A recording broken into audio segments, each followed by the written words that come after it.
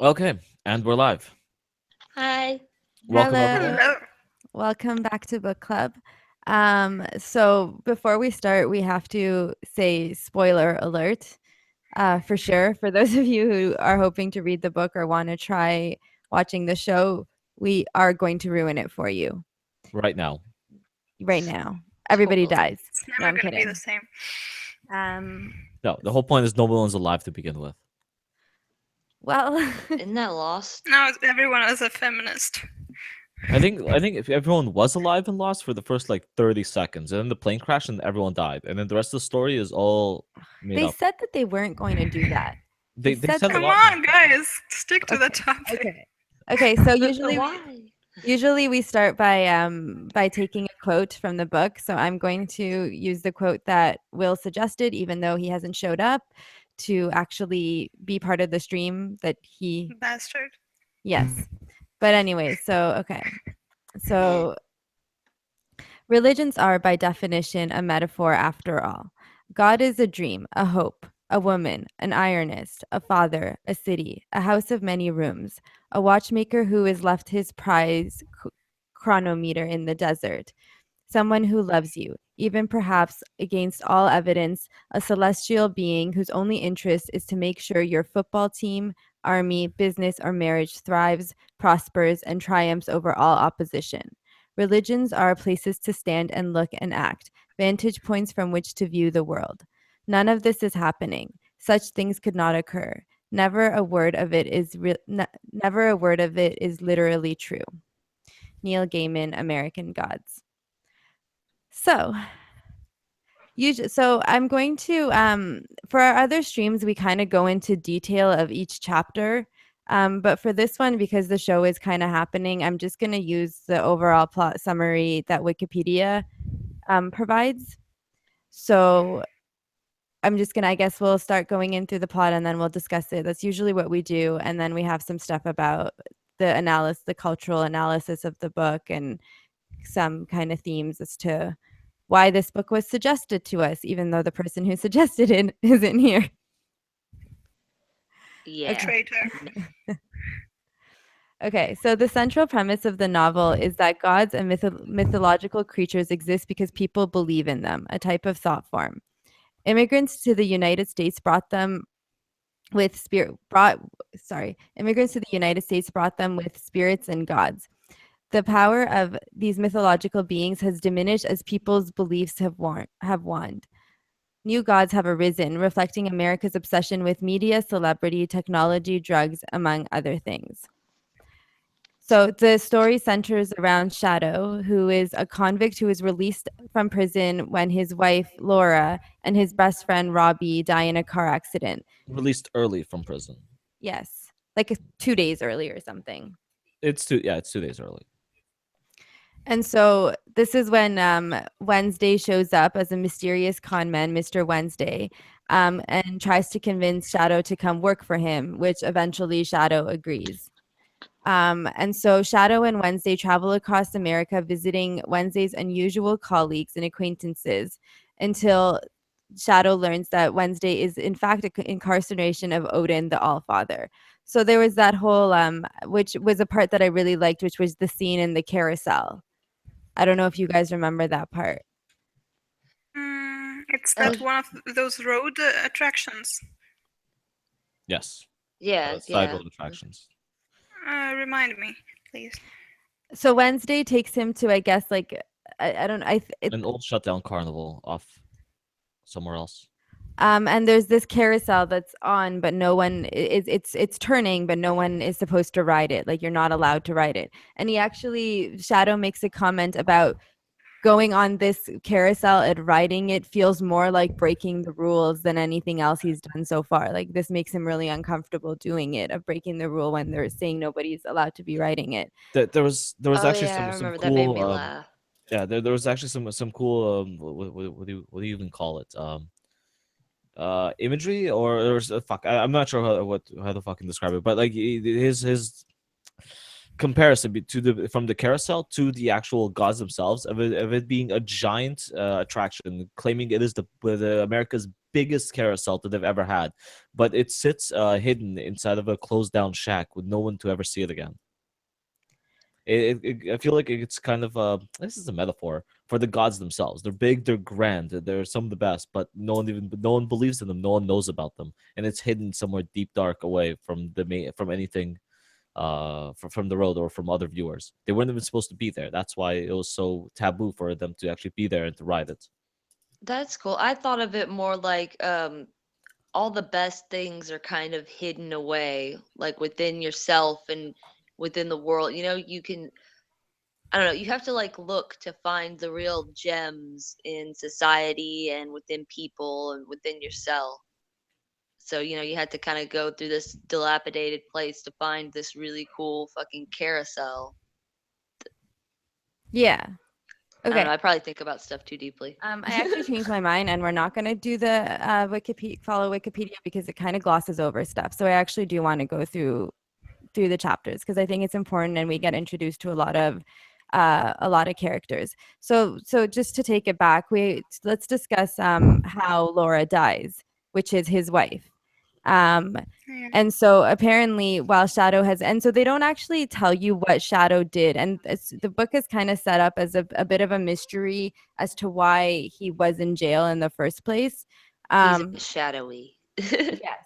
And so well, so but he has this wife and he's waiting for her, and then before he gets out, or as he gets out and she dies, he finds out that she was having an affair kind of with his best friend. Right. And She finds out that she was having an affair at the funeral. yes. In fact, what happens is her best friend comes up to her and spits on her dead body. And he goes, "What the fuck is that all about?" And she goes, "Well, don't you know? She died with my husband's cock in her mouth." Oh shit. Yeah, and so this is like a huge shock for him because he's totally like. Well, hold on. Let's be perfectly fair. Nothing is a huge shock to him in this entire book. I feel like he's floating through a dream the entire Well, time. he says that because later in the book, he says after finding out about Laura, he actually has this line of finding out about Laura. He nothing is surprising anymore. Like nothing's going to kind of get to him anymore. It's kind of interesting to think maybe at that point he like dissociated from reality, and that's like where the whole rest of the book comes from. Yeah. Yeah. Yeah, but no. There's also a different really. part where Unless you take it to a metaphorical. the guard where the guard was leading him to the office to see the warden, and he's expecting to be like beat down. Like he's already telling himself to not to calm down, to not fight back, to relax, to just take it easy and just take the beating, Or do he your thought they time and weren't get going out. to release him. Yeah, he was Yeah, thinking that they were going to change their mind, and he wasn't actually getting out. Like this was you, not. Well, and so because the moment He they let had him those out is premonitions, yeah. yeah. Everyone's been telling him a storm is coming, a storm is coming. This entire book has a whole thing of people coming, keep people continuously saying a storm is coming. Yeah. And so the other thing that we should point out is while Shadow's in jail, his hobby is to start mastering coin tricks. And so Yes, he very does a lot of, and so this is kind of something that is brought back in the book a lot of these coin tricks. And so actually when he first meets Mr. Wednesday, and he arrives at, like, he meets them at a bar, and Mad Sweeney is there too. And so this is the first time we're introduced to Mad Sweeney. And Wednesday, and so he starts doing coin tricks, and then Sweeney does one better, and so in this exchange, he Shadow gets this coin from Mad Sweeney. And so later when he goes to Laura's funeral, and he finds out about all of this, he actually tosses that coin that Sweeney had given him onto her grave. I guess, is that what happens? He tosses He Yes. tosses it. So she gets buried. And with it. sort of covers it with some ground. Yeah. And then that's like and so after he finds out about Laura and his best friend and all of that, that's when he actually agrees to finally work with Mr. Wednesday, because originally he's really reluctant and he says that no, he doesn't want to do this. And so then finally he agrees, and he goes to Wednesday. Yeah, just get me out of here. While Audrey, which is the girl who who is the wife of the Robbie's friend. wife, yeah. Yeah. She like keeps like trying to taunt Shadow and get him angry, and tells him like the details about the affair later. Yeah, that's fucked up. I don't know how to smack the hoe. So him and Wednesday, they go to a hotel, and at this point he is kidnapped, and this is the first time we get introduced to I guess the Black Cats. And he's kidnapped, and they ask him where Wednesday is, and they interrogate him and stuff like that, and then they send him I don't know if the original is the Black Cats though, but Black Hats, but they tell him to send a message to Mr. Wednesday that like they're coming for him and he's gonna fail or something like that. Wait, was that the Black Cats? I thought that was Technical Boy, and then he also had his two assistants. Was that? I Yes. don't know. Yeah, the first Actually, kidnapping. Luke is right. Yeah. It's Technical Boy that tells him to get into the Yes. truck, and his Or he'll assistant fucking kill you. that Shadow says he can't quite make out what they look like, no matter how hard he tries. Yeah. Lead him into the limo where Technical Boy tells him that he's going to kill Wednesday, and there should never be any doubt behind it. And then he gets the crap kicked out of him a little bit and left, and then kind of like Yeah. let go. And then so he goes back to the hotel and he tells Wednesday, and Wednesday's like, hey, whatever, and kind of just shrugs it off. And they go back into the room. And so he's trying to sleep. And so there's also this kind of reoccurring dreams that Shadow keeps having throughout the book. And so I guess like this is kind of the blurring the lines between reality and fantasy. Which I do need to point out that's a gaming thing. If anyone else has read Sandman, for example, it's one of my favorite book series out there.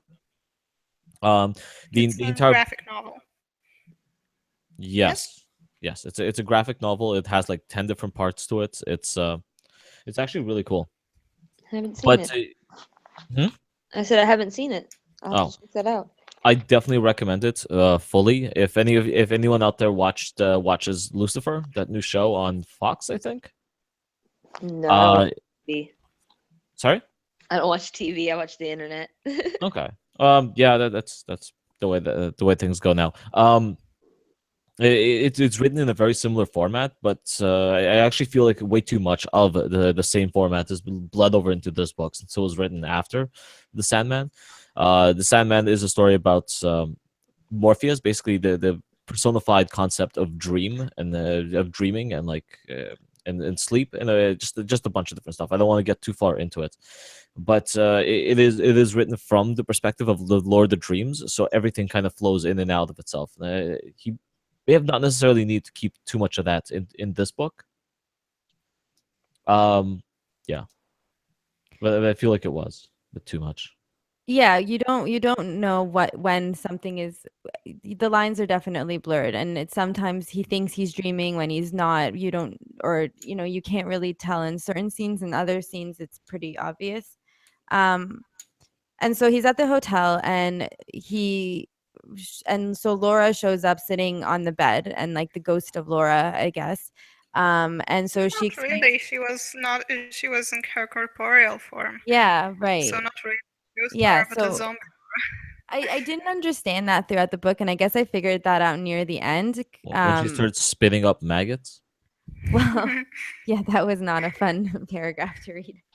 Well, no, even at the end of that scene, he says he kissed her and he can taste the embalming fluid in her mouth. Yes. Okay, well, I think at the beginning of the sorry. No, go ahead. I was gonna say I think at the beginning of that I turned down the volume because it was kind of gross. My kids were in the room at the time, so yeah, I missed a lot of that scene. Well, that's still, we haven't gone there, so we can refresh your memory when we get there. So sorry. So she tells him that she was lonely, and the affair with Robbie just happened, and so but Shadow was coming home, and she was breaking it off with Robbie, and she was just giving him a one last goodbye blowjob before they got into the accident. And so she thanks him for the present, which is Mad Sweeney's gold coin. And then she kisses him goodbye. And they have a little bit of a longer conversation where she's like, we really need to work on our marriage, and he's like, you're dead, Laura. um so it's kind of And like she's like, cute. especially now that I'm dead. So should we, Yeah, at this point, should we like talk about who Mad Sweeney is supposed to be, Oh or wait, do we Yes, wait he until we get to the introduces carousel himself. scene? But he introduces himself. The first thing he says, "I'm a leprechaun," so we should Yeah. mention it. Yeah, so he's I guess he's a leprechaun, and they make he's really big, and so there is a comment about leprechaun. It's a myth that the leprechauns are actually small or something like that. no, which they would Shadow totally said make that. that myth up. Shadow said something like, he looks like the opposite of what you think a leprechaun would look like. He's actually Matt Sweeney is actually huge and it actually towers over Shadow, and Shadow's supposed to be a pretty big guy. Actually, I want to mention this in the book. They specifically pointed out when the guard was leading Shadow to the warden's office to release him. He kept asking him. He's like, "What are you? Are you black? Like are you a little bit black? Are you a little bit Cherokee? Like are you a little bit Mexican? What the hell are you?" Using a lot more Gypsy, racial like, terms. Yeah, I really liked the fact that there was that little air of mystery of trying to be. I liked the fact that they were like cluing in that Shadow's identity is still it's A little shadowy. racially ambiguous. I like the he's racially always ambiguous shadowy. part. Yeah, his name is Shadow. Like fucking, his full name is It's Shadow not Moon. really his name, but it's his nickname, and later we will learn why we never do know his name. Right. So the reason I don't want to, because like at this point in, and we've kind of ruined it I because we already revealed hold that on. Wednesday is Odin's. But at this point in the book, Shadow doesn't really realize what's happening yet. Like he doesn't know who is, and that these are gods. Um, at this point, so in the earlier chapters. And so all of this stuff kind of gets revealed to him in that carousel scene that we were talking about earlier. Um, but sorry, were you saying something, Who? Loki? You. Oh, I just wanted to point out that while they're leading him, the guard does mention that he can't figure out which race he is or Yeah. which race he's mixed with, and then he's also a really big guy. So as he's a really big guy, and then Mad Sweeney towers over him, as like an Irish guy, it just shows how big Mad Sweeney's supposed to be. Most people thought that Shadow was actually a convicted criminal for like murdering somebody or beating the fuck out of, no, I think he was beating the fuck out of somebody, but like Yeah. they thought he was like a murderer of some sorts. That was definitely going around being a big mean motherfucker. When he specifically goes on to point out how he just wants to keep his head down and not start too much trouble. But yeah, so the whole point is Matt Sweeney's a gigantic fucking Irishman who does not represent, who doesn't seem to represent what Leprechaun should be, which is tiny little people with Yeah. pots of gold. But there is something later in the book. I think it is alluded that leprechauns were really just. I think before either Christianity or even before that, they were actually gods, and then became they sort of transformed and became this folk character. Wait, what? No, am I wrong? Wait, Was it not alluded? go ahead, go ahead, go ahead. Was it not alluded later? Was it not alluded later in the book that leprechauns were, or the leprechaun? I don't know. Were really that Sweeney was really a god before, maybe Christianity and whatnot. When then he transformed into this folk character, this leprechaun and this fairy. Well, we find No? out Am more I and wrong more. about this? No, we find out more and more later on that Oh, these gods in America lose a lot of their power. And that's Yeah. like my So favorite they thing. say, sorry, they say that he is the guardian of the sacred rock in a small Irish glade for over 3,000 years, and his madness is what gives him power. Um, so his original in this, yeah, I don't know, like they allude to, I don't remember very much about leprechauns, just that, neither do I. yeah. Man, what No, were you no. gonna say? I was gonna say that's my favorite thing about this book is just that concept that we, with the power of our minds, can bring something into creation. It's actually a really favorite theory of mine, but more on like the multi-universe level, more so than you could bring something into fruition here within our universe, our dimension or whatever. But like the choices that you make in everyday life, the little split off points that could possibly create a whole nother dimension, or Yeah. go differently within a different dimension. I really like that concept. It's fun for me. The multi-dimensional aspect of any choice could or have been made creates another split reality where that choice actually did happen or happened a Yeah, different way. yeah, Like exactly. sliding doors, Sliding where door. yeah, that was like the first movie that came out that kind of introduced that concept where it shows two plot lines. One, she goes through a door and the other she doesn't, and how the story plays out differently. I think. I don't really remember. It was a long time ago. It's a really old movie.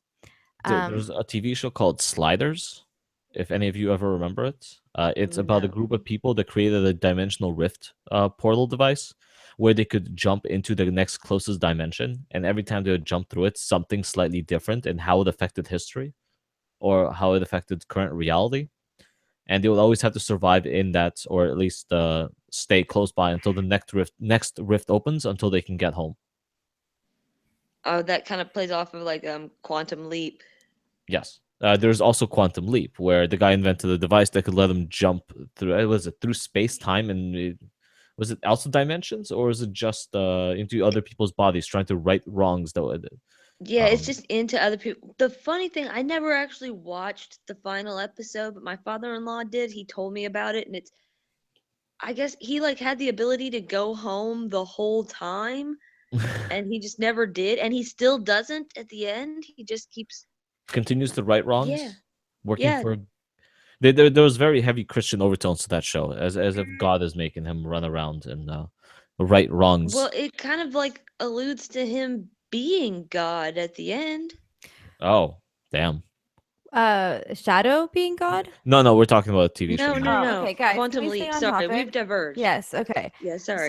So Wednesday continues to take him to travel, and so the first kind of set that after Mad Sweeney, the next group of individuals that we meet are the Zora sisters and Zarenbog. Azaria. Zarenbog, the Zorya sisters, and you're the Russian Loki. How do you say his name? Okay, Sesnobog? okay.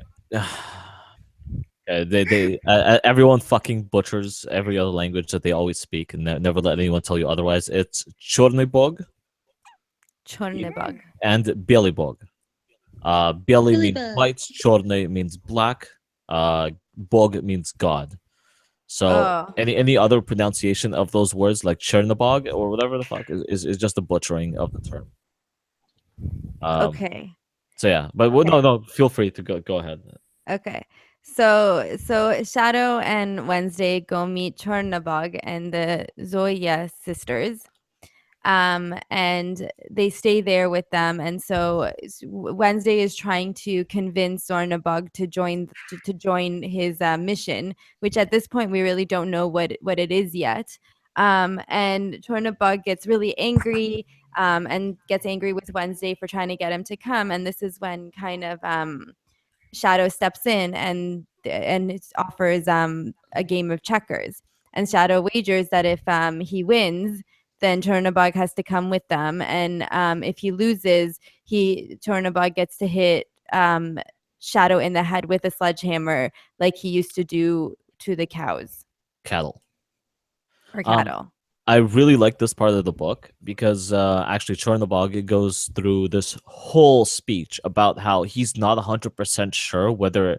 Well, he even talks about the dreams he had. He says he continuously has dreams that he was Bjelybog, Billy Bog or whatever the fuck you His guys want to call him. brother. He says that I have a brother, but it seems like they never Yeah. meet. And he always says he starts talking about how he has dreams of being and how people never really understood the difference between them. It's playing off of the dichotomy and not really understanding. Like we're not supposed to know whether he is Chernibog or he is Billy Bog. But he apparently Billabog is supposed to be the Billy. blonde-haired good one. But no one, And but he's never shown in the story. yeah. And in But fact, wait. as a spoiler, hold on. Okay, go ahead. Yeah. No, no, that's what I wanted to say. Okay, Continue. so when they sit down to play checkers, Chornobog takes the black pieces, and he plays through for really really bad things, right? Like he plays to fucking kill Shadow. Yeah. His Yes. entire goal is just murder Shadow, and that's it.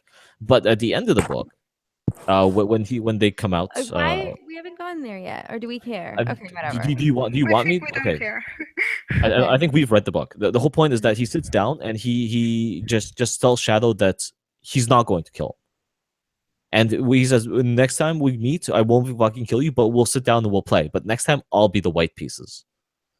Yes. Ah. Yeah, I And kind of but Go go ahead, ahead. and sorry. later I think I remember it, but don't they later meet and basically Shadow is kind of like he meets the completely different Chernobog and he kind of gets that it's actually Beelzebub.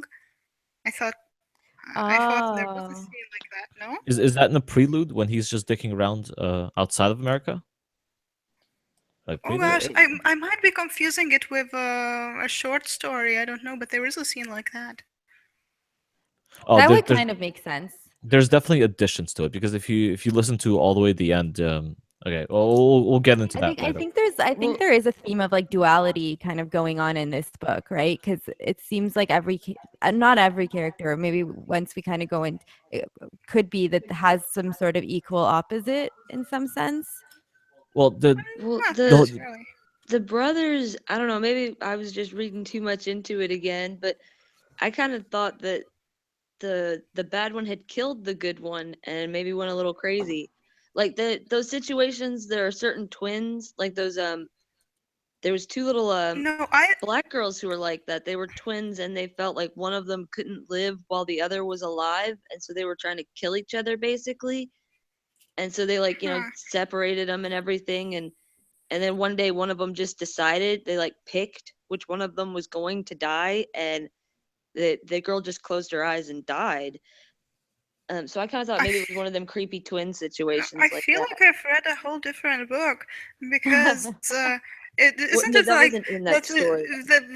yeah, the guy it's not in the story. Chernobog Chernobog is the bad evil guy during like from the autumn what's how do you pronounce it equinox, like 21st of September and to the the spring equinox. thing. Yes, yes, that's what I mean.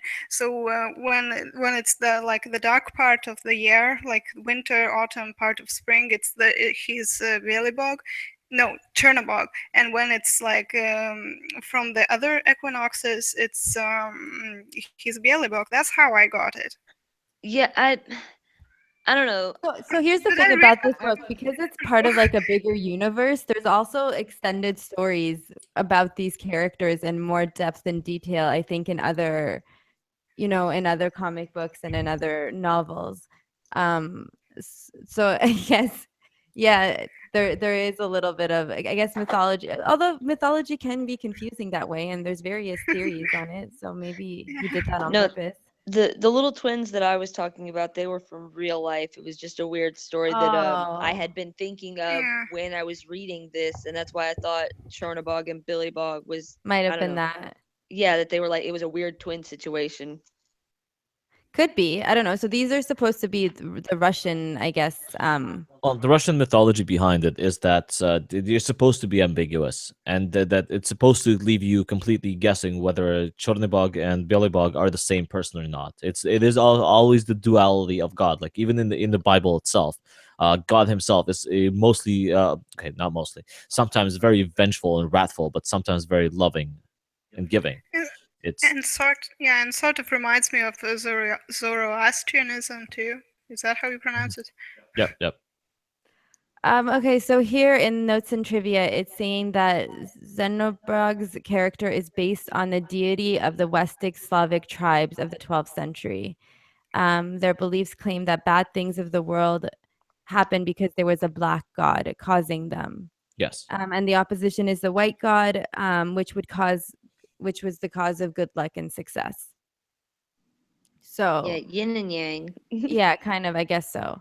Um, So they spend the night there with the play with his in the place. And so the Zoya sisters are supposed to be um like the morning star, the evening star, and No, they're part of the exact same mythology. Literally supposed to be guarding the gate to let Chernobog and Billabog in when they come back uh from whatever the fuck. And I think they're okay. The only thing it mentions is that they're the ones keeping watch and opening the door for them. From what I read, I actually looked into mythology a little bit, and again, the Zoria sisters also are literally named according to the type of the day. And then there's Nachnaya. Noch is like night, so that's why she's always sleeping. Except at night, she's awake. So she's like Zarya Nachnaya. She's of the night. Then there's what are the other two names? Um, the the Veternaya and the other Вечерная one. Вечер is evening, so she's Yeah. the evening one, and then Uternaya, the other one. Yeah. morning. Yeah. Okay, so they are so you see it's morning, evening, and night. There's no day. No one keeps watch during the day, so I guess they're only supposed to be there to keep track of something Hmm. else. Hmm. Could be Bellybox influence. Well, I guess they don't need to stand by and keep watch and wait for Chornybog to return. Or because Bellybog is out and doing stuff or whatever. I don't know. This is making me interested. I kind of want to go read the mythology, see what's coming. yeah. Yeah. Yeah. Yeah, I didn't think about it. Yeah, there's a lot. Like this is a really good segue into actually being interested in learning about history. Yes. Um, so so they spend the night and oh right. No, I wanted Loki, could you talk about the game itself? So the checkers game and how so they have two rounds. So the first time Zernabog wins. And then and then Shadow says, "Let's play again. And if you win again, you can hit me twice in the head." And Yes, so he does because something you've gotten differently. old and weak, and maybe the first kill won't kill me. I mean, the first hit won't kill me. The whole point of the interesting thing that I found within the game of checkers that they actually played is that Shadow tried really hard and with the like with method Oh to it, yes. with a lot of method, and you could see that they mentioned that Wednesday was kind of getting really pissed off about this. He was really unhappy about him playing. But Chornobog kicked his ass, just kicked his ass easily, even. The second round after he remade the same negotiations, he had same rules. If you win again, you get to hit me a second time. Make sure you kill me, and if you don't, sorry, and if I win, you just come and help us. Do our mission or whatever. And the second time, he decided not to take any mythology to his playing. You He mean just played method. completely based off of instinct. My theory is that Chernobog can kind of, since they are gods in a sense, they can kind of read your minds and read your intentions. But if your intentions can't be read, then they can't read you, and therefore they can't predict what you're going to do. So playing in a very Hmm. chaotic style, he actually won, also pretty easily. Yeah, So I yeah, mean, being a go ahead. god, you probably could read somebody's mind, or maybe not fully like read their mind, but at least get an idea. If you Well, if think you if they're made up of our thoughts to begin with, if they became Mhm. gods because we thought of them, then they would have a connection with our thoughts. Absolutely. If our thoughts project them out into the world, and they could absolutely do it. If you notice, a lot of these people communicate through dreams, through thoughts, and almost psychically. Like how many times does he meet people that know he's there, or when he's dreaming really strongly, Wednesday shows up and goes, "What the fuck are you doing, broadcasting your entire location Yeah, everywhere? I yeah. kept you here for you to Right. just to be hidden. What are you thinking so hard for?" And what's interesting to me is again in this point of the book, Shadow doesn't know like these are gods and who Wednesday is, and the fact that he kind of figures out to play impulsively, like he's starting to pick up on some weird things, and I think he just kind of at the point in which he comes out of jail, he just realized like he has no control over what's happening in his life, um, and he's just kind of going along with it. It does seem like the more he Well, tries to control it, the more things go awry. Also, hi, Will. Welcome. hi. Oh, look who But came. you could also look at Sorry, that guys. as another sign that it is just a psychosis, that he disassociated at his wife's funeral, and the more he tries to control things, the crazier it gets because he's not in control at the moment. Yeah, but I just wonder how he picks up like to play differently when he still isn't aware of what's exactly going on. Well, that's But what I I'm guess like his saying. dead wife coming to him and talking to him could kind of be like, yeah, there's some fishy shit happening. But that's what I'm saying too, is that could be another sign that this is all just psychosis because he picks up on it because he knows because he put those rules in that world because he created this world. It's all going on up in his head. Ooh, maybe he's in jail the whole time and he's imagining all of The this. the problem with that is that the author said what it was actually about. Yeah, I'm just saying it's another cool way to think of it. I'm not saying that's what happened. It's I don't know. it's okay. It's just wrong. It's a book. Art can be interpreted however you want it to. Not Like the not when the author can. author not when the author says no. No, the author can have his like this is what he meant for it to be, but it's still art. It's still up to the individual's This yeah, interpretation. this is Well, that age-old notion that yeah, whether the art belongs to the artist or whether the art belongs to the interpreter. I know no. plenty of people that misinterpret or reinterpret The things in a problem with completely that different way. is that then if you let that happen, then Hamlet becomes about transsexual alien some. I mean, Okay. it turns into nonsense. Well, we can have a I mean, stream that's about the fine. meaning of art and how it can be interpreted. It's going to turn into transsexual squid Yeah, people. sorry. I always drag streams way off course. It's just what I And do. sorry, just so do you in when he first sees Laura, does he think that he's dreaming? Yes. Okay, so he Of does think that he's course. dreaming. Okay.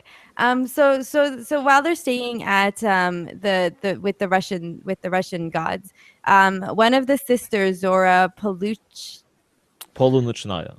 thank you, comes and talks to Shadow and like they have a conversation and she says something about he Shadow was given protection once, but it was given away, and now she's going to give him protection, but it won't be as strong as it was before. And then so again, these sisters represent like the moon and the stars, I guess. And she gives him Yes. another silver dollar, telling him to keep this one and not give it away. Yeah, and it's Um, important that it's silver because it represents the moonlight, whereas the golden coin represented the sun. Therefore, the moonlight is weaker. So, just to be but clear. Oh, that's actually really cool. I didn't think of that because the moon only reflects the sun, but much more dimly. But when he wakes up the next morning, he sees that there was actually no way for them to have made it to the roof. But then he has the silver Right. dollar. So again, the Because he it's like he dreamt going up the fire escape onto the roof, watching her pluck the moon from the sky and hand it to him. But when he wakes up, he realizes there is no fire escape, and the but he fucking does actually have the silver dollar. So yeah. again, this is where like dreams and reality are getting blurred again, where you don't know if something actually happened or maybe if it happened in the way that it happened. I don't know. Or if this dude's really Wait, just crazy. did he have sex with her? I don't know. Did he? What did I he? vaguely I do remember him not having recall sex. that. Will, did he have sex with her on the roof? He was Um, older, and then she had sex with him, and then he woke well, up. what again? You got to get into what they are. They're not people. Right. So, what does it mean when a god has sex? It could Nothing. be. They wants a baby. What does it mean? Right, because okay, so like when a human being has sex, it has like a biological context. There's this mixing of futures and fates and energies and intentions. So Oh, I never knew you were that deep. it's in a lot. Well, this is a deep book. But when you see the gods in all of the mythologies and stuff, every time they go and they fuck somebody, it's to get a baby. No, no. Zeus goes around and No. No, impregnates all kinds of bitches. What's her Zeus. name? The Beelquix, or fuck, what's her name? Belquiz? Belquis or whatever. She goes Belquas. around and literally has sex for worship. She wants people to give up Well, she's supposed themselves to to her. represent the Queen of Sheba, who like destroys men with her vagina. So, Yeah, Right. that's her. and I would like when we get to her, I would like to talk about what the significance of that bit was at all. Like, I didn't really understand that side story. And one of the other things that we're not touching Let's on wait. is the stories of coming to America. Well, how does a god live? Right. I mean, I To- guess what I'm trying to get at here with the whole sex thing is so like you guys were talking about say like Zeus. Zeus was well known to be a very A Fruitful? procreator. A man Yeah, whore. he was sticking his dick in everything. Yeah. But the thing is like you can look at like, oh, what a dirty old man. I mean, he probably was, you know, that was an aspect of it. But it He was was married also to his sister. he was also spreading his power Ah. because he was amongst the land. He was infusing people with his essence, with his and semen. well, His yeah. godly semen. Well, look, Dude. the island of Japan was supposed to be splooged out of a penis. So When- let's When Zeus was look at the born, mythology. look at the mythology. When Zeus was born, he came out of his mother, killed his father, cut him open, pulled his sister out, and married her. Yeah, Yes. but what was Fucking his sister? No, because it's just okay. They're not people. They're ideas. Like, what happens when a meme has sex with another meme? They create a secondary, less powerful meme. Well, what they do Or a is more the powerful memes meme. fuse with each other. And what happens if a meme goes amongst the land and has sex with people, right? And to me, the god is Then we get Donald Trump. Person because of me, like His- Jordan Peterson The or meme Donald he is Trump. infusing. He is fucking his beliefs into your head. You get Carl the Cuck and ate Skrillex and Let me tell you, everyone else. someone who's been You're just infused my with God, Zeus is so not you're going to put up with telling me fucking miracles. Skrillex. Skrillex is going to ride the fucking lightning if he's dealing with the Mike spawn of Pence. Zeus. That's when we get Mike Pence. Zap the gay away. But what about Pretty like, much. nothing? So, Sorry, I'm derailing us again. okay, I'm gonna cut you guys off so we can continue. So the next kind of scene, which is one of my favorite scenes in the entire book, is the bank robbery. Where Wednesday kind of acts like an ATM officer and takes people's deposits, which I don't know. I really, really like that whole idea, and I feel like it's what did you guys think about it? I really like that scene, like just how people were, resistant at first, but then they just like gave the money and they would deposit their checks to him, and then in the end, did he just take the cash and leave the checks? Yeah, I think he just threw the checks away. You don't need the checks. The checks are useless. You just have the cash. Yeah, you just need the cash. But see, and a fun thing about that is, how did he steal the money? Well, he didn't, right? Because people were willingly giving it to him. A false appeal. Like an It's a offering, false authority. Belief. Yes. like an People offering, believed right? that he was what he was, and just gave him money. Right. That was the thing that I found, which I wasn't paying like a lot of attention towards the end of the audio book, in all honesty. But the thing that bugged me was that money would have been like the most powerful American god. Like it would have destroyed Yeah. Oh, it all is. other gods. No. But it is one of the most powerful American gods. But I Who mean, knew? like It's not Loki represented by was- anybody. It is. By who? Loki He was the maybe one- they were one of You, those. you missed them. What did they call them? Yep. I mentioned before. Oh, the the stream. Eternals, or The No. intangibles. oh, the Yes, Intangibles. The that's the one. intangibles. Yeah. The market forces. They Yeah, believe in the market intangibles, forces. yeah, and the intangibles, their whole attitude is, we're just going to let market forces sort themselves out. See, they believe they're like such like fucking end. It's like it's the god of the end caps or something. Like, they just don't care, Well, again, That's why value I is not find it going to funny. dissipate, right? huh? Everything's always going to have a financial value. Once the financial value of one thing dissipates, another thing will acquire that same financial value elsewhere. Well, the intangibles like to work through unseen forces, and they like to operate without you even seeing what's happening. You know, they don't want you to Now I notice them. wonder- shadow government. Exactly. Now I kind of wonder. This will be like going way off to even into the short stories, the sequels. I mean, but Shadow later never has any problem acquiring money. So could it be those helping him? Do you think? Kind of They said they into want to It's keep possible. the hands off.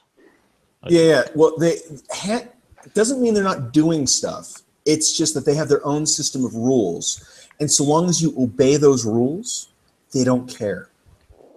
You worship me by putting value in my system. The system is me. So what if you believe in the system and the system will reward you? Well, if tomorrow you Look, stop what believing If you in money? God, What worship is the money? God, Money does not the is God like worship you, you you have to or believe in the give you his value favor? to understand money. Like how do you have to place belief in money Mhm.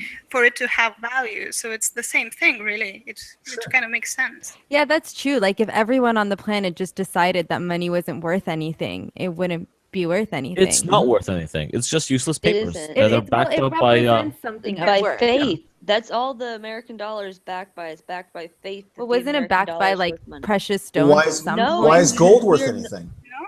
because we Because believe. it's rare and it's hard to. No. Yes. Gold was actually originally only worth something because it was used in magic rituals to ward off evil. That is the mission. That is No, the it's kind original of fucking worth value of That's gold. something still because it's still Yeah. going to be a matter of faith, though, isn't it? I Yes, mean, yes, that's you can't exactly eat it. it. I think it's because it's pretty and shiny. No, they were literally using it to ward It's off not evil that spirits. pretty and yeah, and shiny. the only Or thing like with any but diamonds it real are doesn't gorgeous. Not That's why it they're doesn't worth rust. something. That's why the only thing with any it doesn't real rust. value is the goods that you can produce and like the work that you can do. That's the only real value. The Mhm. things that you need to survive and stuff. That's it. Yeah. And gold ain't going to be one of them. Well, I Can't guess, eat and I guess maybe like gold this bank robbery scene is also kind of showing that, I don't know, I guess it's, that if you can manipulate somebody's beliefs, you have total control over the Well, situation. well, one of the things that the story is really about is about belief in general, and how people like to think that we have no connection to our ancestors who worshipped, the moon or the coyote or whatever, and actually, no, we're the same. We're the same people. It's just instead of worshiping the coyote, we're we're worshiping worshiping different things. the god that looks like Lucille Ball and Hollywood. the fat kid, and Technology. And keeping up the with in- the Johnsons. and the intangibles. I mean, look Yeah. at the pantheon of American gods. Look at them. It's interesting, isn't it? Yeah, absolutely. There's And way why too do they many football change? teams up there. And that's another question. Why do they change? Why don't we worship Chernobog anymore? And why did we ever worship Chernobog? Because maybe this Because TV he show is just related another more. attempt to Because get us to worship these gods once again. because To all bringing those these guys gods back. they related to what people were doing back, what was important to them. So like Right. the Yeah. equinox and the was very important because of the agriculture and whatnot. The hunting gods were very important because that was what you survived They're just on. not Exactly. What relative to you people's daily lives anymore. Like it's not, yes.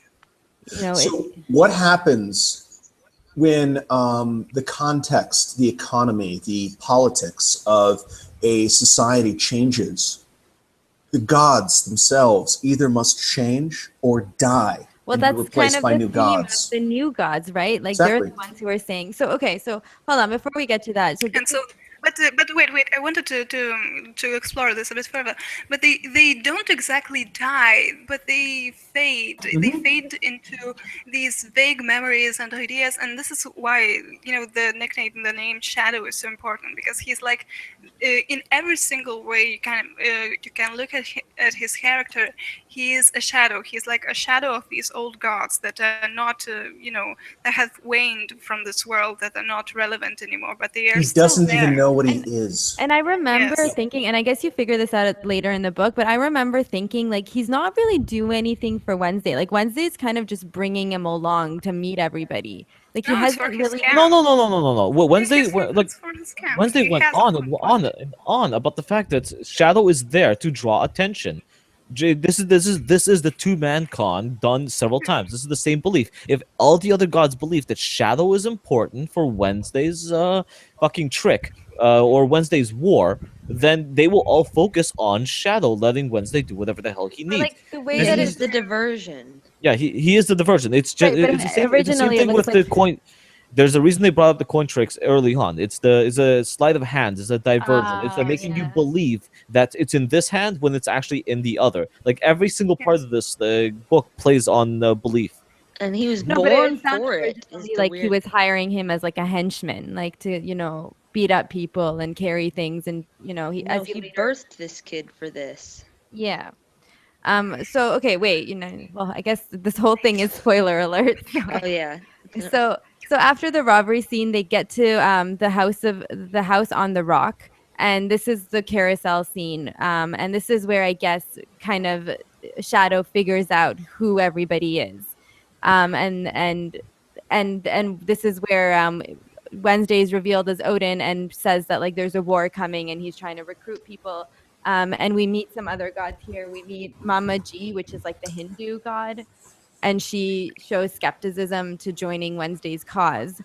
And so you kind of actually see that now that Wednesday has like revealed his mission, which is to fight the new gods, he people are kind of resistant, like they don't want to join him, and he really has to try to convince them. And it's interesting, like what have the gods now just kind of become comfortable in their lifestyle, like Well, they in probably like know their they're not gonna like you can't go backwards in history, you know? You can't go back to worshiping the old gods. That doesn't work that way. And they know it doesn't work that way. They just kind of fade into obscurity, become these mortal men, and that's the end of it. Is how it's supposed to work. Well, Well, some of if their natures also are not to fight. Some of their natures are to be a certain thing, and not to struggle. Odin. So some of the old gods were kings amongst gods. They were warrior gods, and they would manipulate people and they would fight. Odin is one of those. Odin doesn't want to go down fucking laughing. He's gonna fight. He wants Ragnarok. yeah. wasn't this also another sleight of hand situation? He brought And it's everyone kind together to try to convince them, but knowing that the fucking what are they? The guys are gonna come after them and show everyone that they're in actual danger.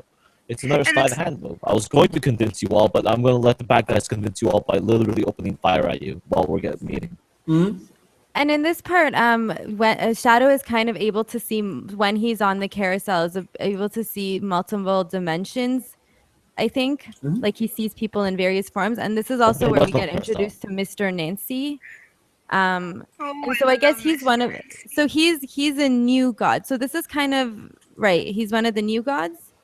Oh no, he's one of the old gods. Mr. Nancy is Anansi. Yes, Okay. and Well, there's also old gods that are fading away as well.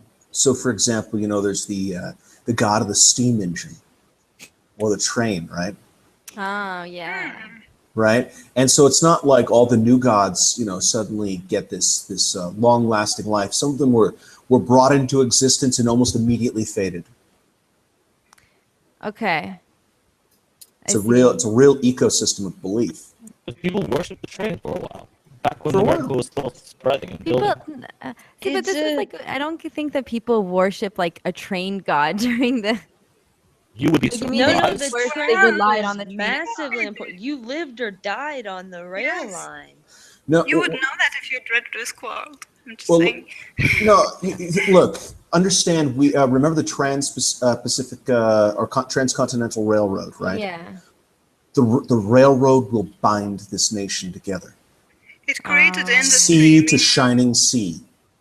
Towns grew because of it. So the language that they use is to idealize. I Propaganda was believe in this because train. to make I us will believe. connect this train from here to here, and it will cement my people into one.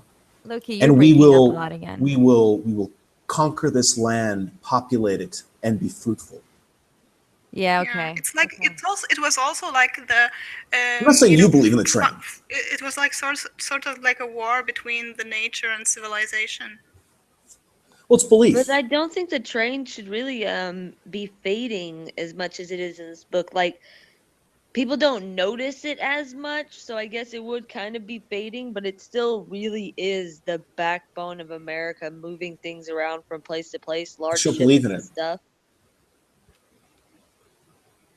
Like I grew up I don't know, in a poor Okay. family. From my mom worked as a trucker, and I know that like Ah, so your trucking mom and worshipped the shipping trucking industry. Well, The truck trucking and god. shipping and Most trains Americans is don't believe in the important. train like they used to. I mean, you might. Maybe the train god Yeah. is still with you.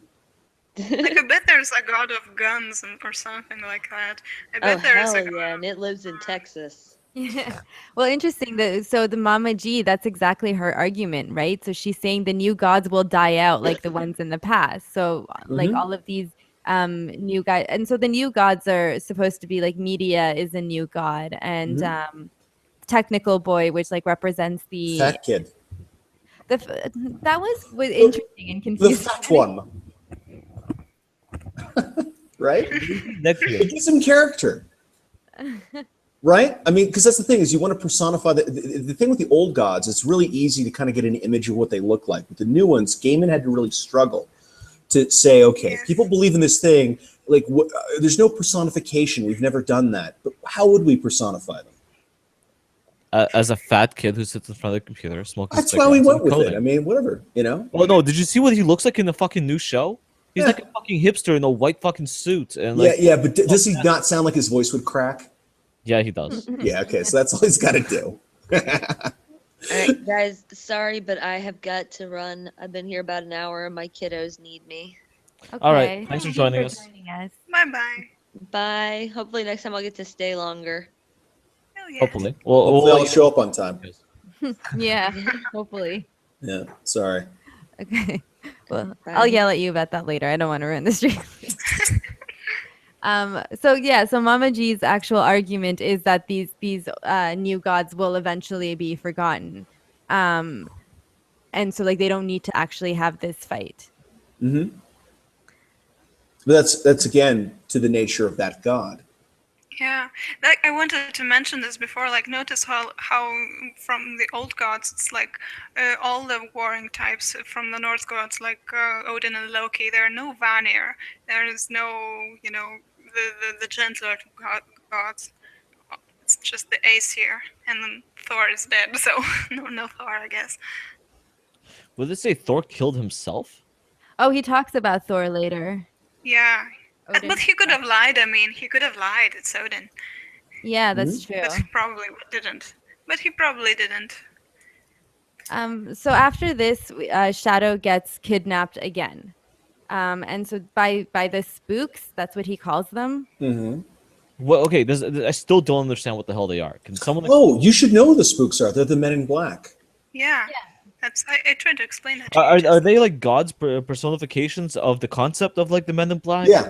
Well, I Okay, guess because there's good cop, bad if you could cop. just tell me that's exactly what they are. They're literally the personification of the Men in Black, the spooky fucking G-men. No. What it is as Americans believe to a certain extent in the whole black helicopter, the Men in Black suits, that whole thing, right? And if you Yes. believe in them, They exist. enough people do. There they are. And in this sense, they do exist. And then the question is, okay, what is their interest going to be? How will they operate? Okay, so they operated on a need to know basis only. Yeah, they're like I kind of saw them as like the CIA or like the FBI, but like the underground. They're not. No, No, they're No, not. they were because they never. had like They were never Mr. Wood born. and Mr. Stone, and like the way Exactly. they act as like secret agents. and Yes, exactly. Yes, that's what they do. Just like the technical boy has a cracking voice, and media looks like Lucille Ball. You know. Does she continue to look like Lucille Ball throughout the book? She'll look like whatever she wants to look like. She is glamour, and she is she Big is the smile. silver screen, the well, no, but it made you laugh, and boy did it entertain the kids. Okay. And so they beat the shit out of him and ask him a bunch of questions. I guess they ask him like, "What is Wednesday planning?" or something. Mm-hmm. And then he gets rescued by Laura, who comes and kills them. Mm-hmm. And then he runs away. And then he meets Samantha Black Crow. And she's like this like kind of a manic pixie dream girl kind of thing. That comes along with the ride. And I don't really understand again what the significance of her character was either. Well, Sam? she was an SJW archetype, wasn't she? No, I really liked her. She had that whole paragraph of everything that she believes and how they contradict each other. Mm. If I could find it, that was one of my favorite parts of the So book. so she's the epitome of doublethink. Literally, the archetype of SJW fucking logic. No, And but also there's a willing lot to of human believe. belief works that way, doesn't it? You guess so. Well, guess. Well, I guess like picking up hitchhikers is also like an American tradition in shows or something, or in the movies. Random eccentric hitchhikers. So I guess like that's what she's supposed to represent. But she's a character. She is an actual being, human Yeah. being. So she doesn't have to necessarily represent something. I'm not sure. I'm not sure if she isn't a god. No, I'm pretty sure she has a mom. I mean, gosh. A lot of the gods have moms. Wednesday literally talked about how he went around fucking everything he could. Yeah, but again, what happens when a god blasts his essence into something?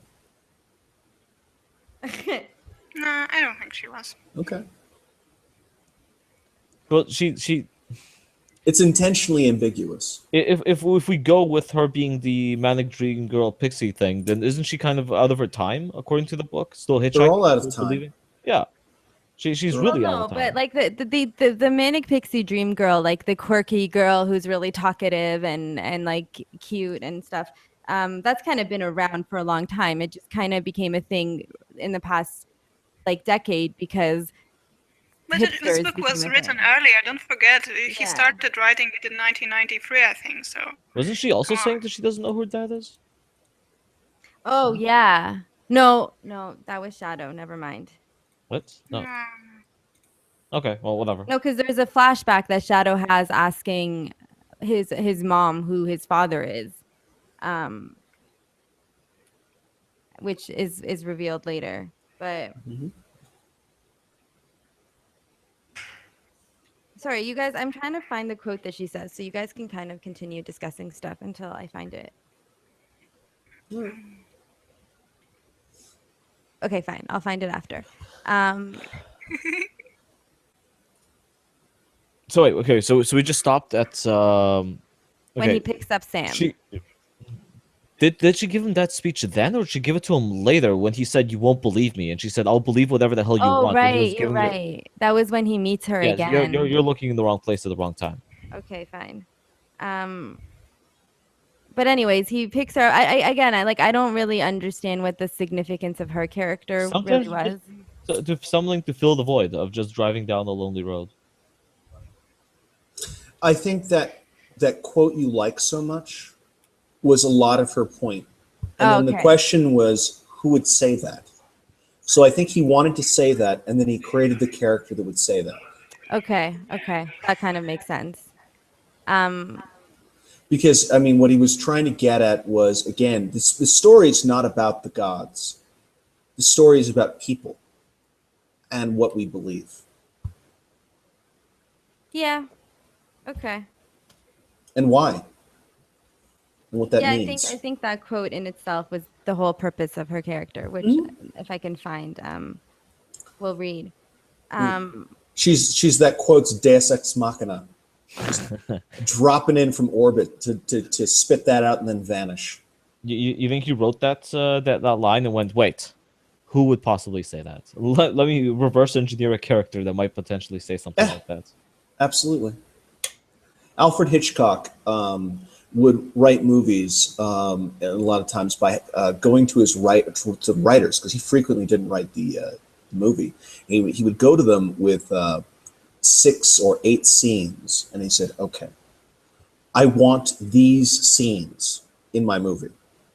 Now create a story and how these things link together. Bye. I'm going to go off and have lunch." But Yeah. that's he did a lot of movies that way. He was like, he was sort of looking between his hands and imagining them as the really camera. That's a different way of doing stuff. Like I remember they even have activities like that in school where they show you a picture and they tell you to create the story for the picture, and everyone will kind of create a different story based on the same scene. Mm-hmm. So yeah, that's interesting. Do you know how Hitchcock got his start? No. He was a movie poster guy. Oh. He did the posters. Huh. So exactly what I was saying. Well, right, but so like he was looking at he would almost make the poster to make the movie. Okay. Okay. And then he'd go and he'd tell them, okay, there's this scene where this guy's running along the top of this grassy hill and a helicopter attacks him. So it's like, just fucking crazy shit. And so you got to create this. The writers had to then fill it in. Yeah. You got, And then they wrote Inception. Okay, so Shadow kind of some crows come and which are Wednesday's crows and tell Shadow that he needs to make his way to Cairo, which is actually placed in Illinois. Yep. And this Wait. is Did we skip over the entire part where he gets introduced to the epitome of what a small town in the middle of nowhere in USA should be? Oh, yeah, that's very important. Or does that come after? I don't know. Okay, well, I whatever. miss- We'll just keep going. Oh wait, maybe you're right. Maybe I did miss a chapter. Because no, okay, so fine. You're right. So he escapes. No, I said he escapes after Laura's help, and Odin's ravens tell him to find Cairo, and then that's where he meets Sam, and he drops her off, and he takes her for lunch, and then he drops her off. Oh, and this is where the I Love Lucy. So okay, so maybe this is important. So after him and Sam have a lunch or something, he goes into his inn and he's watching I Love Lucy on TV, and I Love Lucy actually starts talking to him, and she explains that she's the television god, which I guess is media the television god too? Like, is that who that is, or is she her own? Is television god independent of media? It depends on whether people believe it is God's split or they fuse. Okay. But if people generally see it that way, then they are what they are. Okay. What do people see it as? Well, Gaiman thought that they did see them as a cohesive thing, but that was just his interpretation. But the notion is that if at any point in the future people did start associating them separately, then they'd split. I also love that he uses really popular American television shows in the TV scenes where the television is talking to you, like it's I Love Lucy and it's Cheers. And so like these are like the most famous, well-known TV shows that everybody loves. And the characters, I Love Lucy becomes quite vulgar. Like, what does she say? Like something about grabbing her tits or something like that. No, I think what she says is, "I can show you anything." And she goes, "Do you want to see Lucy's tits? I bet you've always wanted to see Lucy's tits." And then she starts taking her top off. Yeah. Keep watching. Never stop watching, guys. I guess that is a thing because I think everybody thinks about what these celebrities look like naked. So I guess we maybe created that's what you're subcultures around fucking celebrity nudes. Yeah. That's really interesting. Just with one sentence, he touches on a lot. I mean, that's one way to promote a movie, to have your nudes leaked accidentally. Yeah, accidentally, air quotations. Well, they're all worshipped differently too. That's the other thing. Is that some gods you worship by burning some incense. Some gods you worship by closing your eyes and in the privacy of your own mind, mumbling some words. And for another god, you must lay a quivering creature bound on a stone altar and slit its throat to let the blood flow over the altar. I mean, every one of them is worshipped differently. Well, the god of television is worshipped by sitting down and turning your brain off and absorbing information mindlessly. That's pretty serious fucking worship, isn't it? That is pretty serious worship. Yeah. I wonder what the god of YouTube would look like. Are you serious? Seriously? Just someone talking in non-stop memes. Autistic screeching. That's his rest state. No, he would be the vlog style. Hey guys, just streaming here from this location. Okay, I'm fairly certain it would have to be a cat. Yes. Oh. Because most of Yeah, like most of the a internet. really I feel like the ironic internet cat god should have been a cat. In Okay, this a book. I don't shitlord think cat he, who Well, does YouTube. vlogs. it should just be like keyboard kitty. Keyboard kitty with big tits. Yes, and Okay, you know what? I'm gonna get Varen on yeah, that. We're gonna make the like, god share, of and YouTube. subscribe. Okay, so after that is when he goes and meets Mr. Ibis and Mr. Jackal, who in Cairo, and they're supposed to represent the Egyptian, ancient Egypt gods. And one of the things that I actually like about this part is Mr. Ibis makes a statement of how they were brought over when they came through the Nile and came up the Mississippi Mississippi. River. And then he also makes a comment about how people were coming to America long before Columbus. Mm-hmm. And so I don't, is that a true fact? Like, I mean, is there is this No. Yes. whole Viking story. Yes. Or was it? Or did you We read a found shorter traces. version? Hold on. We found traces of Vikings in North America before the Columbus got here, and we found traces of Chinese people here before Columbus got here. Yeah. I mean, isn't it called Vinland even in Icelandic sagas? No, it is true, the thing with the Vikings, but like the Egyptians didn't go to America. No, no, no. Yeah, no one knows about Egyptian. Okay, I know Neil Gaiman is heavily fucking serious about conspiracy theories, so I know the conspiracy theories he's Is he? talking about when people do talk about the Egyptians and the just fucking everyone visiting America before Columbus. Columbus is just the only one that had the the power of a king aliens behind built him. the pyramids, man. I don't know. Have you looked into it? Sometimes I'm a little bit convinced. Well, what he might also be getting at is the Native Americans, and consider the gods they brought. Oh yes. And I mean, like there were gods before Odin in this context, right? So I mean, Yep. you're going way back. I mean, imagine 20,000 years ago, right? And what if the old gods that we think of as old gods were at one point new gods, and they remembered the old gods when they showed up, and so on. Well, it was certainly where. Well, but on the other hand, Columbus was after Christianity, so they weren't all powerful. The American gods were not Wednesday is not so powerful as like Odin and Iceland Mhm. because Well, they, that's they that were that. brought here as myths already, not as Yeah. actual One of the gods things that like were we're not worshipped. going through is all of those coming to America stories. So like in between every chapter, they do have little mini stories of like how some of these gods got here in the first place. And what was Odin's story that they were going to make everybody had to they were going to Right, make a I sacrifice made to a mistake. Odin. And so everybody like they did a draw and so the person who gets picked is the king. And so they try to kind of make the sacrifice, but like, you know, symbolically make the sacrifice without actually killing the king because he's the king.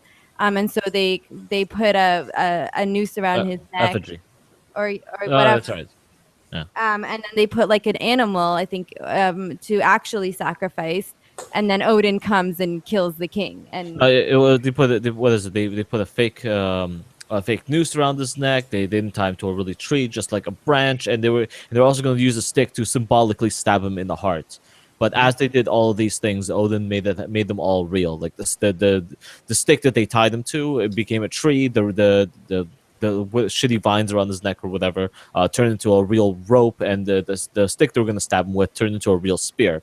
So all of a sudden, their symbolic gesture of sacrificing their king to Odin became a real sacrifice to Odin, whether they liked it or not. Mm-hmm. And I think the way Odin said he was brought to America was on the Vikings. He was brought over with Yeah, that's back in the day when they first remember. visited. I think it was the peninsula, the area of Newfoundland, where they're finding Yes, traces that's of them, how he came here. which is like one of the closest places to Iceland. so here's what actually Mr. Ibis says. So Columbus did what people have been doing for thousands of years. There's nothing special about it. People have been coming to America. They've been writing stories time to time. And then he does go into, yeah, he says there's this misconception that men didn't travel long in boats before the days of Columbus. Yet New Zealand, Tahiti, and countless Pacific islands were settled by people in boats whose navigation skills would have put Columbus to shame. My people, the Nile folk, were discovered earlier, blah, blah. So he's trying to allude that they've been here long before Well, not when all this. of them. He talks about Matt Sweeney showing up when with the Irish. No. Yeah, I think Yeah. so. I'd So assume so. so Sweeney hasn't been here for that long, but Odin may have been here with the Vikings like way long ago. Yes. Yeah. So that's interesting. Why do you think Gaiman put this in the book? Like, what was he trying to? Why is it important that they've been here for a long time, or people were coming to America for a I long think time? I think he's also talking about how this is not a new game. This Yep. is not new. This is as old as anything. This is part of what it means to be a god. You rise, you are worshipped, and then you are forgotten. And yeah, Yes. but Gaiman did kind of take sides Not on exactly certain forgotten. You're religions. transformed. Sorry, like the Easter. She transformed Christianity, transformed her a bit, but she's still there. And during her time, she's still pretty powerful. Yeah, but Who's Christianity is worshiping still pretty new. Chernobyl? Well, he actually, so Jackal does bring up Jesus. And so this is one of the things, one of the Yes. interesting things I was talking to Loki about earlier is that they don't really talk about in the book, they don't talk about Judaism and Christianity and like Islam at all. And so maybe, and That's because I believe that he kind of took a side. If you read his other works, like hell is a real place in his reality. It's not just what's it called. It's not just Lucifer as a concept. Lucifer is an actual being in the stories that Gaiman writes. That's why the TV show Lucifer. That's why we brought up the TV show Lucifer earlier, because in Sandman, Lucifer literally finally says, "Fuck this! I'm tired of ruling hell. I'm out, bitches," and just goes to what, America, to just hang out. I think you did mention earlier that they're still being worshipped. Like these religions are still very much relevant and strong today. So I guess they don't really come into this forgotten.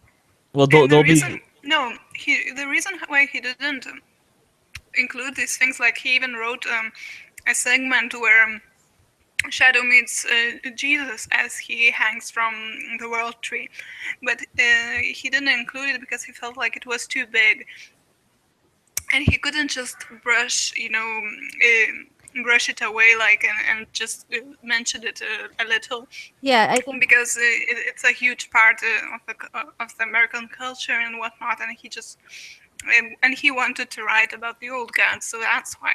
It's very simple, in my opinion. Well, he also wanted to talk about the beginning and the end. And Jesus is too much in his middle. Yeah, I think he actually has a quote. He says, "We have a strong Christian population in America, which is really never represented in American gods." Gaiman explains why he doesn't put Jesus in the novel. "I'd been looking forward to writing the scene of meeting Shadow and Jesus for most of the book, but I couldn't write about America without writing about Jesus after all. He's part of the warp and the weft of the country." And then I first wrote the scene together in chapter 15 and it didn't work for me. I felt like I was alluding to something that I could not simply mention in passing and then move on. It was too big. Mm-hmm. Um, but he does mention Jesus, and so in Mr. Jackal actually he makes a comment. So where is it that he says he calls Jesus a lucky son of a virgin and mentions that one of his friends saw him hitchhiking in Afghanistan. So it all depends on where you are. Mm-hmm. And he also reveals that Christmas isn't actually his birthday, but the birthday of Mithras. Mhm. And then he complains about the fate of various gods, including Horus and Bast. And then he contemplates his own demise in the future. Well, like Jesus isn't getting a lot of worship in the middle of the Amazon, regardless of how hard his followers are trying to get him out there. Afghanistan, maybe because the joke of him hitchhiking to Afghanistan is he was brought to Afghanistan, but not being worshipped as much as Allah or Muhammad, so he would be left wandering the desert, Mm-hmm. literally just wandering the desert around without too many worshippers. In America, he should be like really, really, really powerful in all sense because he's got so much worship. So he wouldn't even be walking amongst the, let's say, the gods necessarily. He Yeah. Well, it looks like he tried to incorporate it and incorporate him in the story, and it just didn't It's fit. too, as you said, it's too big. Yeah. So this is when, okay, so after this, he meets Mad Sweeney again. And Mad Sweeney is acting like a kind of like a drug addict, and is begging Wednesday to get that coin back. And that he keeps saying, I'll give you whatever you want. I'll give you as many coins that you want. Just give me that coin back. And he says that he doesn't have it. And he's like, okay, so this is pretty much like his death sentence. And then later, he goes back to Mr. Ibis and Jackal and their funeral home owners. And he gets a call, and they go and they find out that to go and pick up a body. And so Shadow goes, and it's Miss Mad Sweeney's body. And again, this was kind of one part that I really didn't understand. So the coin he gave, this is the coin that he gave to Laura, which keeps her alive in some sense. Yes, because it's a super powerful coin, like from the sun or something like that. It's like A token of faith. yes. And if you think about it, every culture worshipped sun. Yeah. So it's super duper important Is and it powerful and whatnot. is it the sun, or is it the gold coin, or is it the gold itself? It's a token of faith. It doesn't matter. So okay, fine. Whose token of faith is it? Yeah, I don't know who did Mad Sweeney get the coin from, and who kills him. Well, no, I think it's a suicide thing. I think without the Yeah, token of yeah. faith. Or who is he Scared. afraid of? Well, what keeps them alive? Faith. And without that token of faith, maybe that was the last shred that he needed to have anything. It looked like he was. I got the impression he was afraid of someone, like someone was after him, and he No, had- oh my God! Shadow literally says, and then I realized that the shake, the quiver, the jitters that he's getting isn't fear; it's addiction. He's So- seen it before in addicts. Matt Sweeney may have accidentally given Shadow his own faith, his own token of faith, the thing that keeps him alive, and now he needs it back. Without it, he will literally die. So Oh. Matt Sweeney's faith is actually keeping Laura alive right now. Oh. Well, not alive. She's not alive. Well, But, she's not alive. yeah. No, she's literally a walking corpse kept alive by faith.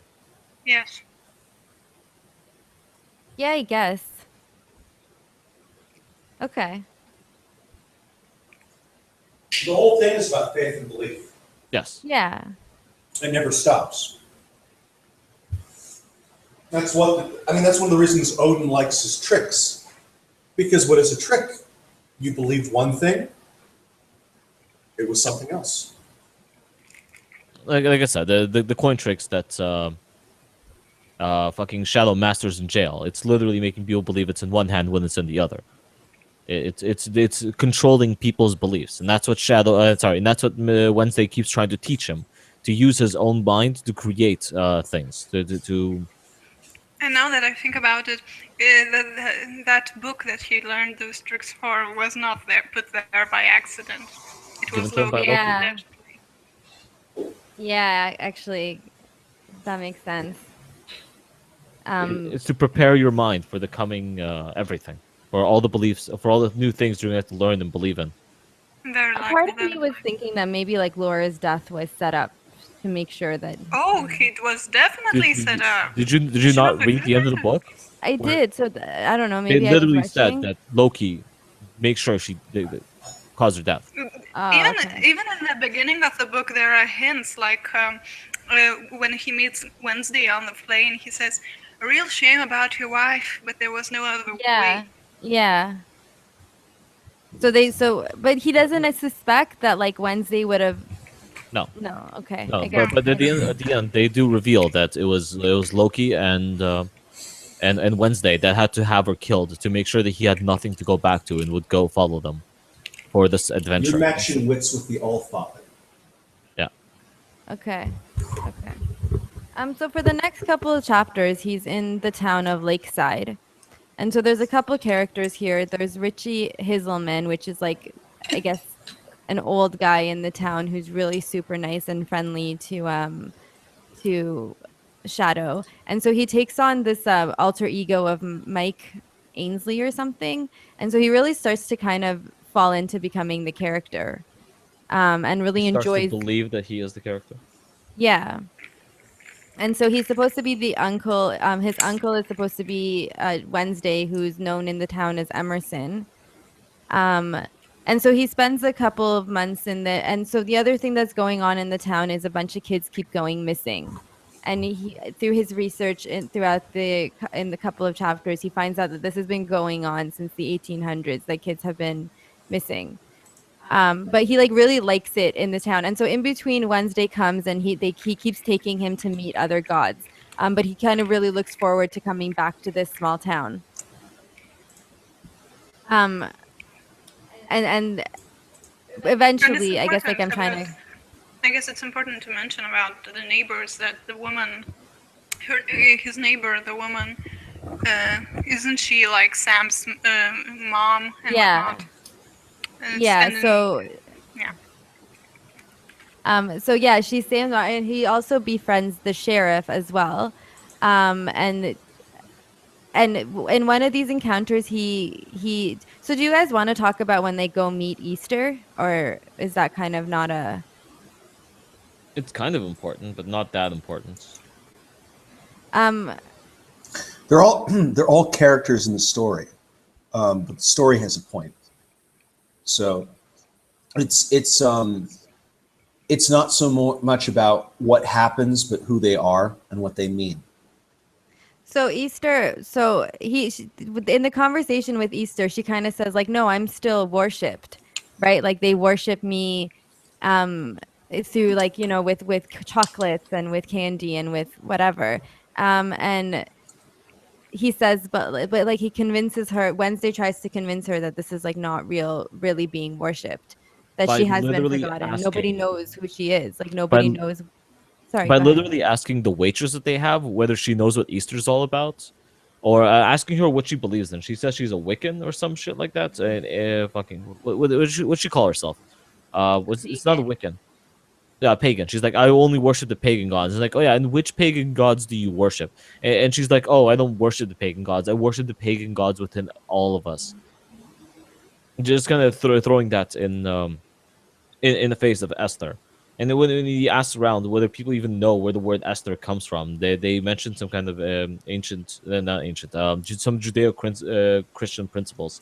I had to point out to her that they don't even know that these rituals that they were performing for her aren't, like, they don't even know who they're performing it for. They have no idea what they're worshiping or why. So all the faith that she has in fuck, I don't know how to explain this. But they're not worshipping her as a person, but they still worship her as a concept, as new life and all of that, rebirth and stuff like that.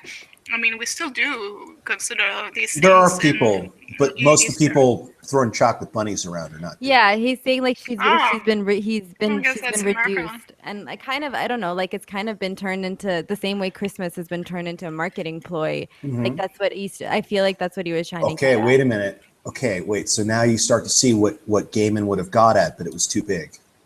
Yeah, Do you see the war between the old gods and the new? yeah, like everything is in the new gods. They just kind of turn So do you everything think? into something that can sell. Well, it's not. No, no, no, no. What they're doing is they want the faith. That's all. So Christianity has this faith, right? And I represent the new gods, or I am a new god, but I want his faith. Give it to me, right? Whereas the And old so gods want to be worshipped. media takes a piece, the intangibles take a piece, so on and so forth. You've even got NORAD tracking Santa Claus through the sky. Yeah. Okay, all the gods are trying to encroach on each other's territory, and so what But it's very interesting, by the way, what they're because doing, Santa. Oh, sorry. I'll say later. what's going on? Continue. Yeah, sorry. no, Santa Claus is himself a subversion of the whole thing. But the thing is that what you can start to see is how there's this continuous sort of war in the heavens, right? Is the notion that they're pushing here in the story. And so Christianity may have this power. Okay, great. But it's not uncontested. And he doesn't always win. And another thing is, I wonder why he didn't bring this up. But Santa Claus, like, is kind of Odin too. So I wonder why Gaiman didn't bring it up. Is it? Yes, didn't Odin like? He had a very similar role to Santa Claus before. I think Well, definitely. Russian culture has their own Father Winter that does the Germanic. exact same thing. Isn't That's, is Santa Claus a Germanic thing? I Might guess be. so. Like I said, Russia has their Father Christmas or Father Winter that comes every year and brings you presents, but it also brings the cold. But yeah, but Um, also all these gods in mythology, they did intermingle, and the ideas they merged together, because even in my country we have something of a mix between Odin and I guess Hades and stuff like that. And then we used to have others that come from Slavic traditions and so on and so forth. So but I'm pretty sure yeah. Santa Claus has taken over completely, and has that been a marketing ploy by like Coca-Cola back in the '60s? No, I mean Coca-Cola doesn't give a shit. They're just they see they see the Santa Claus on every street corner, and they say, if I associate my brand with the Santa Claus, every single time somebody sees Santa Claus, they see my brand. Okay. And so that's an interesting thing, how advertising kind of blends into belief. And, but the whole thing is I think that was where he would have had to go if he was going to start touching on Christianity. Yeah. And this is true of Islam as well. Islam is going through a lot of changes. Yeah, Right? and now it's being something that's getting marketed, and people. We were just reading an article today about how some Muslim women don't like how the hijab is being turned into a fashion statement. Like now they're just trying to sell the hijab as this like fashionable thing and makeup tutorials, and they feel like it's What losing happens the when Lucille Ball winks at Allah from within a veil? Yeah. Exactly. Yeah. What's going to happen is going Rant against the other face all you want on the internet, says the technical boy. as long as it's on the internet. We're Yeah. not talking about Autistically screech at me, Islamists, on the internet. Hold on. Actually, Siggy brought up this point several times. She's been wanting to make a video on it, but how the hijab is originally supposed to be a symbol of what the fuck do you call it? Modesty and Yeah, faith. modesty and faith. It is the exact same fucking garb worn by nuns. Yep. For literally modern culture to take it and turn it into something that can officially be sexualized, commercialized, and literally used as their own representation of progressive politics, is actually completely destroying the concept of the hijab, which is okay with me. Fucking destroy it all. I don't care. Right, but see, this gets back to what the book is about, which is that there are these wars in the heavens, and it's all about the belief. And so, what would the media say as they destroyed the hijab? That they're honoring the hijab. And what would Wednesday say when he's helping you? He's killing you. Okay. So if now every asshole in the world is going to start wearing a hijab, including the transsexual fucking And what does it mean? bisexual men in the It just world turns are into now the going to be chocolate wearing. bunnies. Yeah, it turns Yeah. into. So I'm basically, I'm gonna let's turn your listen to faith the into Austrian chocolate bunnies and Santa Claus. Yeah. Let's listen to the Austrian president, guys. And it's very an interesting idea, really. It's like when you listen to the same song over and over, it becomes cheap. Even if it was a good song originally, it's become cheap. Although Catherine is pointing out how the nuns have already been sexualized. The nuns have been sexualized, but that's why Exactly. that's why nobody fucking goes around wearing nun outfits outside, because they've been sexualized, because they just stick around in monasteries, because you don't want it. It's like the librarian has been sexualized now. I've seen nuns around. And you know what I I've say? seen nuns around. Is that what it means to come to the Western society and to be accepted into it? Is to just be commercialized to all? Well, no, it means now you're competing with the American gods. Yes. So you've come here with your faith, and you want to take a little share of the belief. Okay, fine. Game on. Game on.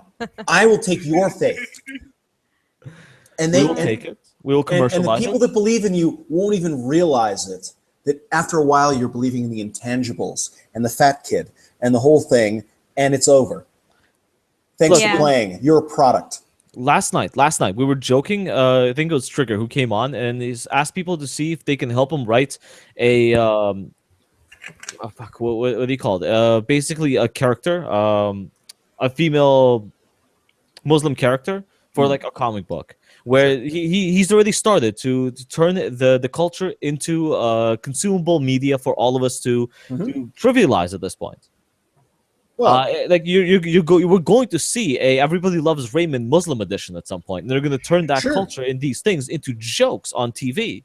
right. And no one's Well, no, but it's not trivializing it. It's It's integrating it. It's Yes, integrated. it's- Yeah, this Yeah. is like how Okay. you And there's become. You want to it's join actually- my pantheon? Okay, this is how we play. Come Well, on. like here's It's one. actually a good position to talk about that intermission with the Jin taxi driver. Hmm. with what? Oh, Belquiz, you mean? No, the Jin taxi driver. Oh yeah, there was. Am I confusing stuff? Yeah, so there's this. I forgot that scene, but he's having a conversation with the taxi driver, and then it ends up he takes off his sunglasses and he has eyes, and it ends up being like Yeah, okay. Do you not know about your own culture and what Jinn are? They're smokeless fire. They're magical smokeless fire. Come on, for fuck's sakes. Guys, okay, So so that's I've sound decided now Jinn or demon? for next book club, we're going to be reading the most fucking read book in the entire world. We're going to be reading the Bible because some people need some culture in their lives. Well, No, I've gotten through over the Old Testament can just do the many Sparks times. notes. It's if you're at boring. all curious and if you do want to do something like that, and I can appreciate if people don't want to read the Bible because it's a long There's thing. the Bible Reloaded. Like there's a lot of competition. Well, just about read the Well- Sparks humanity. notes. Well, wait a minute. Okay, so in my server, I've got a guy that's read the Bible, I believe, 4 or 5 times, cover to cover. Right? And I don't know if that's useful to you. I'm just throwing it out there. He exists. Okay, what's his name? Ella. Oh. Wait. Oh. Aloe? Yeah. Okay. I'll talk to Aloe about Aloe has a lot of fun because he gets approached by a lot of edgy atheists who like to throw a little bit of scripture at him or something, and he can recite most of the book from memory. very cool. I appreciate atheists who've actually read the book they're speaking out against. Yeah, well, I mean, Aloe's not an atheist. He just to clarify, he's very much. I think he's a full gospel Baptist, something, I don't know. But in any case, he's read the Bible many times, and he might be a good resource. All right. Okay. Okay, so speaking of Jinn, we get introduced to Belquiz, which is the Queen of Sheba. Wait. No. You can't just skip over the entire part where literally the personification of the demons. Okay, for those of you who don't know, Jinn in I guess Persian or whatever the fuck. It means demons.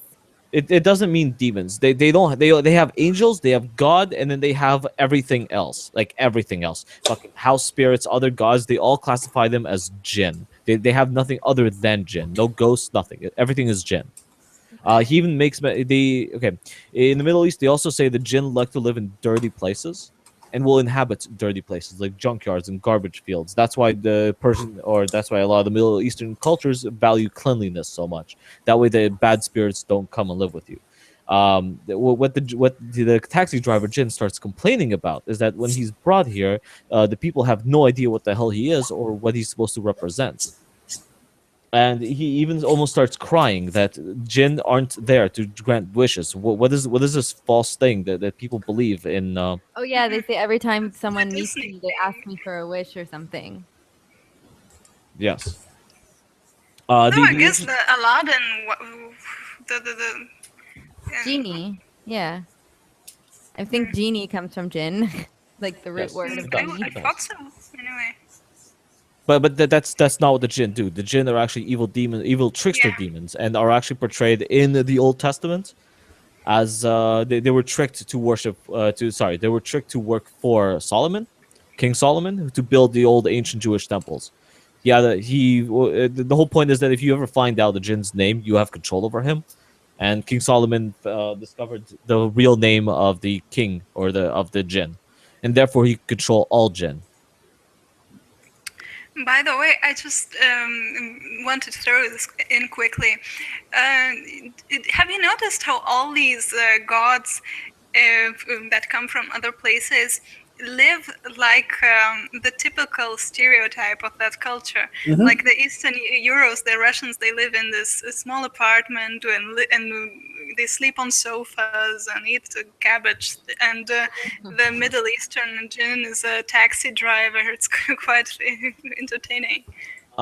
Okay, so after the gay sex with the jinn, Oh okay, yeah. hold on. Okay, so the Middle Eastern guy that was afraid of being discovered by his fucking That's the protagonist brother-in-law, for those who don't get brother-in-law it. who hates his job and knows he sells Yeah, this shit. was a side story. This Oh, wasn't Yes.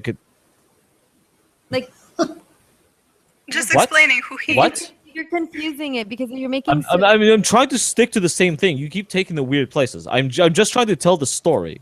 I know, but you're making Yeah, it but seem we like it have was to Shadow, but clarify. it wasn't. This was a side story where there's a Middle Eastern character who has been sent here by his family to like make Yes, money. that's what I was talking about right now. That's who Okay, go he ahead. is. We need to clarify to the Okay, listeners. so Why this short story is of a Middle Eastern man who was sent to America to peddle cheap shit, as he says, to Americans. But he's been in America for about a week, and he fucking hates his life, and he hates everything about it. And I think he says it's his wife's Brother. brother who's doing it, And like he's gonna who's be a sending failure. him. He's seen as a failure Yeah, to he's his already seeing himself family. as a failure. He's seeing his life fall apart. He's seeing, and he keeps talking about people are finally realizing that he's a fraud, calling him back, and they're basically going to fucking shame him to death. When he meets the Jinn, he starts talking about the Jinn, and the Jinn starts talking about the old country and how much he misses the old country. The Jinn eventually breaks down and starts saying the thing where Jinn don't grant wishes. The okay, the discovery of him being a fraud is actually him being a homosexual, as him and the Jinn actually start having sex, and I have several courses of But when he gets out of sex. the taxi, he tells the Jinn Okay, his we're already way past the taxi. We're way past taxi. I'm trying to skip over this because the stream is already 2 hours long. Yeah. The point we can is have that the part Jinn two. steals his identity to go back to the homeland because he had a ticket to go back to wherever the hell he's from.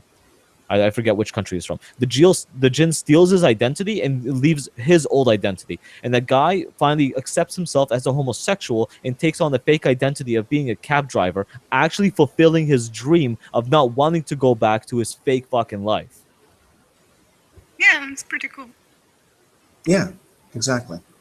But what do you And so what do you feel is significant? and that answers what you were talking about with the way why the gods are living the way that they're the people that would sort of or actually believe in them or have some memory of them because that's where these gods live. That's where they are. And They're it's ironic because the Jinn did actually grant his wish. Yeah. He got to live a life where he doesn't have to pretend to not be gay. He doesn't have to peddle garbage anymore. He just gets to live okay. in America. As Can long I as he can lives. I just I'm posting this article here. Yeah. And I just think that this is a good example of what we're talking about in the real world. See this? You can only see Sorry, the title. I'm going to post that in the. Okay, so just I posted a link to an article from Reuters, and it says in communist-ruled Cuba, they are hosting the first transgender mass. Now, obviously, the communists have an interesting relationship with religion of any kind. Obviously, a very bad one with Christianity and with the Orthodox and Catholicism especially. And you can see and this is a thing that's been going back and forth between that belief system, the belief system of Marxism, right? Because it's not just a political system; it's also got a whole system of morality and belief built into it. And one of the ways in which it contests and pushes for faith and belief within Christianity in particular is by pushing, this whole transgender slash, we can flip all, put women here or whatever. And look, I personally don't care. But the thing is that within the context of the faith, it's very relevant. And ultimately, what starts happening when you do that is you make the ceremony less about Christianity and more about your Marxist belief system. Yep. Because now the nature of the ceremony and the ritual is dictated by that belief system, not Christianity's belief system. It's an invasion. But you maintain the ritual. You maintain the. I've turned your whole thing into chocolate bunnies and fat men. Yep. Right. And so the intangibles, right, will do that in their own way in one place or another, right? But check it out, the communists can also do it as well. So because there would be a god of Marxism, right? Absolutely. There would have Most of these ideologies developed yeah, absolutely. Like I said, there could be a god of YouTube. There could be a god of Marxism. I wonder how Marxism is doing. So we keep saying blah blah blah blah, cheapening this with chocolate bunnies. No. They're not cheapening it. What they're doing is they're making your faith theirs, right? It's kind of look. We can see it ironically conquest. With but can you see that in a way? In these Western countries where people haven't gone through communism and have no idea what the fuck it is about. Sorry for being passive aggressive. Capitalism sort of infected Marxism, and it's very funny to see, these Marxists selling Che Guevara shirts and caps and pins. And of course, it doesn't stop anywhere. Yes, no, the intangibles are very happy to go and fight with old Carl. Right? Damn it, and back and forth. Now it's my new religion. The intangibles? Yes, now I have to worship them now. I guess you're right. Like capitalism Oh doesn't my have God, any my ideology, brain right? So it's just about selling. And so whatever people are interested in, if you can market that and sell it to people, if communism is interesting, you market it and sell it to people, and this idea that the two can't coexist at the same time. Right. So would the Illuminati worship their own thing? Or are we worshiping the Illuminati and therefore making our own Illuminati gods? When you go to a major metropolitan center in the world and you see those spires of glass going up into the sky, are they not monuments to something? Absolutely. Yes. They're all fucking. Now, can you imagine, like 9/11 was like a jihad, not to just Okay, against wait. America. I have to. Hold on. Which is how it was No. Will, please. This is my field. They literally attacked the World Trade Center. Exactly. Literally the World Trade Center. And what did the intangibles bring down upon the men in black Osama? are going to show up. And what did the intangibles bring down on Osama? Do you know what Cicero said of war? What? Cicero said of war, the sinews of war are infinite money. Yeah. Well, I think we were joking about that the other day. If each fucking missile is worth $50,000, we might as well drop crates of $50,000 on top of the terrorists and actually fix terrorism. Way too many terrorists will walk by, pick up the money, and stop being terrorists instead of dropping $50,000 missiles on them. Well, also consider the belief of that thunder from the sky.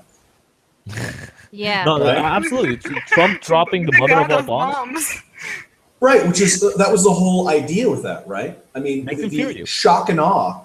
What I'm doing is I am punching you in your beliefs. Hey, right? And now we're going back to Thor actually shot himself. Now you can see the symbolism. He shot himself. Do you Okay, know? did he not say that Thor committed suicide? Yes, yes. Yes. Yeah, right. Well, right. Well, maybe he simply became something else. But Could here's, be. do you know what the all the American missiles are named after? You mean like India and America and Atlas, stuff? Poseidon, No? Oh. Are they? There is an Atlas. I know the Atlas one. I've and there's heard a of the Poseidon. Poseidon one. Yeah. Um, There's a lot of them though. yeah. Do you know what the Rods from God program was called? I think it was No. named after Thor. Thor. Yeah. Oh Yeah. my god. The So it's like Space the- Kinetic Strike System was called Thor. It's literally when you take a giant steel beam and throw it and just basically throw it at the Earth from space. The velocity that it hits the Earth creates a Tungsten huge, Majolium. yeah. Tungsten. Okay, guys, tungsten just element. to okay, so right now we've kind of gotten through half point of the book. Do we want to stop here and do a part 2 and then go through the rest of the plot? Do we want to keep going and just finish through the book? Do we want to do you guys want to just continue? And I'm an asshole. I get no vote. I abstain from the vote. I'll keep Okay. going. I don't care. okay, so This then is let's fun. keep going. Okay. Not only are we Okay. talking about them, but we're getting into deeper mythologies and having Yeah. some fun. Well, because Why here's stop okay. So I really kind of want to get to this part with Belquiz's what happens with her. So she's supposed to be the Queen of Sheba, and she's supposed to be half human and half demon, or half jinn. And she kind of like has sex with people and then consumes them through her vagina, apparently. Mhm.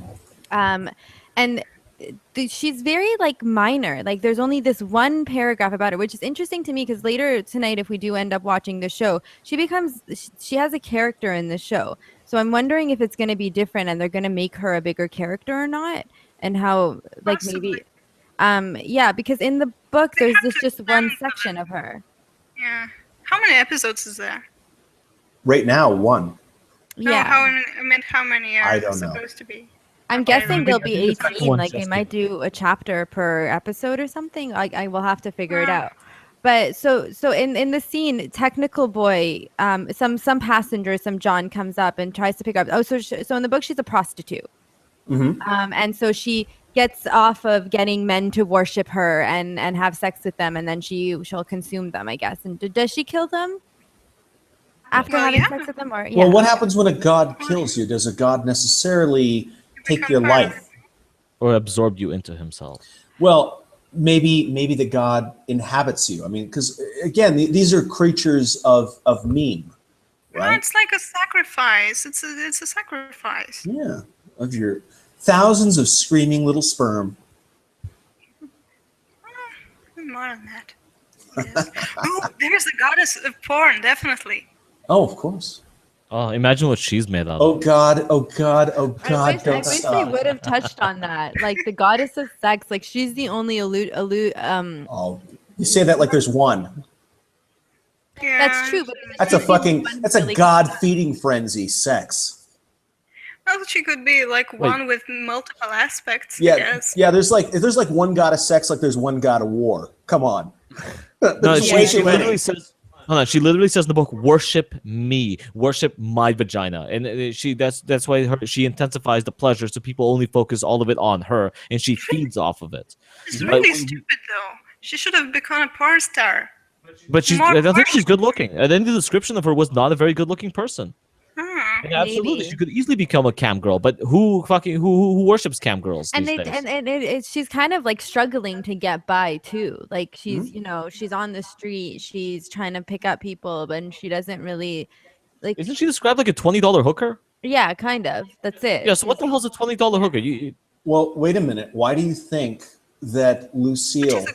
isn't already stripping on Pornhub, or actually with Technical Boy isn't inflating his chest and rubbing his tits on that? I mean, the thing is, those are all you- claimed territories. If you wanted to take your sex goddess thing and put it on VHS, DVD, up on the big silver screen, you're already in their territory. Why should I let you live there? This book is 16 years old. I feel like if it was written now, Technical Boy would be way more powerful because I think even in 2000, internet was just starting to. Well, that's why he was written as a fat kid who was a fat, gross kid who just like. He's just grown. And so he's Now the he's one an actor. who comes and he murders Belquise and he gets out and he taunts her and then he starts running over her with his car. I thought he doesn't murder her till like way later in the book.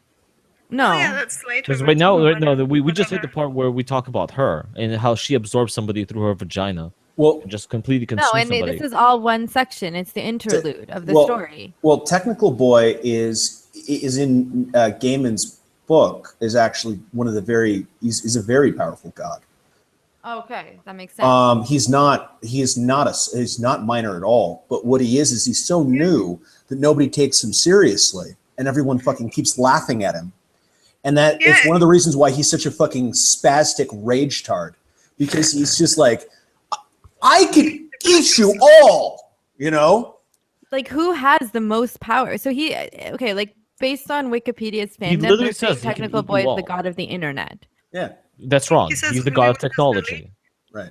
The book continuously going on. He's Technical Boy. He's the god of technology itself. Like, all of technology? Yes, like that's what they say. Not He all knows technology. media, Of there's all the television. electronic fucking internet computer shit. computers, Yeah, cell phone. Like he says, basically get rid of your He's cell not the phone. god You of can the track your steam cell engine. phone. No. Which is technology. Okay. Okay, fine. This is called modern day technology. He's got cell phones. He's got internet. He's got. I guess we can guess the. Once you have the He's internet, even like, got aren't you those connected to bots, everything? Like fridges, I bet. Fridges? Yeah, like maybe like the stove and the fridge and like toaster ovens aren't. No, he literally says no. Okay, later on he says we have control over the nuclear weapons. We can rain down fire from the sky at these gods. And the guy goes, "Oh, we're not going to do that." And he goes, "Okay, I get we're not going to do that, but like I still don't understand why we're not going to do that." Okay, can someone explain to me why he kills Belquis? Like, what is the significance of this whole chapter? Like, I didn't understand at all. Why he's We'll murdering go her. through it. What did she do, and what did he do? She's on the street. She's looking for Johns to worship her. She started using the internet to find dates. Boop. Oh, Right. See? I forgot already. And that's when Technical Boy. See, and so you were talking about previously. Why doesn't she do porn? Because Lucille's fucking waiting for her. Oh, so maybe the new gods are controlling those aspects, so she Well, can't no, really. no. The thing is, Lucille is already stripping on the DVDs. That's true. Okay. She's already doing it. She doesn't care why you want to see Lucille Ball's tits. She already told you. Yeah. She already told So you. it- You want so to it's like you want to watch and jerk off? It's okay. So the new gods just want to kill them. Is essentially that's it. So they just take the opportunity to take her out. They don't want to kill them. They want the faith. Okay. That last little shred of faith that she was sucking in through her vagina. Technical Boy showed up and he said, "Mine." But he also says, "I do this." No, that's another case where they sacrifice the death. He doesn't sacrifice her death to anything, does he? Because in the other ones, like they sacrifice it to Odin or. Technical Boy isn't going to sacrifice it Yeah. to Odin. No. Okay. Wait, Odin can suck his fucking left nut. I mean, really. And how would hold on. Technical Boy put it? He would put it that way, right? I think a large portion of that chapter was dedicated to show the frailty of gods that have almost lost all of their power. Sure. And what she- happens when one of them actually goes and tests? Yep. Tess? Well, they go in there and they try and nibble a little piece off of one of the other gods, and they go, Yep. "This is why you don't do that." Yep. And then he runs her over once, and then he runs her over a second time, slowly, to listen to the crunching of her bones. Yeah, that was a Squishing. pretty graphic part of the. Well, Yeah. It's well, the everyone treats him like shit, and it fucking makes him Stop so making mad. fun. Yeah. Ever been arguing with like some 12-year-old on the internet and they just lose their shit? Yeah, out there's like screeching. Now Like, imagine if that 12-year-old was one of the most powerful people in the world. Kim Jong-un style, Oh, basically. he would just launch all the nukes. He would like kick his cat right against the wall, and go, "Row!" smack off the wall, and he'd fire all the nukes. Well, you I remember what imagine happens later when now I Shadow tells him to imagine fuck off? now I imagine him like the Crowder's impression of Kim Jong Un.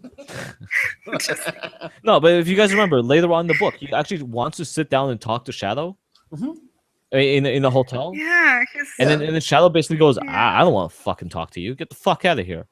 In not so many Aw. words. And then the kid goes into his room and starts banging his head against the wall. Mhm. Think about that. Yeah. And Shadow's like, what is wrong with him? What the hell? Well, he's immature. He's new. But he's like that fucking kid in the Twilight Zone who, like, everyone's like, you're a good boy, Timmy. And if you don't agree with it, he turns you into a duck. You know? It's like you just... So okay. There so must that- be a god of Okay, so that was so going back to kind of the plot. So Shadow is still in this lakeside town. Hmm. And he's hanging out there, and he's been friends with the sheriff, which is Chad Mulner or whatever. And Chad's like, there's this girl who's my distant cousin, and I really like her. Should I go for it? And Shadow's like, no, sure. And then he gets invited to dinner by his neighbor, and he finds out that his neighbor is the half sister of Sam, which is the girl who he picked up hitchhiking. And Sam asks for an explanation, like, what are you doing? Tell me the truth. And he says you won't believe me. And she's like, I'll believe in anything. And so this is when she says the quote.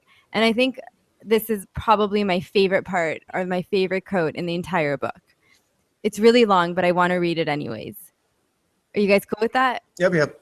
Okay. Yeah. So he says, you won't believe me. And she says, I can believe in things are true, and I can believe that things aren't true. I can believe that, I can believe things where nobody knows if they're true or not. I can believe in Santa Claus, the Easter Bunny, Marilyn Monroe, the Beatles, Elvis, Mr. Ed. Listen, I can believe that people are predictable, that knowledge is infinite, that the world is run by secret banking cartels and is visited by aliens on a regular basis. And nice ones look like wrinkly lemurs, and the bad ones look like mutilated cattle and want our water and our women. I believe that the future sucks. I believe that the future rocks. And I believe that one day white buffalo women are going to come back and kick everyone's ass. I believe that men are just overgrown boys with deep problems communicating, and that the decline of good sex in America is a coincidence of the decline of the drive-in movies in theaters from state to state. I believe that all politicians are unprincipled crooks, and I still believe that they are better than the alternative. I believe that California is going to sink into the sea when the big one comes, while Florida is going to dissolve into madness and alligators and toxic waste. I believe that antibacterial soap is destroying our resistance to dirt and disease, and so that one day we'll be wiped out by some common cold, like the Martians in the War of the Worlds. I believe that the greatest poets of the last century were Edith Sitwell and Don Marquez, and that jade is dried up dragon sperm, and that and the thousands of years of a former life. Sorry, and thousands of years ago in a former life, I was a one-armed Siberian shaman. I believe that mankind's destiny lies in the stars. I believe that candy really did taste better when I was a kid, and that it's aerodynamically impossible for bumblebees to fly, and that the light wave is a particle, and that there is a cat in a box somewhere who is alive and also dead at the same time. Although if they ever open the box, although if they don't ever open the box to feed it, it will eventually die, and then and it will be two different kinds of dead. Yeah, I remember that one. And that there are stars in the universe that there are stars in the universe billions of years older than the universe itself. I believe in a personal God who cares about me and worries and oversees everything I do. I believe in an impersonal God who set the universe in motion and went off to hang out with his girlfriend and doesn't even know if I am alive. I believe in an empty, godless universe of natural chaos, background noise, and sheer blind luck. I believe that anyone who says sex is overrated hasn't done it properly. I believe that anyone who claims to know what's going on will lie about the little things too. I believe in absolute honesty and sensible social lies. I love that one. I believe in women's right to choose, a baby's right to live. And while all human life is sacred, there is nothing wrong with the death penalty if you can trust the legal system implicitly. But no one but a moron would ever trust the legal system. I believe that life is a game, that life is a cruel joke, and life is what happens when you're alive, and you might as well lie back and enjoy it. Yep. I think that was epic. I think that was one of my favorite quotes out of a book ever. Ever, yeah. But she just kind of touches on everything, like the hypocrisy of everything. Like the woman's right to choose, but then the baby's right to live. Like, none of these things are black and white. They're not one or the other. Well, and they all intrude into each other and are all warring in your own head. It's the whole Dawkins memoplex thing. We all hold contradicting ideas in our head. Mm-hmm. Some of us live them. Some of us try and keep that in mind. Well, and how can we not? Everyone I've ever run into that said that they've had a completely consistent view of the universe, you start talking to them for about 5 seconds, and they're like, ignore that. We're not going to talk about that one glaring inconsistency you found in 7 seconds. We're not, no. I'm like, all right. So now we're just believing we're consistent now. It's the same thing I've found with the stupid political compass everyone keeps fucking basing their beliefs on. I'm like, what are you talking about? Me and Siggy sat down to do hers, and every single question they asked, I found at least one other alternative where you would pick the other side of it. I'm like, everything is completely based on like the circumstances, and nothing is set in stone ever. Well, yeah, and yeah. So if this is right and that is left, what is center? Define it, and define any of them. And I feel like a lot of people play with them, and they try to get as center as possible. I don't believe in these compasses. Radical centrist. Radical centrist. I think when we get near the end of the book, this whole theme of a false dichotomy is here, and so that's why I kind of want to get to the end, because it's very reflective of what's going on a little bit now too. Where you mean what's been going on for always? Yes, where you create the illusion. Tens of thousands of years this has been going on. Yeah, no, that's true. Yeah. And this illusion that there's two sides. Do you know what happened with the old Roman pantheon, right?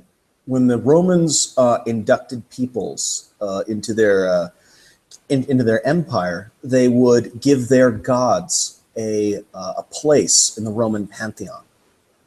You would join, your gods would join the Roman gods. I'm just saying. How did Rome end up falling? Through religion? Oh, literally welfare. Oh. Okay. Well, I guess that's another stream for another time. Oh, it's so good. Wait, are we supposed to? Someone the decline and fall of the Roman Empire. Just briefly, that's my belief is that it was mostly. But if you read the book, The Decline, or the series of books, The Decline and Fall of the Roman Empire, what they'll say is that actually it was Christianity killed the Roman Empire. I don't know. Someone in book club actually suggested something to do with the Roman Empire, and well, I mean, you guys are not going to read that. I think. Yeah, it was. Yeah. Like you might want to read the cliff notes of that thing, because many pages. Many pages. Like it's one of those books that's so long it's bound into different books, because it would be impractical for all those pages to be stacked on top of each other. Why would he suggest that for book club, guys? Why would he suggest that? Bearded hates you. Oh. I have no idea. I mean, he probably suggested something else, and we just think it's Decline and the Fall of the Roman Empire. No. Oh, unfortunate. Yeah. I have no idea then. Okay, so it's too many pages. So he gets. Hold on. We hit our 2-hour mark, and the chat did suggest that we stop and continue this another time so they can catch up. Yeah. Sure, okay. we could do that if that's what people want. Because I want to touch on another theme at the end. I mean, do you want to just wrap up real quick then? Whatever you want to do, Lane? No, because I want to touch upon a theme in the end, unless you don't want to explore the theme of the gods anymore. I don't get a vote. I can keep going. I'm just considering our audience for God knows what. Yeah. I don't get No, votes. like if I saw like a 4 hour stream, I wouldn't click on it. Yeah, so do you guys want to stop here and then we can are you guys available next week to do part 2? You can always do a longer stream as well, and then just cut it. I mean, if you want, Oh, we can do that. break it into pieces. It's whatever you want to do. It's I an don't know. arbitrary I'm okay. separation. I'm okay with going and yeah, cutting it later because I feel like we'll lose our train of thoughts. Like right now we're Yeah, into it. All right, fine. For those of you I'm who okay don't with want to going continue as well. with the spoilers and whatever else, we will cut this thing into several pieces. Oh, we've Maybe. put so many spoilers in here already. You guys are fucked. Yeah. Yeah. Well, we They're spoiler so alerted spoiled. several times. This Okay, this so hold on, yeah. hold on. First of all, the spoiler alert is literally in the description of the video. I said spoiler Yeah. alert. All of it's getting spoiled. Yep. Okay, but although like we will break it down because this kind of this is the part where This is there not is a a little bit review. of This is not book review. This is book club. yes. Yeah. Yep. Okay, so welcome back to part 2 of and so okay, so this is kind of a good place to start part 2 because this is where a shift in the story kind of happens. And so Shadow, so the this distant cousin of the sheriff of the town turns out to be Audrey Burton, which was the wife of Robbie, which is the woman Robbie. that Laura ends up having an affair with. And so she freaks out. And so because right, so we talked about Laura rescues him from the spooks or from the black hats, and so everybody thinks that he's the one who murdered Mr. or the two misters. I forget which ones they were. And so now he's a wanted man. And so obviously the new gods are also perpetuating that he's a wanted man. And so Audrey recognizes him and says who he is, and so he gets arrested reluctantly because everybody in the town actually really likes him. And so he gets arrested and he's in jail. He makes a phone call to Mr. Ibis and Jackal. He can't reach Shadow, and they tell him that earlier Shadow comes to visit him and tells him earlier Wednesday comes to visit him and tells him that the new gods want to have a negotiation and that they want to negotiate a truce. And so he goes to meet the new gods, and then after when Shadow gets arrested, they can't reach Wednesday. And so he gets a message to people that he's been arrested, and he's watching the TV. And so this entire time he's kind of been avoiding looking at the TV because every time he does, like some creepy shit starts happening because the new gods start like winking at him and start talking to him. And in the TV he sees Wednesday meeting with the new gods and them trying to kind of negotiate a truce. And Wednesday gets shot in the head and murdered on TV, and Shadow is watching this. Okay. What we didn't establish earlier was that when they were at the carousel in the dreamland or whatever, or in their psychic projection of what the carousel was supposed to be, and then they went into that separate dimension to talk amongst the gods, where the people ran in and they actually ended up kidnapping Wednesday. Wait, no. They kidnapped no, didn't they kidnap Wednesday? They've kidnapped him several times. Wednesday. Not Shadow. Shadow got kidnapped beforehand. I don't know if they kidnapped Wednesday. No, they didn't. No, I don't think Okay, they so hold on. Well, he's I also he's a wily motherfucker. One of the things that's going on with the new gods is they're very frustrated with Wednesday in particular because he keeps squigging them out and doing little tricksy things that makes them nervous. They have this power, but he's got a lot of experience, and so they're just having a little bit of trouble with him. Well, and someone else that we haven't really talked about is Mr. World. And so he's kind of this mysterious character throughout the book, but he's supposed to be the leader of the Black Hats and of the new gods. And so when he gets shot, when Wednesday gets shot, like you see a laser dot on his eye, and then and his head explodes. He's in the middle of an argument with someone who turns out to be Mr. World. And there's a scene earlier when when Shadow is on the road with Wednesday, and he like taps in. So they kind of tap into each other's like dreams and brains and thoughts, kind of like the carousel scene is supposed to take place in Wednesday's mind. And there's a scene earlier where Wednesday is dreaming, like what you said, Wednesday's having a dream with the Buffalo Man, which we haven't discussed either, like what the Buffalo Man represents. And Well, for a Shadow calls, God, the world of dreams is as real as anything. yeah. It's not an unreal place for them, or at least not more unreal than anything else. Um, and oh yeah, the Buffalo Man talks to him or someone about how to save Laura, like to bring her back. And so on the side, I guess Shadow's trying to figure out a way to bring back Laura, and he does have an argument with Wednesday at some point where he kind of brings this up, and Wednesday goes through all the things that he can do, like all the charms, like there's a charm for this, there's a charm for that, there's a spell for this, but the one And thing that you there's can't this do, Thunderbird or something like that. yeah. And so he has this dream about the Thunderbird, and Wednesday calls him waking up, and he's like, "What are you doing, broadcasting everything to everybody? Like I'm trying to keep you hidden." So the new gods and the old gods are kind of mind sharing, because there's another part where he's on the road with Wednesday and he taps into a conversation between Mr. World and I think Mr. Town. And he starts to realize that Mr. World's voice kind of sounds familiar, like he's heard it before, but he doesn't know where. But during the book, you don't really see, like Mr. World is not recognizable. You don't really see him. Or he's kind of supposed to be mysterious. And so, anyways, everybody watches Wednesday's assassination, and then Mr. Nancy and Zerobog, or I can't say the name again. Shermabog, Or I think. whatever. Cernabog? Bog. Yeah. They end up coming to pick up Shadow and save him from jail or from getting arrested. And so now, like, shit has hit the fan. So now this is like the start of the war. Ragnarok. Kind of. And it's interesting. That's really where they go at the end, isn't it? To have the war. And so they say that there's been another truce with the new gods, that they're going to go meet and to pick up Mr. Wednesday's body. And it seems like at this point, Shadow becomes kind of attached to Wednesday because he really seems to mourn his death.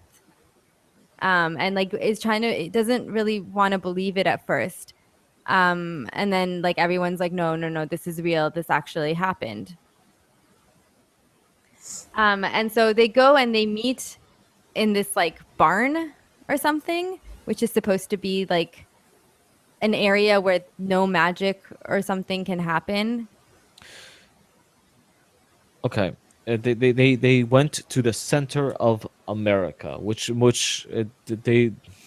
they go on and to give you a long explanation for what the center of America is supposed to be all about and what it's supposed to represent. I'm not 100% sure if I got this correctly, but I think this is where it's where a lot of patriotism is centralized around, where the gods are forgotten and people worship America itself more so than anything else. But I'm not 100% sure. It's not a place. It's an idea. That's where they're not physical things. You know, the technical boy, you can't throw like a rolled up piece of paper at him and like he'll go out. But he's an idea in your head. And so when the gods go to meet someplace, they're meeting in a concept. Yeah, there's this, I don't remember what it's called in the book, but the back doors, I think, are called, or the behind the scenes of the things where when Shadow goes there, his head starts spinning.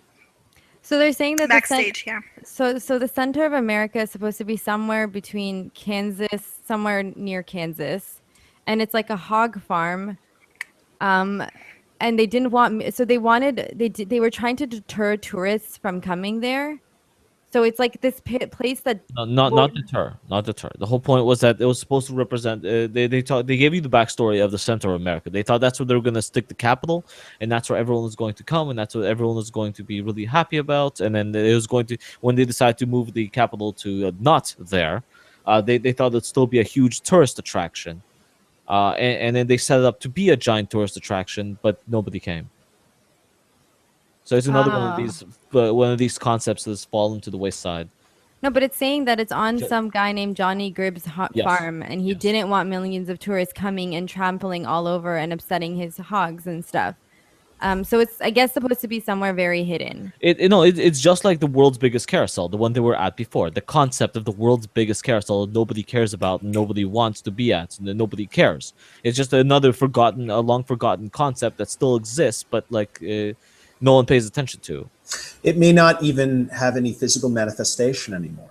Yeah. Yeah. You know, I mean, the Egyptian gods would still be at the pyramids even if you bulldozed them and paved over them and built a Walmart on top of them. They would still be there in that place.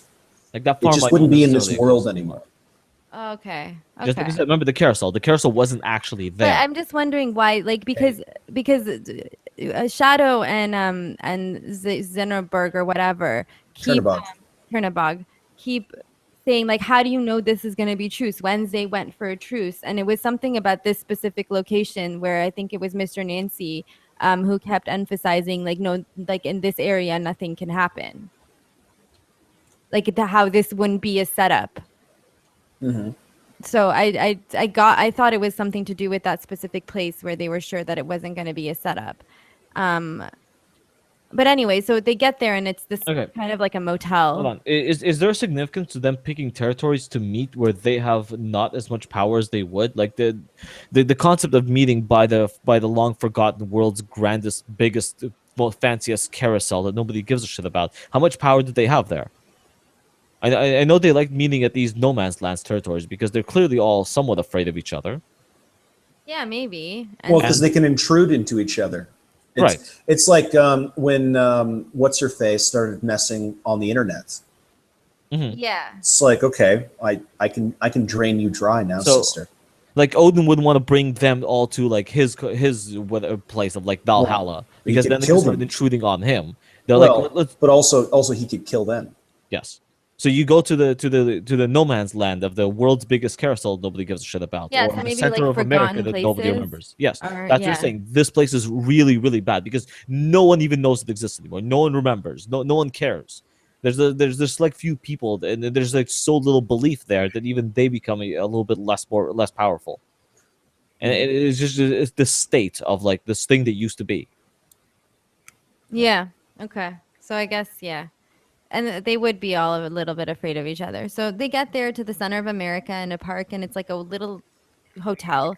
And so they get introduced to media, which is pretty much like a female newscaster, kind of represented by I guess, which I think she's probably huge. I guess she represents. Wait, wasn't media the Lucille Ball one?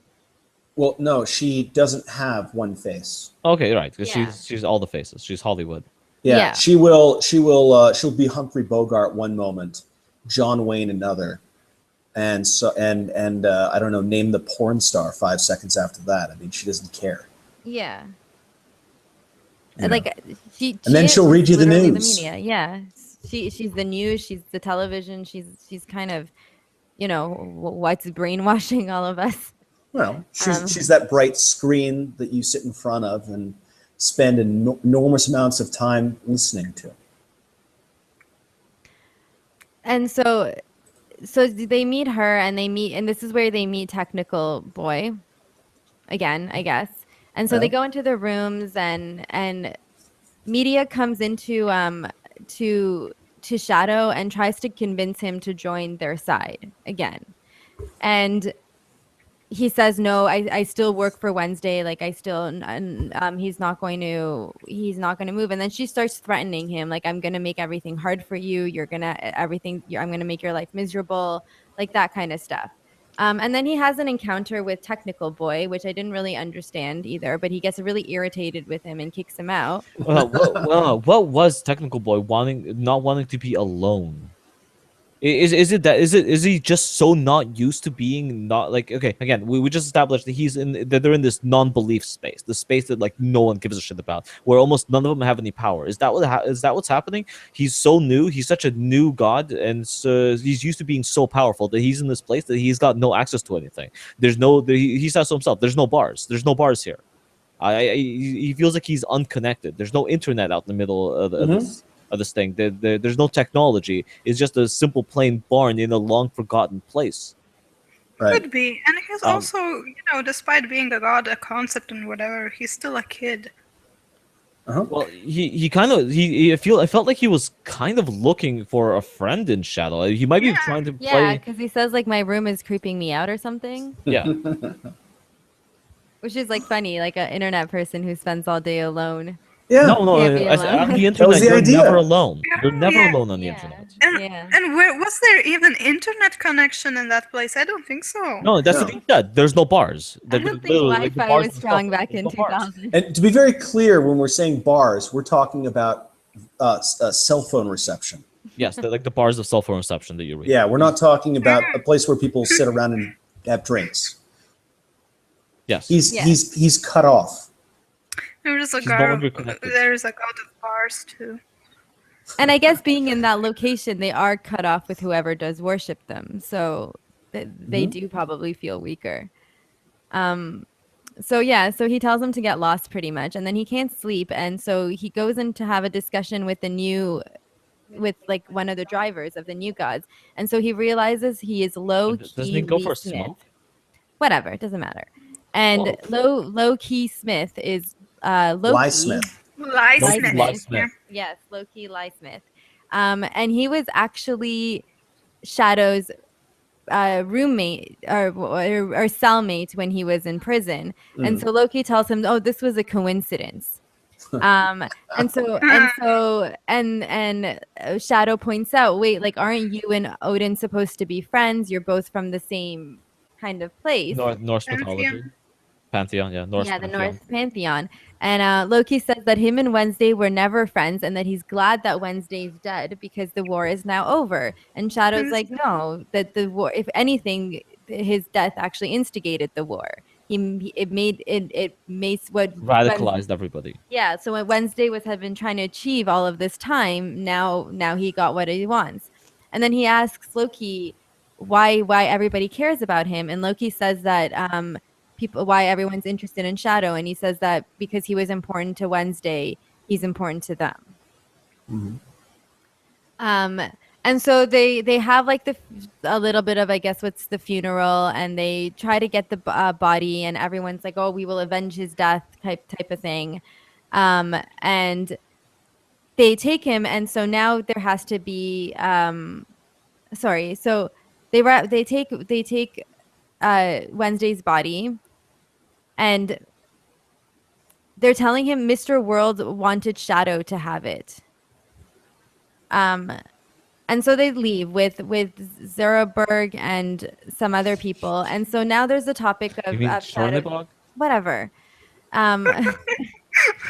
Zoraberg? What the fuck? I don't know. Call him Black God. Just call him Black God if you He's really a black can't god. pronounce Chornebog. And The god of. And so apparently when Wednesday first hires Shadow, he says that you might have to hold my vigil. And apparently, yeah, that was part of the contract. yes. And so Mr. Nancy and Black God say, no, like, you're going to die. Like, you can't do this. You don't need to do this. And he's like, no, I have to do this. I have to do this. And so they take him to the place where he's supposed to do the vigil. And there's 3 like women there who he originally thinks are the Zoya sisters, but they're not. And they strip him naked and they tie him to a tree. Those would be the Nornir, wouldn't they? The old, I can't pronounce this time. The old Skuld and Verdandi. I have no idea how to pronounce it correctly. Yeah, I don't know who these sisters are. The Nornir. Okay. Norns. Or the Norns, or the female beings who The Sisters of Fate? design- I guess. The future, the past, and the Yeah. present. Yeah, I think they're whatever. They're normally Well, represented as the 3 sisters that see the future, the past, and the present, and they're responsible for the weaving of fates. No. Yeah. No? No. You're all on board, and why would they be the ones tying them? Why would the Sisters of Fate be tying Shadow Moon to the World Tree? because Because they his fate is now reside intertwined. by the world tree. Well, it's because they're trying to they're getting as deep into their mystical hoodoo as they possibly can to see if they can cast a spell Mm. I kind of using feel like the they're like last the of their ladies in power. Macbeth, like the witches of Macbeth. Yes, Well, those. well, they're all related. It's a Yeah. recurring theme, the freeway, the threefold goddess, whatever, and it recurs. It's a recurring theme among cultures, really. Hmm. The They're maiden. usually represented, yeah, as three different ages. Yep. So One young, the three one. phases of a woman. Okay. You're thinking that they tied him to the tree and cast some more of their power into him to see if he could. There, Ragnarok is when you go in all in, full commitment, balls to the Okay. fucking wall, nothing held back. Yes. All the forces of good, right, or the forces of Valhalla, against the forces of evil or whatever. And so Wednesday has gotten all the old gods of faiths he wasn't even vaguely related to. He's recruited them into his army, and they're all throwing themselves against the new gods. Which one Yeah. didn't? There was one that didn't. Which Oh one? yeah, not everyone, but But I lots of forget them. there was one who was supposed to but didn't. Well, I anyway, don't remember. I'll look at later. Some of Yeah, them look would, it up their later. natures would cause them not to do it. Is the whole thing. I mean, they can only be themselves. To Yeah. not be themselves causes them to not be. They can't act out of character. That's deep. Right. No, well, because if you are a concept and you violate the concept, you cease to be. Right. Of course. And that gives you a little hint into what possibly might have happened to poor old Thor there. Yeah. Okay. How does a god kill himself? By Well, ceasing to be something else. himself. Hmm. If he takes on a different character, he may not, strictly speaking, cease to exist, but he wouldn't be what he was. But now I have to, going into the whole how this world works business, I have to spoil a bit Anansi boys and whatnot, because there is this place where in this universe where all the forgotten gods exist, basically, sort of. Oh. It could be that Thor became something else, but it could be that he went to that place. So Sure. Okay. So they do have a place that they end up going. That's Well, interesting. we all it's kind of like remember them. I mean, the garbage bin. I don't worship of your Odin, data. but I know who Odin is. Yeah. But I wonder, I guess this is the DC world, so I wonder if they're aware of Marvel No, comics. no. The idea is the infinite universe of human imagination, and Yeah. I mean, keep in mind, in the concept we're running around with here, I mean, basically Peter Pan's exists as a thing, because you have a concept in your mind of what he is, and he's animate within that scape. Yeah. What would he do? Like Batman's not going to show up to the story and try and save the gods. This is way no, this beyond. Mostly for But copyright But reasons. Americans do believe in Batman. No, exactly. No, They but do see, believe in superheroes. Then Mhm. And there aren't like has to be superheroes something. this generation's gods or something? Like Well- they're also the new gods in some way. Totally. okay. So, are you guys familiar with the Statue of David?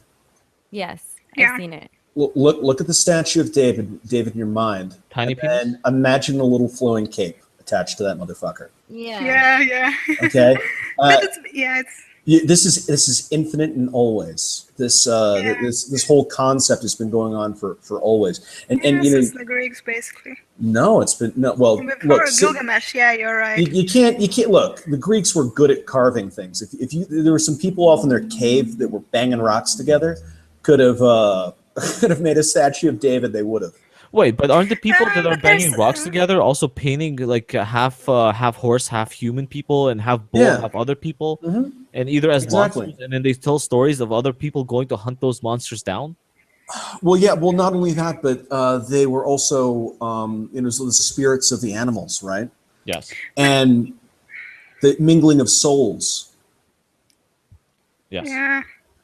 But then now I have to ask, don't you think that the concept of the hero is more like a deeper embedded into the Western consciousness? Because I don't think that other cultures really Oh, absolutely. It's emphasize it wrong. as much. No, no. That there's it's a Wait. big deal in Indian Hindu culture, and it's massive in Chinese culture and Japanese culture. Wait. Wait. They have heroes. You said Individual Western. hero, like. You said She said Western. Western, and I'm telling you, it's Is in the Hercules Far East. considered Western? Yes. Of Okay. What course. about David? Okay, so That's a Middle Yeah. Eastern story. yeah, David that's versus Middle East. Goliath? Yeah, Mhm. but that's Semitic, I guess is I what guess that's I'm referred to. just being indoctrinated by a few Jordan Peterson Well, no, and his right, divine yeah. So if you individual. look at African mythology, there's frequently heroes. Yeah, I guess it's universal. It is. Well, Yeah, Peterson even probably. said these are universal concepts. The story of the No, hero. but the divine individual versus No, no, because Maybe I look, you're dealing with misunderstood it. Gilgamesh again. Yeah, that's what I say. Yeah. I guess it was just a random thought. No, no, something wrong here. What the hell do any of us know? Only what we've been told by school and whatever random research we And did. what we believe we know. Yes, well, obviously. Yeah. I mean, consider if the university wouldn't be a god. Oh, I Oh wonder what gosh, happened to that imagine the university today. pretentious prick with the bow tie. I know. You Oh would my just walk god, around. no! Yeah, exactly. Can you imagine how insufferable the god of universities would be? I do. Right? Yeah. And I mean that Well, that then would be there's actually a the very god of interesting god, takeaway because that food would be a and whatnot. god about measuring people's worth, I would think, to a large Yeah. extent. It would be jump through all these little hoops, and I will maybe say that you're worth something. Basically, every concept has a god, like a takeaway food Sure. god, the god of a business, or a job interview. Uh-huh. Imagine the god of the job interview. Well, hold on. There's a reason businesses have mascots, right? Mascots are most of the time just personifications of what they want that Yeah. business to be like. We have Ronald McDonald. Don't ask me what the fuck that's supposed to represent, but that's supposed to represent like the Happy Meal, the happy times kids are supposed to have at McDonald's from an early age. Mm-hmm. I've spoken on this subject several times where I say actually McDonald's does an excellent job of brainwashing you as a child to Apple. believe that all the happy memories you want to create will be had at McDonald's. Imagine the god of Apple Computer. Oh god. Oh my god, they already Oh work. no! See? Overpriced and Stand in annoying. line for like days at a time for the new iPhone. I don't understand people. And remember, like we talked on the last book club about Pepsi and Coke. Now imagine the two twin gods of Pepsi and Coke. I Yeah. will find you the study that proves that Apple the branding that Apple does actually affects the religious center of the brain. Like if you Where even people go will into the actually buy mall, Apple products on a religious basis. if you go into the mall, I've never been into the mall where the Apple store isn't packed with people. And like I don't understand. You guys have your own fucking computers at home. Why do you go to the mall to then go to the Apple store and then like do shit there and they just hang out there? Why do people just go to church and hang out in church? Yeah, I guess. Why people go to stores without buying anything? Do you know how many people I know that just go to a Best Buy to just hang out to see what's new, to see what their new latest gods have produced for them? But I guess it's a bit different though. Hold on. Why do people watch Because, sports? Yeah, but you see, there are differences like music, sports, art. It has a sort of a religious experience component to it, where you get shivers down your spine and things like that. Whereas when you go to Apple Store, do you really get that experience? Some people do. Some people get that religious experience from the new iPhone being Seriously? released. Yes. Have you not heard like PC people, or sorry, Apple people and Microsoft people fight? Like they will hate each other. Yes, I like have, it but goes, I it just runs thought deep. it was for fun. And that kind of, I guess, then we near the end of the book, we kind of see this where like all these false dichotomies getting created. Even now, like Coke versus Pepsi, both owned by Nestle, I think. Something like that. Microsoft, yeah, Microsoft versus Apple, or So what? I don't know. I can't think of any other ones, but there's a lot where they Do just you know create what like, the most valuable corporation in the world is by No. market capitalization? what? Apple. Yeah. And so you see the intrusion into both spaces. You have Apple versus the intangibles, or the intangibles versus Apple. But doesn't Apple just act upon the intangibles, and the intangibles? No. Oh no! If you actually intangibles talk are to investors, fabricated. some investors will say, "All I know is Apple's going up." It Oh. has to go down at some point. Well, that's what the intangibles would say. It's like But Apple says, "I'm some going up companies go- forever. I'm going up forever."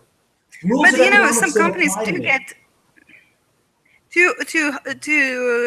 too huge. Like look at Google. Like how the hell do Are you you get a taking competition it in for a funny Google? direction? Are you guys familiar with PE ratios? Well, I can Price barely per- hear you. price per earning ratios. Are you Yeah. familiar with those? No. No, you have to explain. Historically, they fell within a certain range. Things started going bananas in the tech bubbles. People were investing in stocks that did not have an earnings sufficient to justify the valuation of the stock. Okay. And ever since then, PE ratios have not held to historic investment patterns. And so there's a whole series of stocks that have earnings way, way below what the price of the stock is. The stock is, inflated sometimes a factor of 3, factor of 4, factor of 5 above what the earnings would otherwise justify.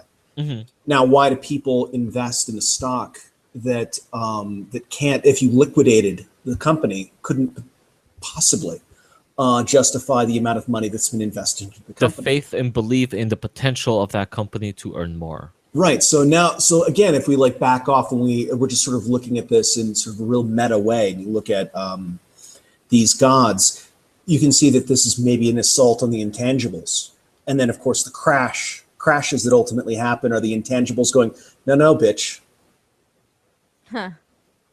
Right? Okay. It's the faith-based money. It's a faith-based monetary value that the intangibles can actually I control. mean, Amazon is valued dramatically beyond what its stock price or what its earnings would justify. It's ridiculous. Is Google? I'm not sure about Google. I mean, all the tech companies are, and it's interesting. It's interesting, but it's the faith in the future that people have. Yeah. It's that faith in growth. You invest in, say, a company that burns coal to generate electricity. It doesn't have a whole lot of zing in it, But it's also like there's these industries are for the most part really are controlled. Like not an everyday Joe couldn't come and create a new Google. Like the people who come up with the new technologies No, that's not true. really They're think gonna like they buy would. The story of all these guys. Do you know what Steve Jobs and Wozniak where they started out? They started out in fucking mom's. Steve Jobs Yeah. sold his VW microbus to pay for the Apple But like One. I'm saying, like we can't get together and build a new phone, can we? Like there's Apple, there's Samsung, there's like HTC, there's a bunch of companies. What would most likely Well, yes and happen no. is A lot of these things start humbly. Yeah. But what would happen is like what happened with Skype. It was independent before, and then it was bought by Microsoft. It just keep Yeah. piling up the offers, the money until you buy it. How much Until you sell it. I mean, how much work did it take to make Snapchat? I don't know, but they're genius. Oh, No, are apps they? for sure. Like apps. Genius Well, of Snapchat. Yeah, Such an I don't know. army. Like everybody's using it now because it's No, I know. don't. the young people. I know a lot of people use it, but The younger Wow. generation from does. a programming standpoint, it wasn't hard to make. Yeah, but nobody It was thought a of good it idea, until I somebody guess. did. No, there were a lot of no. This is like no, please. There are a zillion little things that go out there, but for whatever reason, one of them just rises to the top. There's a million little competitors. It's like Angry Birds. Why is Angry Birds a big deal? Like that was the only stupid little fucking game that you could play on your phone where you were doing some little thing, and they're like cute animated whatever the fuck. There was a I don't zillion know, of I think those. How originally. did Angry Birds win? So what's Those your are Angry theory? Birds. Huh? Weird market forces. I think it's a Intangible. combination Shit Is that happens. of okay? like a word of mouth where something originally gets attention and then marketers see it and then they jump on that. Okay. Well, to be fair, though, if you want to answer that question perfectly honestly, it was PewDiePie. PewDiePie started playing Angry Birds, and it showed millions and millions of people how stupid and retarded that Well, game is, there was a which YouTube drove god. millions and millions of other. Yeah, no, that's Frederick already mentioned that in the chat. He's like, if there is a god of YouTube, it's PewDiePie. It's going to be PewDiePie as a cat with big boobs. Hmm. That's going to be the god of YouTube. Ooh, that would be the voice of the cat with boobs. It would be PewDiePie. Ooh, There you go. yeah, Perfect. there you go. Really sweet Swedish. And that accent. sounds like a weird description of a god, but if you look at like a lot of the old gods, they have weird stuff like the tail of a crocodile, the head of a cat, all that kind of shit would be going on. The wings of a fucking eagle. I'm surprised more people didn't Yeah. worship the platypus. Like, what the fuck is that thing? Huh? Platypus. Exactly. Well, and I mean, who's going to worship the? Didn't that come out of Australia, the platypus? Yeah. Well, now you know why nobody worshipped it. I'm going to start posting images of abos if you don't immediately agree. What Why? are those? Ladies and gentlemen, go to Google image search and type in African Aborigines, and now you will know why no one worships Wait, a platypus. Or- I'm sorry, Australian. Australian Aborigines. I think they Okay, just got the term Aborigines all across. Yeah, It's just Aborigines now. it's look if the Australian Aborigines had built a major civilization, maybe you'd see a platypus, but they were in the dream time, so it wasn't going to happen. Do they actually touch on like the natives in this book Mm-hmm. briefly, but mostly I think it's the part where Mr. Ibis talks about how they got wiped out. Oh, who believes? Oh no, they talk about a thunderbird like every goddamn chapter. Mm-hmm. That's yeah. a Native American concept. That Oh, also gets carried over from the Amazon. Apparently, the Amazon has a fucking thunderbird too. okay. Okay. But so no, then there's maybe- no giant turtle holding up the world. No, I think there is someone in here that does represent like a native or like the Aboriginal gods, some sort of animal. Maybe it is the Thunderbird. Maybe it's Thunderbird. another one It as well. literally is a thunderbird. I think there's another one too, though. I don't remember though. So, anyways, Shadow's been hanging out in a tree for like a while. With Ratatusk. And And so now you know where the Pokemon Rattata came from. Ratatasker. I don't watch Pokemon, Get but I out. love Ratatusk. The squirrel that goes up and down the world tree. So he gets visited by a bunch of stuff. One is the Ratatask, and some elephant man, and Horace comes to visit him. The Mad and Eagle. yeah, and he kind of goes in and out of the dream world again. He falls asleep at times. He's awake at times. He's trying to deal with the pain of being Yeah. held up. You can never know where the hell he is, considering that tree might be in a dream concept or a thought state, and then they're putting him up and like crucifying him inside that thought state where he falls into dream worlds and So then is it travels a to other thought crucifixion? states to communicate with other gods. There's definitely, they're trying to bring that. He's trying to bring that out a little bit. Okay. Yeah, He's there is literally this- tied to a tree with his It's got hands a, spread it's out, just a little bit of a Christ thing happening here. and then they said Yeah, at the end he gets stabbed in the ribs, which is And this is a very Christ thing because he's supposed to die and then come back as kind of a god. And throughout for his father process. too. And so is it, I don't know if it's here or somewhere else, but this is where we kind of, or at some point we learn he has a flashback to asking who his mother is. Asking his mother who his father is. and then it goes to a scene with his mother dancing with Mr. Wednesday. And so this is where the reveal is that Wednesday is probably Shadow's father. Not probably. He literally And says, "I didn't want to yeah. continue dreaming or stay to witness my own conception." Yes, he Oh. is. And another thing is, So he doesn't want to watch his parents bang, huh? yeah, and his eye color is gray, the same color as Wednesday's too.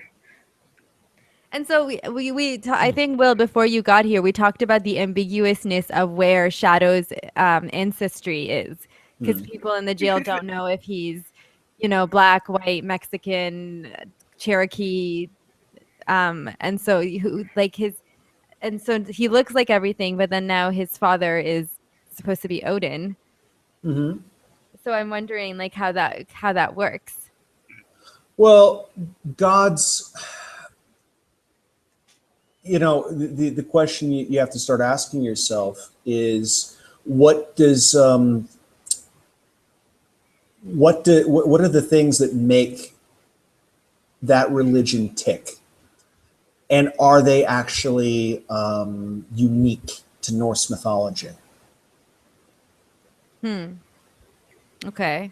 Well, I mean, so for example, in Native American tradition, there are a lot of trickster gods and war gods and sky gods and all that kind of stuff, right? And I mean, you got to keep in mind, we're talking about gods here. They're not men and women. They're personified as that, but they never are that. These are ideas with with agendas, is what they are. So then would that make Shadow an idea? Like, how can he be the son of? Okay. Yeah, no, he's the son of an idea. Okay. Who's also an idea. He's a shadow, literally. He's the Everything about fatherless him half is a black shadow. man. Not, I'd say I'd contest that. I'd say he's mixed race with all races. He definitely has Native American in him. Did we establish that his mom was Native Mixed American? race, definitely. No, but he definitely has it. I'm camp with Native American. I believe Damon said that it was with an African god. Oh. I didn't find that quote. I didn't find that quote. Wait, so his mother was also a god? No. Gods can't have gods. They're all gods. Oh, so everybody's a god. Well, everybody's a god who's a character in the story. Okay. Oh, yes. Come on! I don't believe that. Even Sam? Even Audrey? I'm not sure. I mean, again, you can see how many of them live very humble lives. Look, the prison guard. Is he a god? It's prison not guard. A character. I mean, come on. who's an Prison guard number 5. Fuck that. Personification of prison guards. Yeah. If you don't get a credit at the end of the episode, then Yeah. you're not really Yeah, I don't. Yeah, exactly. What was his name? the prison guard. What was his name? Yeah. No, I don't believe that everyone was a god. Well, there's the God, was that Bruce Willis movie? I See Dead People. What the fuck was that? Sixth Sense. Sixth Sense. Yeah, there's sort of a Sixth Sense quality to the thing because a lot of the people that are walking around saying "How do you do" aren't there. Okay. Yeah. But No, then there is a counter argument. There could be a counter argument to my point. She is called Black Crow, and Odin does have 2 ravens. Mm-hmm. You mean Samantha? Yeah, Oh. and those ravens are female, by the way. So, Okay. could be. Okay. So those ladies could be as ravens. Wait, I posted the actual.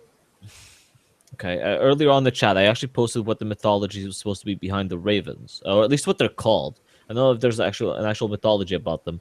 Hugin or whatever, from the Norse, which means thought, and Munin in Old Norse, which means memory or mind. Oh no, but wait, we do meet the ravens, don't we?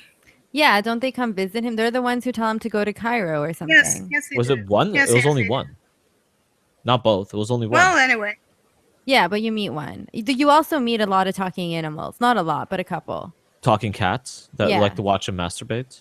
And no, well, the talking he has a part where he's about to commit suicide, and the talking cat is the one who comes and like He convinces him not thinks to. of committing Bust, suicide, you and the mean? cat No. distracts him. Yeah. Yeah. So okay, so while he's tied in the tree, Laura also, or he dreams that Laura comes to visit him or something. No, she comes to visit him. Oh, well, okay, so I see you can't, I don't know, like sometimes I got confused. That's When what I'm was saying. I think Gaiman took too much of his dreamscape concept from Sandman and actually left it in. I think there's way too much of Nah, it it of was this good. book that's being blurred between. Well, for me, because I read the Sandman, I get it. I see too much of it here, where the lines between reality and dreamscape are completely blurred. But then you That's don't the know if thing of reality his, is like, actually reality either. Well, what you guys are okay. The thing is these are ideas. An idea is as real in a dream as it is when you're awake. Yes. Yeah. So it doesn't care. Yeah, I guess it doesn't matter whether it's a dream or not, is essentially the It's moral of the literally the story same here. place. Yeah, it's like it's happening regardless. These No, like I said, they're literally Dreams hanging are out real. inside of a concept dreamscape of a place that doesn't exist, being crucified in a place that doesn't exist, having dreams about other places and being this is visited by full on gods in their Inception. realms. This Th- is th- This, really this isn't like Inception. It's a story about gods. Because Inception only lets you go further and further into the Puny dreamscape. Well, this is mortal. like being in one dreamscape and then visiting another one while you're in there. This is a sidestep. This is going from dream to dream to dream to dream at any given time. Yeah, I mean, why would Shadow dreaming of something broadcast to other gods People- what he yeah. is thinking? Because they're all sharing the same skulls. okay. They're all they yes, they exist running as rats between the walls in the minds of collective humanity. So the kind of Oh, like wow. collective Someone consciousness, captured that. and so I kind of want to get to that when we get to near the end of this idea of like collective consciousness that makes things real. If everybody, we talked about it a little bit, if everybody believes in a thing, do you actually create it? Like if everyone believed in the Bloody Mary was real, then could she actually become a thing? Kind of. Oh, not necessarily, but we did talk about money and how that is basically the same thing. Okay, you know how people believe in Batman so much that people want to become Batman, and then people start dressing up as Batman, running around and acting out what Batman would do? Oh, I haven't heard any real case stories. Of... I will post article after Wait a article minute. for Wait you a of minute. people Have you dressing- never seen a 6-year-old running around the Oh, house it's going, children, "I'm yeah. Batman"? Yeah, no, children, yeah, but I've never seen like what oh, was... their heads don't count. No, they're children. No, They're they not count. real I'm sorry. people. Look, if Easter or Esther, whatever her name is comfortable or was able to sustain herself on some chocolate bunnies, and what's her face was able to sustain herself on an orgasm now and again. Could not the god of fucking superheroes live in the minds of No, but I 6-year-olds? meant like there's no, just like that movie Super where like people dress up and try to go out and be superheroes. I don't think that actually but there happens. is Have you? a more Okay, no, realistic. stop, guys, stop. Right now, I want everyone who's listening and to pause this thing right now and go out and look up the Superhero Society on YouTube or the Supervillain Society on YouTube. There's literally people pretending to be But superheroes. they're on a like constant LARPers. Will, I think you have to have The that god of conversation right now LARPing. on this live stream about what LARPing is, because I really like that concept that you brought in. That everything is actually LARPing, just to a different degree. Yeah.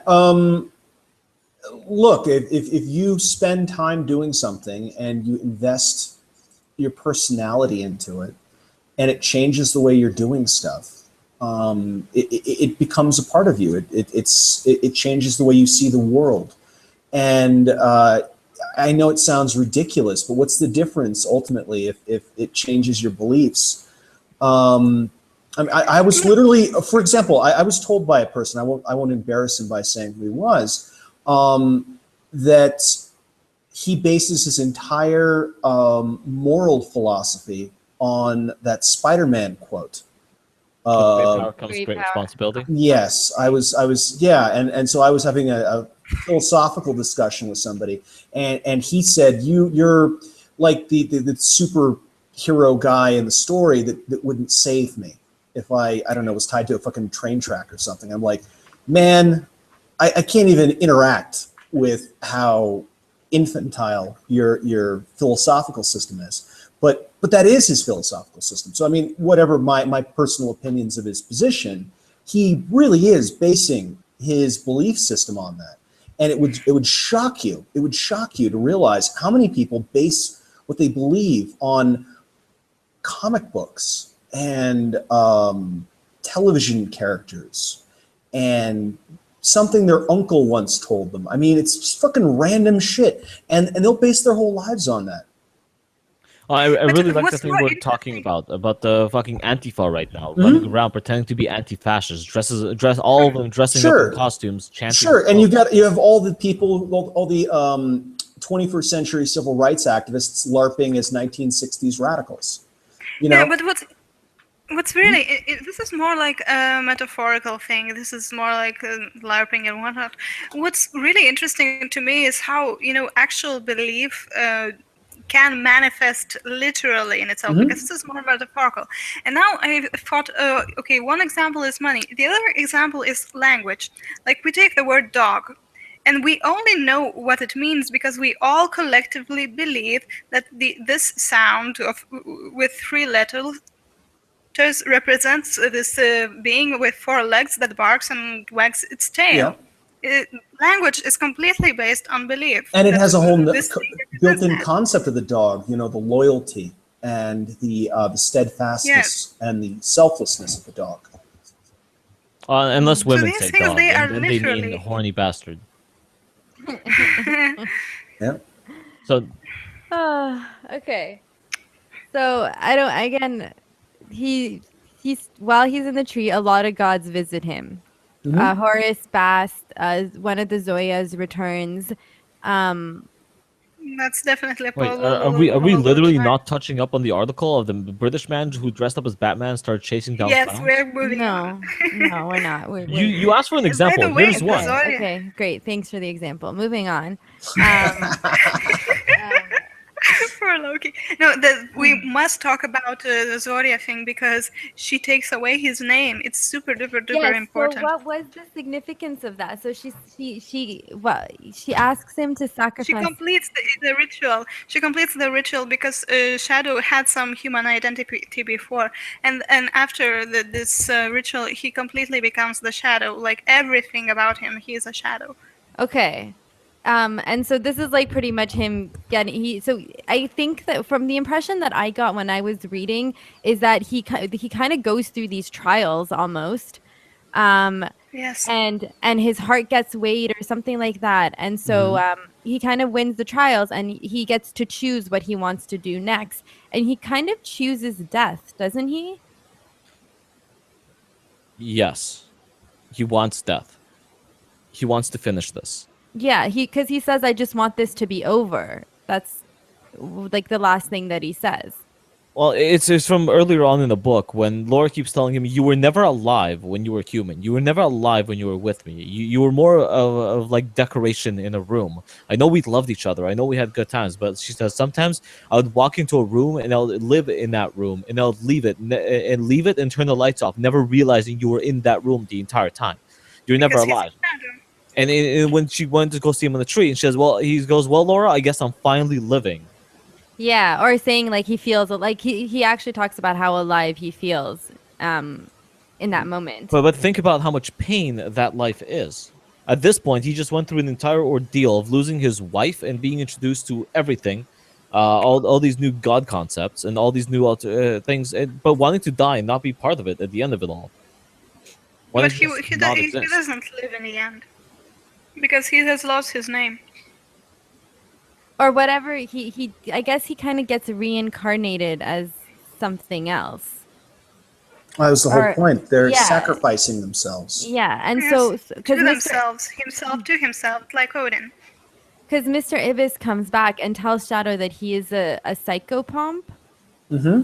And I guess that's like Look it and up. Look it up. That's a great word. okay, we should okay, hold on. What? Okay. Look up. Psychopump. It's an amazing word. Okay, so psychopomp is in the Greek mythology. All creatures, angels, spirits, deities in many religions, um, whose responsibility is to escort newly deceased souls from the earth to the afterlife. Okay. So who is he? Which souls does he bring into the afterlife? I Well, feel like this is a The question on gods. the test that I'm not going to answer it. well, who's dying? Well, The he's gods. dying. The gods. The gods are dying. He's, Okay. and he's drawing strength from their death. Which is what Wednesday wanted. Boosh and Oh. Because cacao. this is how he resurrects Wednesday kind of as well. He Mhm. resurrects Wednesday, but it was not Wednesday's intention, I don't think. He I could have think cared no. less about him. I don't. Was it even in Wednesday's plan Wednesday to is a take tricksy Esther? bastard. Didn't the Egyptians bring Esther to resurrect Shadow? I don't think Yeah. it was Wednesday's Hold on. plan. If Shadow's He supposed to couldn't be a have cared psychopath, less. is okay. He said that Shadow is a psychopath. And Yeah. if Shadow's supposed to be the one who's supposed to escort newly deceased souls into the afterlife, but he never wanted to let go of his wife, would he not have then kept her alive as well, or at least not let her spirit pass on? I think what she said let him, or forced him to let her through. No, at the end, yeah, but Yeah. but in So the she meantime, got through. I'm just trying to see I think the actual. we get to that. We haven't kind of. He's at this point. He's still in the tree and dead. He hasn't been yet resurrected. And so in the meantime, while all this is happening, Laura, after visiting him, goes to see these three women. The Norse. Norns. Nornir.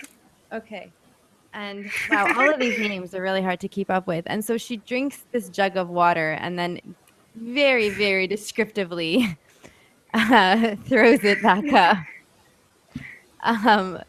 And I guess like she becomes more like less of a corpse again. Like she's still a corpse, but she's made like a repaired corpse, kind of. They said she drank the waters of time and reverted her body to a Yes. previous state of less decomposition. Yeah, so she's just rejuvenated, pretty much. Temporarily. And so, yeah, and so at this time, everybody, all of the new gods and the old gods, are starting to Gear up. gear up and are starting to make their way to Rock City, which I guess is Ragnarok. I guess. They're connecting Ragnar. What Gaiman is doing is he's connecting the mythologies of the old to the context of the present. So yes, it is Ragnarok, but it's also Rock City. Yeah. And although, yeah, and it's interesting because he talks about like how there's signs up of saying like, come visit Rock City. And they're put up in a way like it's supposed to look like it's a few minutes away, but it's Sure. actually still a long road ahead. And so this is kind Sure. of like, And Rock City would also be very happy to call something Ragnarok. yeah, You know, it just sounds cool. anything that, well, yeah, but I mean, it's that blending of belief, isn't it? And that blending of styles and so whatever, you know, because the people who go to the concert, a few of them will know what Ragnarok is, you know, and they'll sit there head banging away to Ragnarok. They will, Yeah. Okay. Yeah. you know, Berserker, you know, they'll do it. And if you're the old gods trying to get your last little pint of gas in the tank, you'll take anything. It's the line from Moby Dick. If his heart or if his chest were a cannon, he would fire his heart. That's what Ragnarok is. You hold nothing back. 100% commitment. Okay. Okay. So that makes sense. Okay.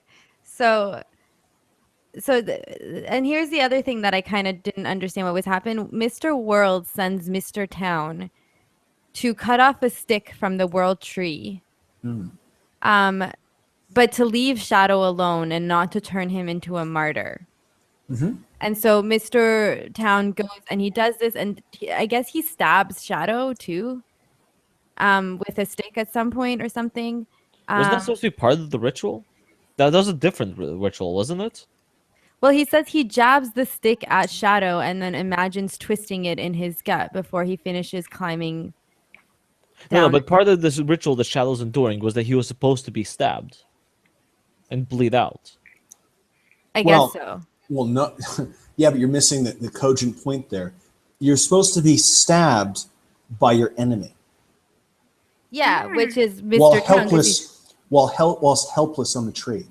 Yes. Okay. Oh, so then that's why Mr. World sends him. Okay. Because, yeah, Well, because no, Mr. Mr. Tongue World keeps saying, told I him not hate to you. do it. Oh. But the ritual, the magic is strong. Oh, okay. He couldn't. He got too close. It's like two magnets getting close. Okay. So so by doing that, he actually completes it. Yes. But okay, so hold on, we'll come back to that. But we're Because right now I'm there. confused. No, you're not.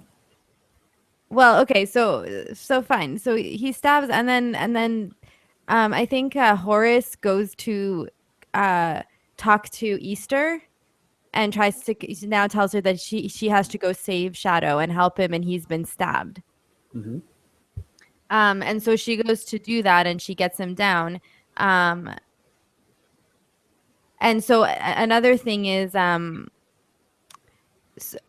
technical boy also goes and finds Mr. World, and who's staying in the Rainbow Room of Rock City. So I guess everybody's been gathering there. Mm-hmm. And he finds himself troubled after he's killed Belquis, and he asks why they need to fight the old gods if they can just wait around for them to die anyways.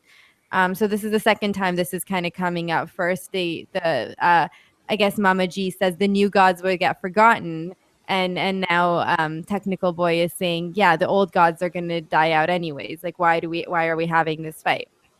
And this is when it's revealed Mr. World tells him it's because he doesn't have all the information. And so this is when he turns into Loki, and he does Loki smile. And so this is the point when we learn that Mr. World is actually Loki, Mm-hmm. which was kind of really Yes. cool. I imagined it in my head too. It was a really cool scene. Um, Yes. and so and at that point he takes the spear, and he kills Technical Boy or stabs Technical Boy, and then dedicates the battle to Odin in Well, order that to dedicates gain. the death to Odin. Yeah. Okay. When he told Technical Boy is Technical Boy asked him, why can't we use bombs? Why can't we just annihilate them? Why can't we just fucking bring on the full force of all of our power and just fucking obliterate them? And he says, you're too young to understand you, and if I told you, I would have to kill you. Oh, And, right. and he goes, okay, well, and he goes, fine, I'll fucking tell you. And he tells him, because what I'm going to do, should I spoil it for everyone?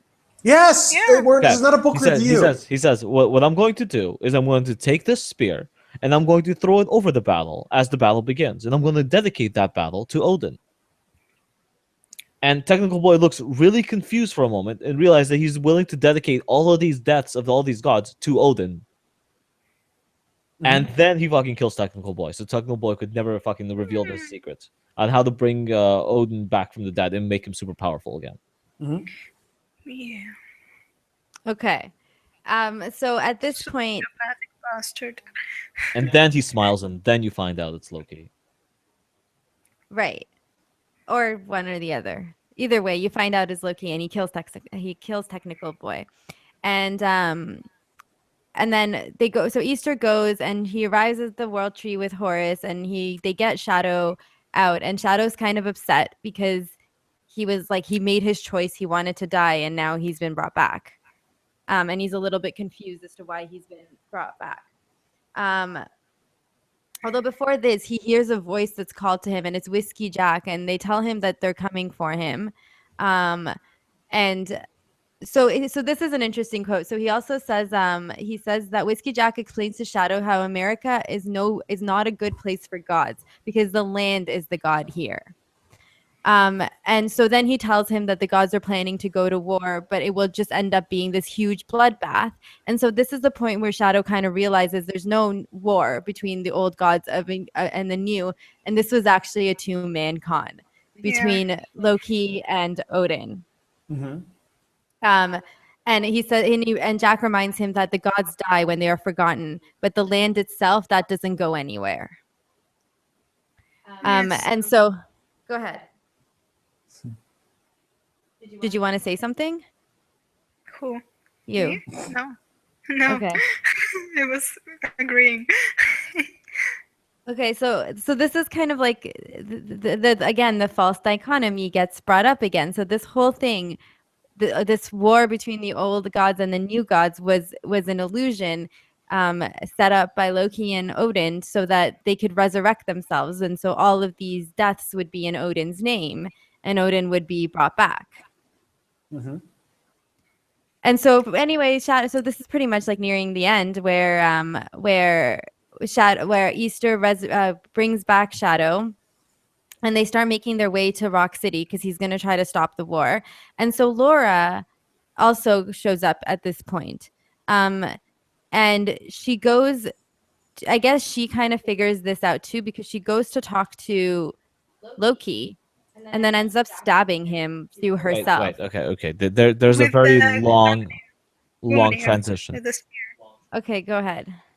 She gets transported into the path of one of the agents who is carrying the spear to Loki, to Oh Rock City. yeah, Mr. Town, and she She seduces him. she seduces him and and he tells her that he's bringing that spear to Mr. World. At which point she ends up murdering him and taking the spear to Mr. World, or what's his name. Yeah, that's it.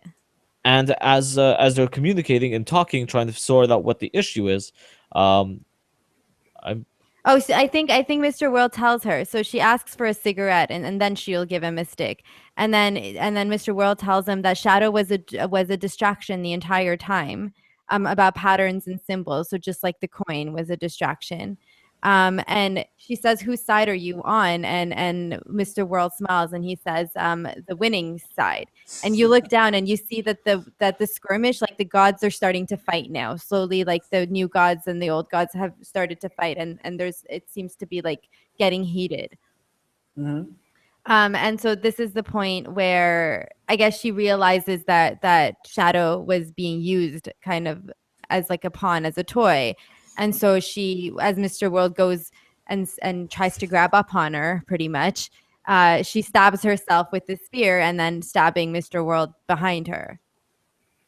Mm-hmm. And then And it's important to note that the spear was the only thing that could have killed him. He couldn't be killed like with other weapons, but the spear did it. Loki. yeah. I think it's somehow Well, the you spear can't- is You incredibly can't. important.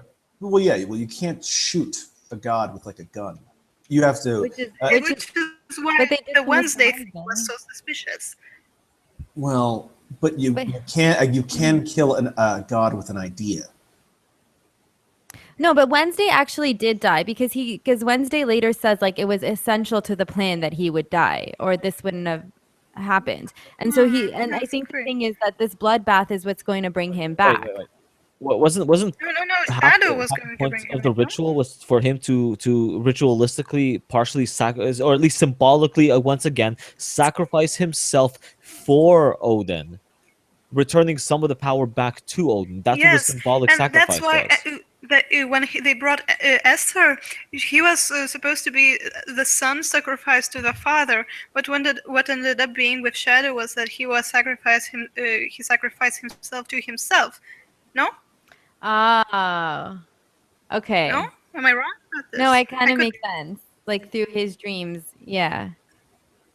He kind of makes his own choice. No, he wasn't even. He was brought back against his will. No. Oh, Yeah, right. he was. He wanted to die. He wanted But to then just. was it part of Wednesday's plan for him to be brought back or not? Was he just supposed to die No, there on the tree? no, it was Horus. It was Horus and Esther. Okay. Well, I have another question. Was the guy carrying the stick supposed to stab Shadow? Because, like Will said, it would have completed the ritual, and the completion of that ritual would have brought back, would have given that much more power to Wednesday or Odin. I mean, why was he tied Christ-like to the tree, if not to be stabbed in the ribs, Christ-like, Right, by his enemy? right.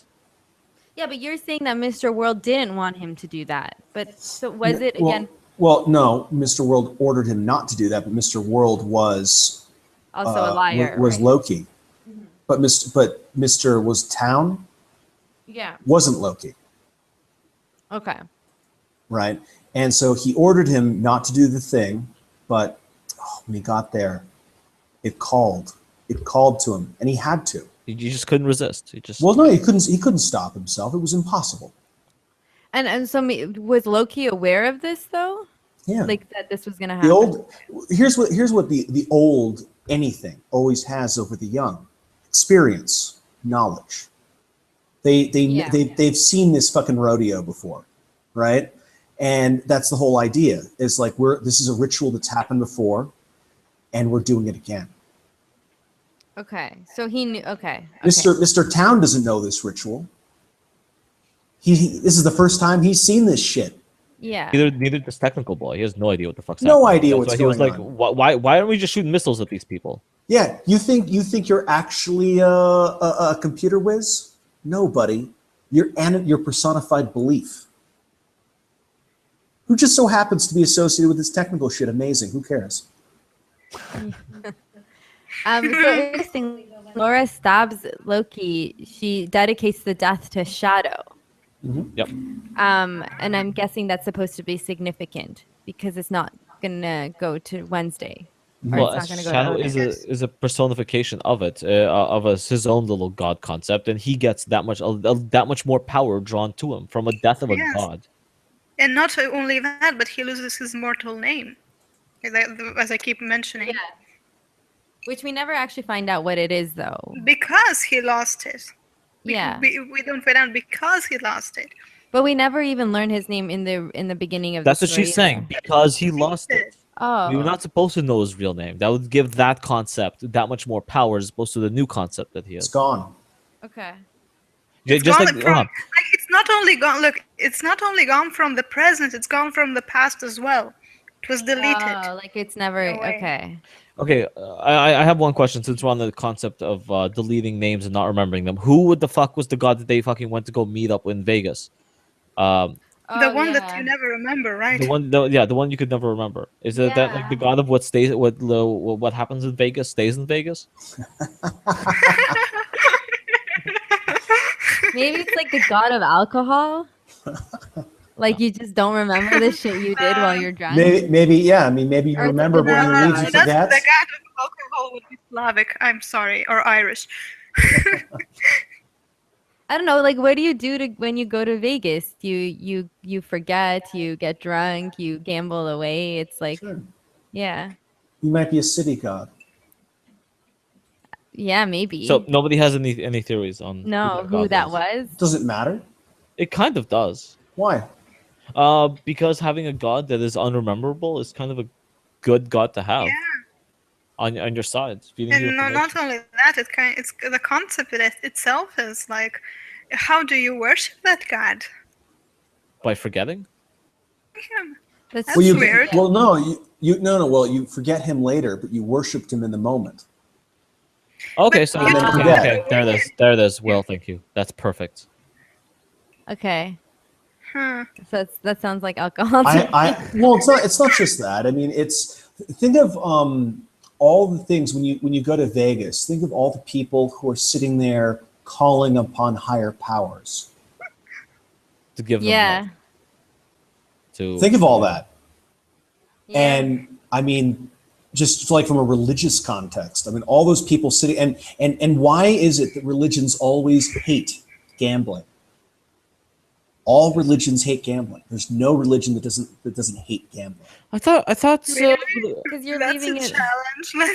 I thought like casinos have chapels inside of them now. They've got a chapel, and Santa Claus flies across NORAD's scope. You know, let's They get don't real have here. like chapels. They have like places for people to get married. Wait, what Right, about exactly. fortune? And here's some Hey, complimentary casino I trips. The autist in me must challenge you. What about fortune? What about fortuna? Fortuna? Fortune? The goddess of fortune. You mean anonymous? Yes. Yeah. You mean Okay. No, I mean fortuna. The goddess Fortune? of Roman goddess of luck I don't see what it is. against Yeah. gambling. Yeah. Sure. Well, that might be what it is. I mean, luck be a lady tonight. Yeah, so But you're you know wrong. what? Sorry. But you know what? Luck isn't a lady. Is she? Why? Is she? She's a bitch. Oh, Well, because yeah. is luck faithful? No. One day luck. One moment luck is with you. The next If moment luck she's ain't with the guy next to faithful, you. then it ain't a lady, is it? Oh, Luck's a slut. Is that what you're saying? Luck is a slut. She's a slut. That's stupid Yeah, whore. she's got glitter on her fucking cleavage All and a shiny. big fucking smile, All and appealing. she'll blow anybody under the table. And then where is she? And then Gone she with just, the wind. Okay. Yeah, maybe she's got. Yeah. Okay. Oh, come on, what is she? You think she's showing up in a nun outfit? No. Maybe. Come on. She could Maybe. be. Hey, there's a reason we call it getting lucky, right? Yeah. Okay, so Shadow arrives at Rock City and he sees Mr. Town is dead and he like smells Laura and then hears to Odin. And so at this point Wednesday appears from behind him and so he tells Shadow that he was the misdirect and he did everything that he was Okay. supposed to do. I'm not sure if he actually appears behind them or if it's some kind of No, weird it's a shadow ghost. being It's a behind them. ghost. It's like a It does. ghost. Right. Again, this entire book is like in some kind of weird dreamscape where you're not even sure what the fuck's happening. So you can say that he appeared behind him, but like his spirit appeared behind him. If you just let me finish, What's the difference? it explains that. Right. So he says that he's proud of Shadow and that he sacrificed his son was enough to get the ball rolling. And then sorry, I lost where I was.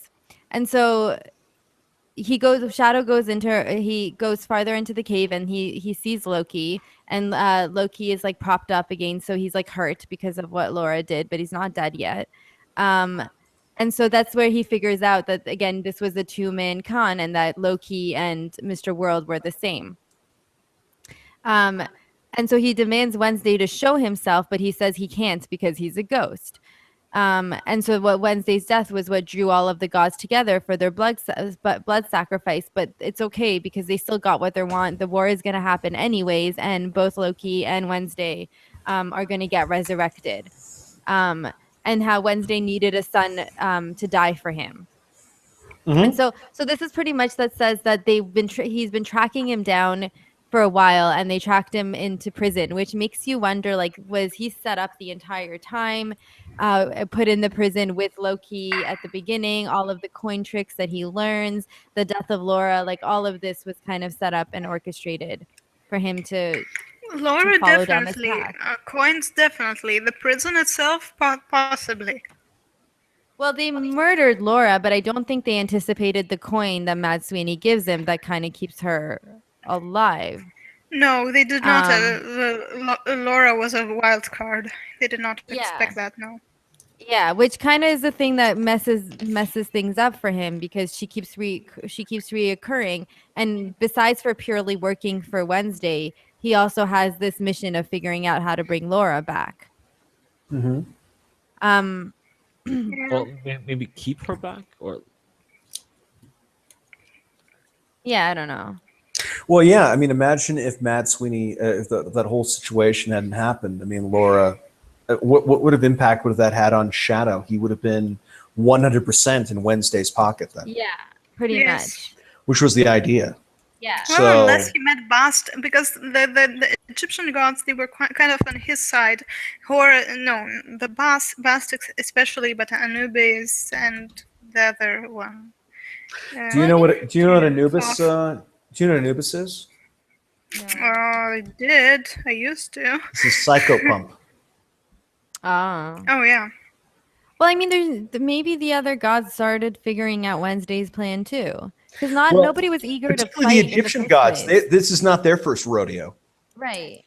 Well, how much older are they than like most of the other gods? Exactly. Which is one of the reasons why they sounded a little bit more savvy. They'd fucking seen this shit before. Yeah. Okay. And They watched it. They watched this happen to Christ.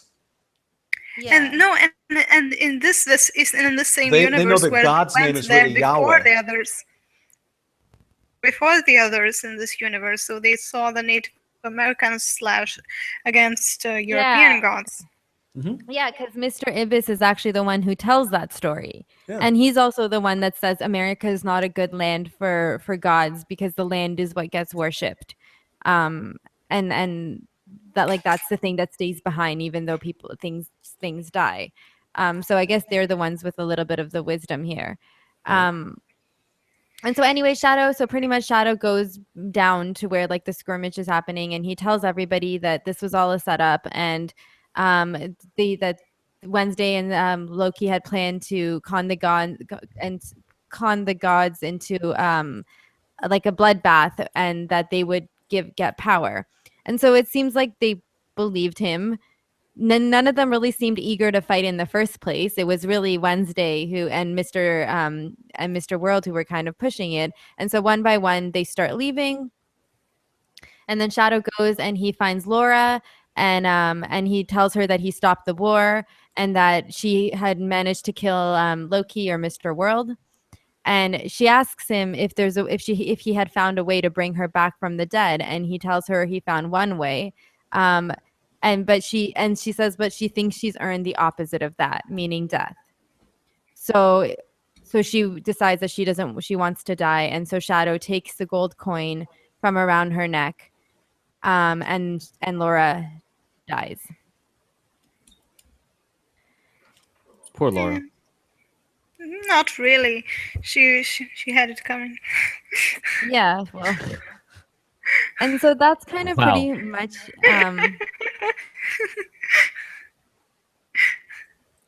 All And right. so after that, there's he just kind of leaves and with Mr. Nancy and Black God Zorobog and stuff. Chernobog. Um, and Zernabog is supposed to follow through with his part of the deal because he has won. Um, but he doesn't actually do it. He kind of symbolically hits his head. Oh wait, sorry, I missed something. Never mind. Shadow goes back to Lakeside. Yes, that's very important. Yes, this is very important. So Shadow goes back to Lakeside. And so earlier in the book, when he was in Lakeside, they would put a truck on the ice, and everyone would bet on where there was times that the ice was going to break, and the truck would go under. And so the truck is on the ice, and he goes to see the truck, and he sees one of the girls that had gone missing. He sees her body in the truck, and right then the ice breaks, which is at the exact time that he had predicted at 9:10 a.m. on March 23rd, which was the time that he had bought his raffle ticket for. And so once he's under the ice, he sees all the bodies of the missing kids that had been missing in this town for over like hundreds of years. And then he's saved by Richie Hizzleman, who was like the really really friendly guy in town that was really nice to him and had given him a ride and had helped him out and stuff. Um, The and tall talker. yeah, and so you kind of find out that he is a god too. And these entire years, he's the one who's been killing these kids and he's been sacrificing them to Wednesday, to Odin. No, And to himself he was sacrificing. He himself was a sacrificed child, for basically as a good luck charm, and those kids had to die for him to have power to protect the town. yeah, I thought it was It to was- Wednesday. it No, had no, though. nothing no, to no, do no, with no, no. Wednesday. It wasn't to Wednesday. It was to him, and he was a good luck charm Yeah, that that's was what I'm originally saying. sacrificed to every. But I thought Wednesday was the one that was keeping the town safe, and so that's why they No, were doing Wednesday. No, this it to was him. him. Oh, okay. It was the tall talker guy. Oh, okay. I thought it was. Anyways, because well, the reason that he saved Shadow is he says is because he owed Wednesday. He may have owed Wednesday. Well, and Okay. Shadow is Wednesday's son, so Okay. And so the sheriff overhears and tries to attack Hizzleman, and there's like a skirmish, and Hizzleman dies, and Shadow helps him cover up the body and then erases his memory. So suddenly now Shadow has the power to erase people's memory. Mm-hmm.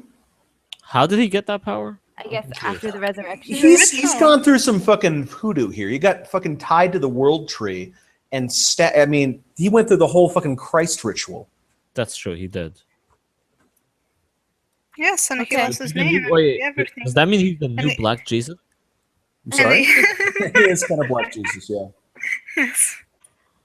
Oh, Neil Gaiman, SJW. Well, He actually wrote a book called Triggered, which is an interesting book. Yes, I've read that. huh.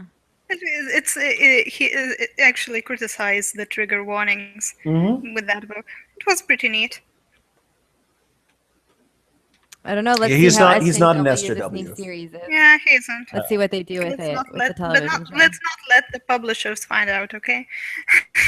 Oh, the publishers don't care. The publishers, their name is Les Grossman. All they care about is that money. Yeah, but if Gaiman makes some money. If they pull out what the Wall Street Journal did with PewDiePie, well, Gaiman goes down as well. I I'll don't keep think reading so. his I books. don't- But he could. But at this point, Neil he could Gaiman is not, I believe, problem. LARPed as a Nazi yet. So Yeah.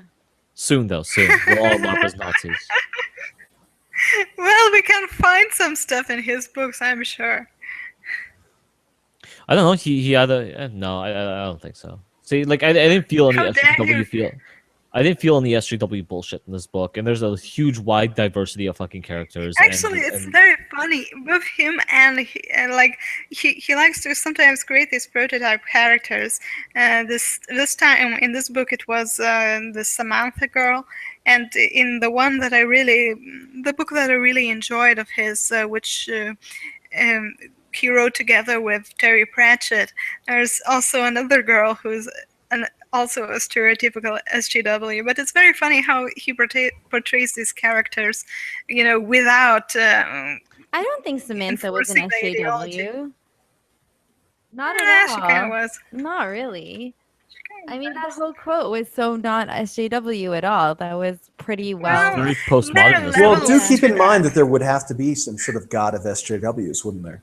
Oh God. Yes. Oh no! What did you do? Of course. I can't. I don't And- even want to. And there would, of imagine course, what that means. and there would be the god of fucking 4chan, which would be like Pepe or something. It's just, like yes. the jerking off while That's the shitting guy. frog. And everything. No, we have our God, but I don't know who the SJW God would be. Huh? No, know I don't want to know. Yeah, Pepe is definitely our God, but who's the I'm- Keg. SJW? Whoa, It's I'm called not- Keg. whoa. Praise Keg. Don't put Not your our fucking God. God. Pepe theology is the on holy me. prophet. Oh my God! Do you even meme? Ew, gross. I'm gonna sarcastic Wonka you right out of the room. But the no, but the I don't know, SJWs. I mean, what do they worship? I think like feminism is their Marxism. No, Well, Marxism. no. It's Marxism. Marx, I guess. Yeah. Well, I mean, Well, okay. The So rainbow flag with the. so I don't. so Obviously, wait. a bastardized version of Marxism, but Marxism. Don't they want to? Okay, so they want to be. Marx and drag. They want to be both pitiful and heroic at the same time, right? Yeah. It's like it's this weird inversion where through their weakness they are the strongest. It's like it's by annihilating oneself down to nothing. One I've heard of this becomes before. Everything. Christianity. The meek It- shall inherit the earth. No, Yes, absolutely. yes, There's a there- connection. there That's one of the reasons. That's one of the ways in which Marxism obviously presses on Christianity. Yes, the original sin. Mm-hmm. Well, yeah, except for God is up there, just like being like, and just, be nice to my kid because otherwise I will turn cities into fucking salt. Well, I don't know. Cities are pretty salty these days. I clapped my hands and the universe came into existence. Try me, bitch. Well, I mean, we find out at the end of the book that there can be more than one incarnation of the same God. Exactly. Because Shadow leaves America and he's hanging out in like Iceland or some shit, And he runs into Odin. and he runs into Yes. Odin. Who's a And- completely different guy, but the same guy. which is confusing. And so please, Will, explain. No, it makes perfect sense. So I don't understand. There's more Okay, than well, these one are Odin? metaphysical concepts that are existing within the gestalt of the human mind. So the American version of Odin is a bastardized version of Odin, not from the old beliefs, but from the new brought over by And the Odin in America had to fucking hustle. He had to fucking try. he had to be fucking Yes. vicious. Because he was in the minds of Yeah. people who And are he hustle, was had to be and he was vicious. fighting for every little bit he could get. But he was also he took on some of the character of America. So he's sort of an entrepreneurial catch as Right, catch so- can thing going on with him. Yeah. And and so he became part of that. Whereas the guy off in Iceland, he doesn't have to fight as hard, and so he doesn't have to try as much. He's more comfortable where he is. He's more at home, and And how he like, still works with Also, like, Loki. it's also because I was reading this one article and it was kind of saying like this is a little bit about how America changes you. Uh-huh. Yeah. yeah, absolutely. And so you do become more like bloodthirsty and competitive and Well, you know. if I'm going to make you fight to live, Yeah. And I've been saying like this thing about there is a culture in America more so in other places where you guys really love to fight. Like Yeah. you're looking for the fight. Like even when it comes to your sports Hold on, teams, when hold it on. comes to your Hold on. Me and you have just been watching Vikings and Lost Kingdom. yeah, okay, Do you know where the okay? All the people that wanted to go somewhere else to fight to get more are the same people that went from fucking Iceland into fucking Europe and then out of Europe back into America and just fought their way through. It's not necessarily the Americans that want to fight. It's the spirit of exploration and conquer and want more. It's also sort of it gets back to the whole Dawkins thing of memes, right? So imagine what happens if you mix all the species in the world into one habitat and you give it a good little shake, sort of like, when you were a kid and you put a bunch of weird bugs into a little mason jar and you shook it up. Maybe when I was a kid, I did that like 2 years ago. Oh, come on. And what happens in that thing? The baddest motherfucker in the mason jar eats the other ones. Okay. And or just kills them. Like he doesn't even want to eat them. It's just, you know what? That thing fucking buzzed its little wings at me, and I'm tearing them off. The praying mantis ignored the fly, but definitely ripped apart the beetle. Mm-hmm. But see, in the United States, it's a consequence of, and it's one of the lies of multiculturalism, right? The notion of multiculturalism is that you can put all of the bugs, all the animals on Noah's Ark, right? Give it a nice little shake, and they're all going to be, copacetic with each other. Now, of course. But only if we run them through the filter of commercialization and hegemony first. Well, so let's make the burqa fucking. But see, once I've done that, though, see, you're no longer a lion. You're a house cat. Yes. I have domesticated you. Yes. You exist within my paradigm. So this is not diversity anymore. This is domestication. On that same topic, I'm really confused about integration and cultural appropriation. Mm-hmm. On that same topic, the SJW. Do you know why they don't like cultural appropriation? Wait, before you get there, because some of this could be interpreted as SJW. Because there's a quote from Neil Gaiman himself, and so one of the things that he's talking about in this book, according to him, is like what is being American, what is America kind of about. And so in one article, he says, what does it mean to be American? Their goal is to understand how the central state of America are being changed by immigration. The answers they receive are wide-ranging. And so for example, it's diversity. In Pakistan, all of Pakistan, everybody looks the same. But here in America, it's from different cultures and different people.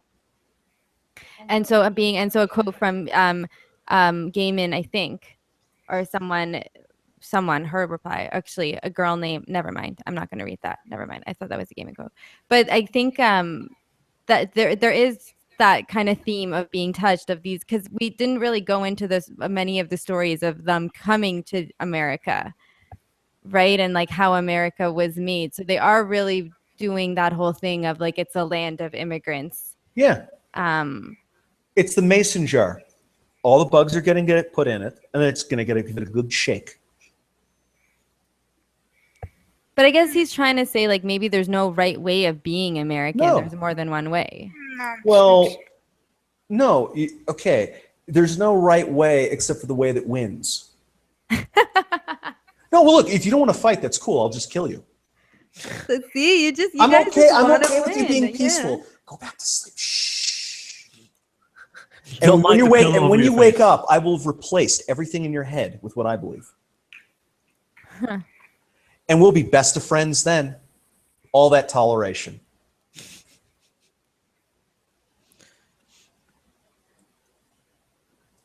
And and you'll get pushed and pulled. I mean, that's the whole thing. You know, you'll get punched in the face, and then you get offered a candy. And you get punched in the face, and you'll be offered a candy. You know, and it sort of forces you to adapt to that circumstance because you don't want to get punched in the face. You want the candy. I guess so. Well, okay. Let's say you come to America. I come to America, right? This is how assimilation worked. Everyone used to think it was like some big fucking conspiracy. It's really fucking simple. It's economics. You come, say, from Italy, from Ireland, from wherever. Okay, you come into the U.S. You want to get a job? Well, I'm going to hire people that work better with me than people that don't. You've got some sort of a weird attitude. You're creeping me out. Maybe you smell funny. That's, you know, I may be able to deal with it, but the guy who doesn't smell funny is worth more to me than the guy that does, right? The guy that gives me a tood is worth less than the guy that's friendly to me, right? And likewise, it's not just you going to work. Let's say you want to bring people from other cultural backgrounds, whatever, to your neighborhood where it's all, you know, people from your country, whatever it is. Well, why are they going to go to your restaurants if you creep them out? Yeah. They're not going to go. So you want to welcome them in. And how do you welcome them in? Well, you adopt some of their tropes. And so what happens is you stop being Chinese. You start being the guy who serves Chinese food. So really everything just becomes into something that could be sold to others. And what, you know, you say sold, but what is that? That's an exchange. It's a sharing. Appeal to the masses. It's, well, look, you want your memes to exist in their head. You want to be able to survive. They have things you need, and you want them to interact with you and not to shun you. Well, you have to open up. Now, this is one of the reasons why, you know, the whole, I mean, I could get into all sorts of crazy cultural dynamics here, but the thing is, that's how it works.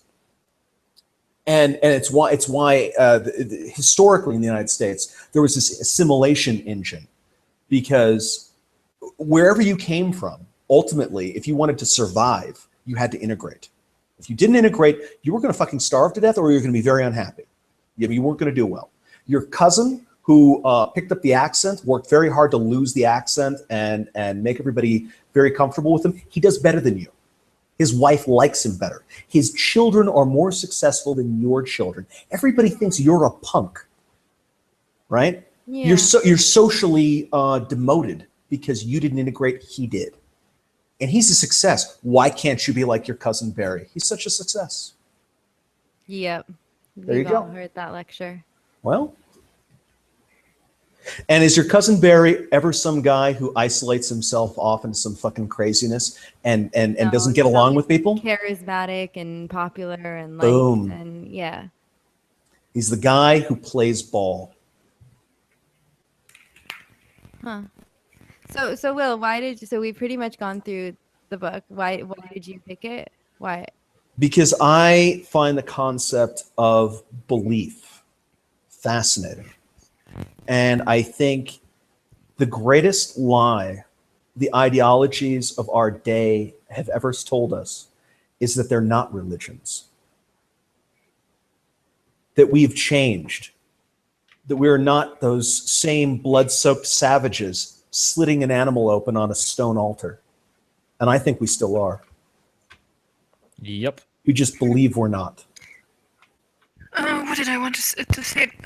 Again, we forgot to talk about the significance about the child sacrifice thing. You're that, roboting pretty town bad. alongside. You gotta reset. Refresh your page. But the significance of the child sacrifice? Yes, in that town. Oh. This kind of reminded me. We didn't go over Well, it. he says it's supposed to keep the town safe and economically flowing and like. Well, no, So it gives in him power. Oh, so And those then are he the uses that significances. power to help the town. No, but in the context of the book, what is the significance of that story? in the in the on the large Well, they're just introducing scale, you to why old wasn't gods that are still included? active. So he's just another god doing kind of the same thing they all are, trying to find power through. Well, the one god gets her power by having people ejaculate at her, Hold on. and he does it by drowning little kids. What was he the god of? What is he But supposed to it be? was such a long arc. It had way more significance, and it was a sort of almost a second culmination, a climax to the story. It was more important But he's than supposed to Bilk be the was. North Germanic god of Kobold. Well, That's who also, Hinzelman is supposed to it's one of the represent. oldest. It's one of the oldest forms of sacrifice. Like Yeah. we go through archaeological settlements, old ancient human settlements, and you find the remnants of rituals. Yeah. Yes, and my point is that it was a very barbaric sacrifice for the supposed wellness of this, It's not unusual town though. that came from the, ancient times, and sorry, and continued to this day. And that kind of, Why I is it think, is a barbaric? comment. Kind of is a comment, I think, on how it is still done in probably in many ways. One of the examples that pop into my head would be circumcision. Why the fuck is it still done? Well, they We say there's we still sacrifice children though. yeah. Yes, that's what I'm saying. No, but I mean, So I our think culture still sacrifices children Do you want How? to other way. elaborate? in a variety of different ways. We just don't. We do it to different gods, though. Okay, You mean so like the school system and whatnot? No. sure, whatever. There's a million different ways in which we destroy children to serve some other purpose. Like everyone knows that you're hurting kids. You know you're doing it, right? And it's accepted as being a price of some other system, and people choose to maintain that over saving the kids. Okay, like in what sense though? How are we hurting kids?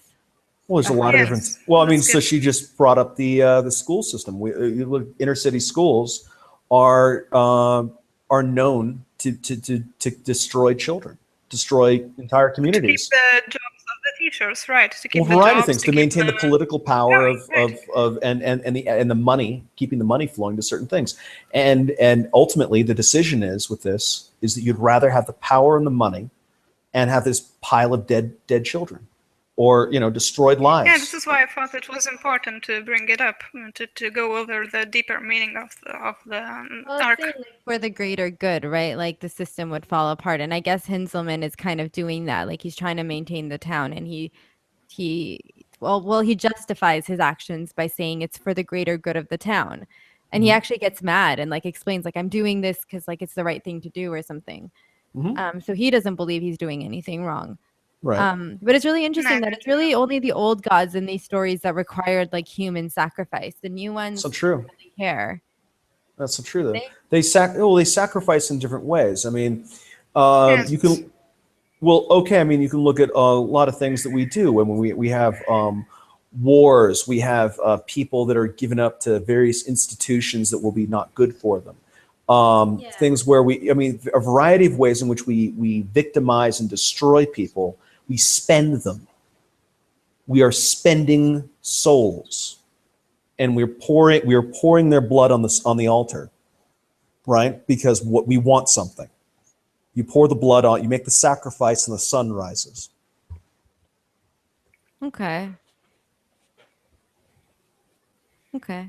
And I have other two things that I want to bring up. First, though, we should talk about the rest of the coming to America stories, like the African slaves that came here. Oh I yeah. can't remember others. We have to go over. I mean, they were important. Those stories didn't stay in my head so much. They were not as But like the character, they brought the whole character of Anansi to them. I think it was damn important. My favorite characters in the book. So okay, Well, so right, but I mean, what fleshed that out for you was that you read Anansi Boys. No, Says it- no, I oh, read Anansi Boys later. oh, did you? Okay. Oh. Well, in any Uh, case, Gaiman has written many books that all basically share this universe. Yeah. They're all pretty good, so I do recommend. Yeah. Well, if you don't want to talk about the coming, to Oh, come America on, go story for with it. the Go, slaves. go, well, go you for it. go for it. I don't have it up. Wow, I don't really the guilt remember trip. it. Do it. No, it's okay. Uh huh. I cannot go over it in my head like I want the guilt. as fluently as he does. I want my guilt back. Well, I'm using chapter summaries from Wiki, and they don't actually provide very much about the backstories to the Oh, plot. oh, I Um, see. Then I can't do it out of my own head. It's yeah. been a long time since I've read it. Hmm. Huh. Um, Okay, and whatever. let's There's this chick, and there's this twin chick that is kept that her uncle sells her and her brother in Oh yeah, on a ship. They get separated, and in her mythology, they used twins were sacred. They were important. They had magical powers, but they sort of kind of lost most of them. They went through brutal lives, and when yeah, the brother becomes a sort of resistance leader, rebellion figure in the Dominican Republic, I think it was, and he loses his arm, I his think, and when arm. he Yeah, loses his arm, her arm shrivels up, and when he dies, I think she dies as well. No. yeah, Anyway, that's that's a very very TLDR summary. yeah.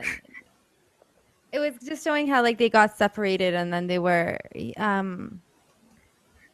But they brought lots of beliefs, and she became a witch. No, she was always a witch, but then she started teaching like another woman how to be a witch and stuff like But that, I like the girl guess. wasn't interested in the religion. She wasn't interested in learning about the stuff. She just wanted the power, Yeah, she I Yeah, just wanted the guess. power. but she didn't understand that the power came from the belief, Yes. pretty much. and so you're missing it. You got it. But no, no. One comes from the other. Half the point was that she did get brought over to America by force, and then she, out of choice, she decided to go out and teach people about her old religion and her old beliefs, and therefore brought a lot of her own beliefs into America with her Mm-hmm. by force. Mm-hmm. Yes, and ended up influencing, I guess. Well, they play a role in the like rebellion with of the slaves and No, stuff. that was in the Dominican Republic. That was not in America. Oh, They were right. separated. Maybe. I don't know. There was a lot. This Yes, book The yes, is slaves yes. didn't very heavy. successfully rebel in the United States. Just No. That Yeah, was no. the more you or know. Haiti. I don't remember where exactly, Haiti? but no, in the Caribbean. Yeah. Yeah, they did So, successfully Anyway, rebel there. so before we what I end, are we I no, think what I we're really go sorry, ahead. what I really wanted to touch upon, but in the very end, was how this book. Okay, there's of course as Will mentioned, it's the main theme is the belief, but there is a very very powerful secondary theme, which is dysfunction and family. Because Oh, if we yeah. take Shadow, dad is a sociopath. His mom he Single had a mother. single mom basically, who worked all the time, and he didn't even cry when she died. I think Yeah, he she talked died about that. early. And his father was not only absent, but then he appears as a sociopathic, abuser, manipulative cunt, and he sort of brings that into his own relationship. He marries, but then he goes to jail. He gets cheated on, and in the end, everything, even that relationship, everything comes back to haunt him. Like if we take Laura's, resurrection, she's haunting him basically. Yeah, And literally it's in the haunting end, him. he is in that sense also, he being a child of a single mom and a sociopathic father with a destructive toxic relationship with his wife and even his best friend, really. It all creates this another sort of a person, like a shadow of his parents, a shadow of his relationships, but his own identity is comprised of those, I don't know, this dysfunction, I guess was what I'm trying to get They're at. And also I felt it very, very strongly in this book. Mhm. So that The is thing what we I can take really wanted to. solace in is the fact that that person dies, and then Shadow actually goes on to a new country and to meet his father for like a second time, and hopefully have a better relationship with him, and actually to be taught what it means to be a god and what it means to have the power that he has. Well, I think the new Odin tells him he will return to America. Yes, No, he even doesn't. Gaiman Yeah, he promises. I'm does. still waiting for that new novel of Shadow returning. He might return to America, but like I said, at least the new Shadow, the reborn one, gets to meet a father that isn't an abusive cunt, and might actually treat him properly. Not into a war, but No, I spoiler don't alert. think Not really. He's still so. a shadow. Well, also Odin is always a manipulator. Yeah. Yeah. As like the archetype of the god is he's like the Medici. You know, you're you think you're manipulating him. No, no, no, no. He's manipulating Yeah. you. Like even the original Odin, why okay, he is Loki's blood brother, but why does he, until the chaining of Loki, he kept him in Asgard? He kept Yeah. him. Why? Because he can. Because well, wait a minute. Because He was useful, I guess. He oh, it's was useful incredibly and useful. he Do kept. you know? Okay, so what was Loki doing by committing his various little actions? He was justifying Odin. The Hmm. True, more the true. more the more of a cunt Loki was, the better Odin looks. So you see, the So it Gaiman is a is very, two-man very com. smartly Yeah. yes, that's what I'm saying. Even in the original. It's like, yeah, it's and it's again illusion, good cop, bad cop, like Yeah, left and and right. that's not unusual in these pantheons. Look at the Greek pantheon of Zeus and Hades and all those gents, right? And they have this whole Mm, sort of concocted rivalry amongst them, Yeah. well, they were free basically. And right? Yeah, and Zeus, then Poseidon, Poseidon, and yeah, sure, Hades. yeah, That's how we yeah, pronounce but it. they all work with each other, and if they actually had that enmity with one another, would it have worked out as well as it did, right? Mm. And what is the value of the perceived enmity? And it throws a very big suspicion on the whole Troy incident, Yeah. the whole war. Yep. Well, so Well then. nearing the end of the stream, I would like to conclude with an article called Gender Myths in Neil Gaiman's American No! Gods. Yeah. Neil Gaiman's No! American God is a work of postmodern urban fantasy literature that ventures away from the conservative fairy tale presentations of female characters by representing women as rotten, promiscuous, manipulative, ruthless, and powerful beings. Gaiman's creation of the alternate secondary universe in this novel is one where readers are able to question the dominant gender ideologies and gender myths that pervade American cultures.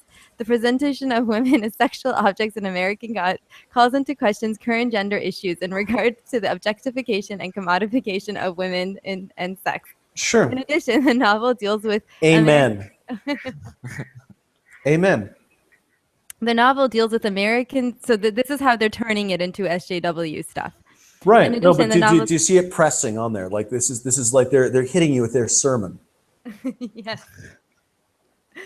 The presentation of women as sexual objects in American Gods calls into question. Oh, sorry, did I already read that? Okay, sorry. The contradictory nature of female characters, specifically Shadow's wife Laura, the prostitute Belquise, Sam Blackcrow, exemplifies Gaiman's critique of American gender myths. I did not get that impression at all, for sure. This analysis gestures towards a way in which Americans understand, represent, and consider gender identity as told by Neil Gaiman in his novel.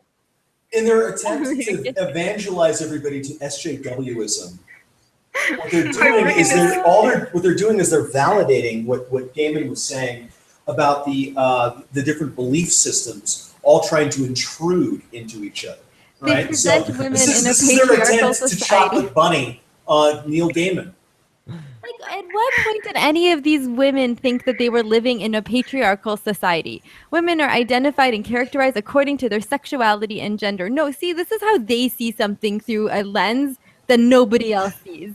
Like, nobody else actually thought of that. Like, not did one thought cross in my head of, like, this is a commentary on, like, you know, the patriarchy. Like, no, this is crazy. Well, this is one of the big problems with postmodernism. It's one of the things that's really lazy about it. Because what they could have done, if they were actually interested in knowing what Gaiman actually meant, was they could have read anything where he described what he was trying to talk about. But no, that's too complicated. What I'm going to do is I'm going to read my own bullshit into this and just interpret it however I currently feel at the moment. So at which point I'm going to just fill the entire thing with transgender squids from Clandactyl.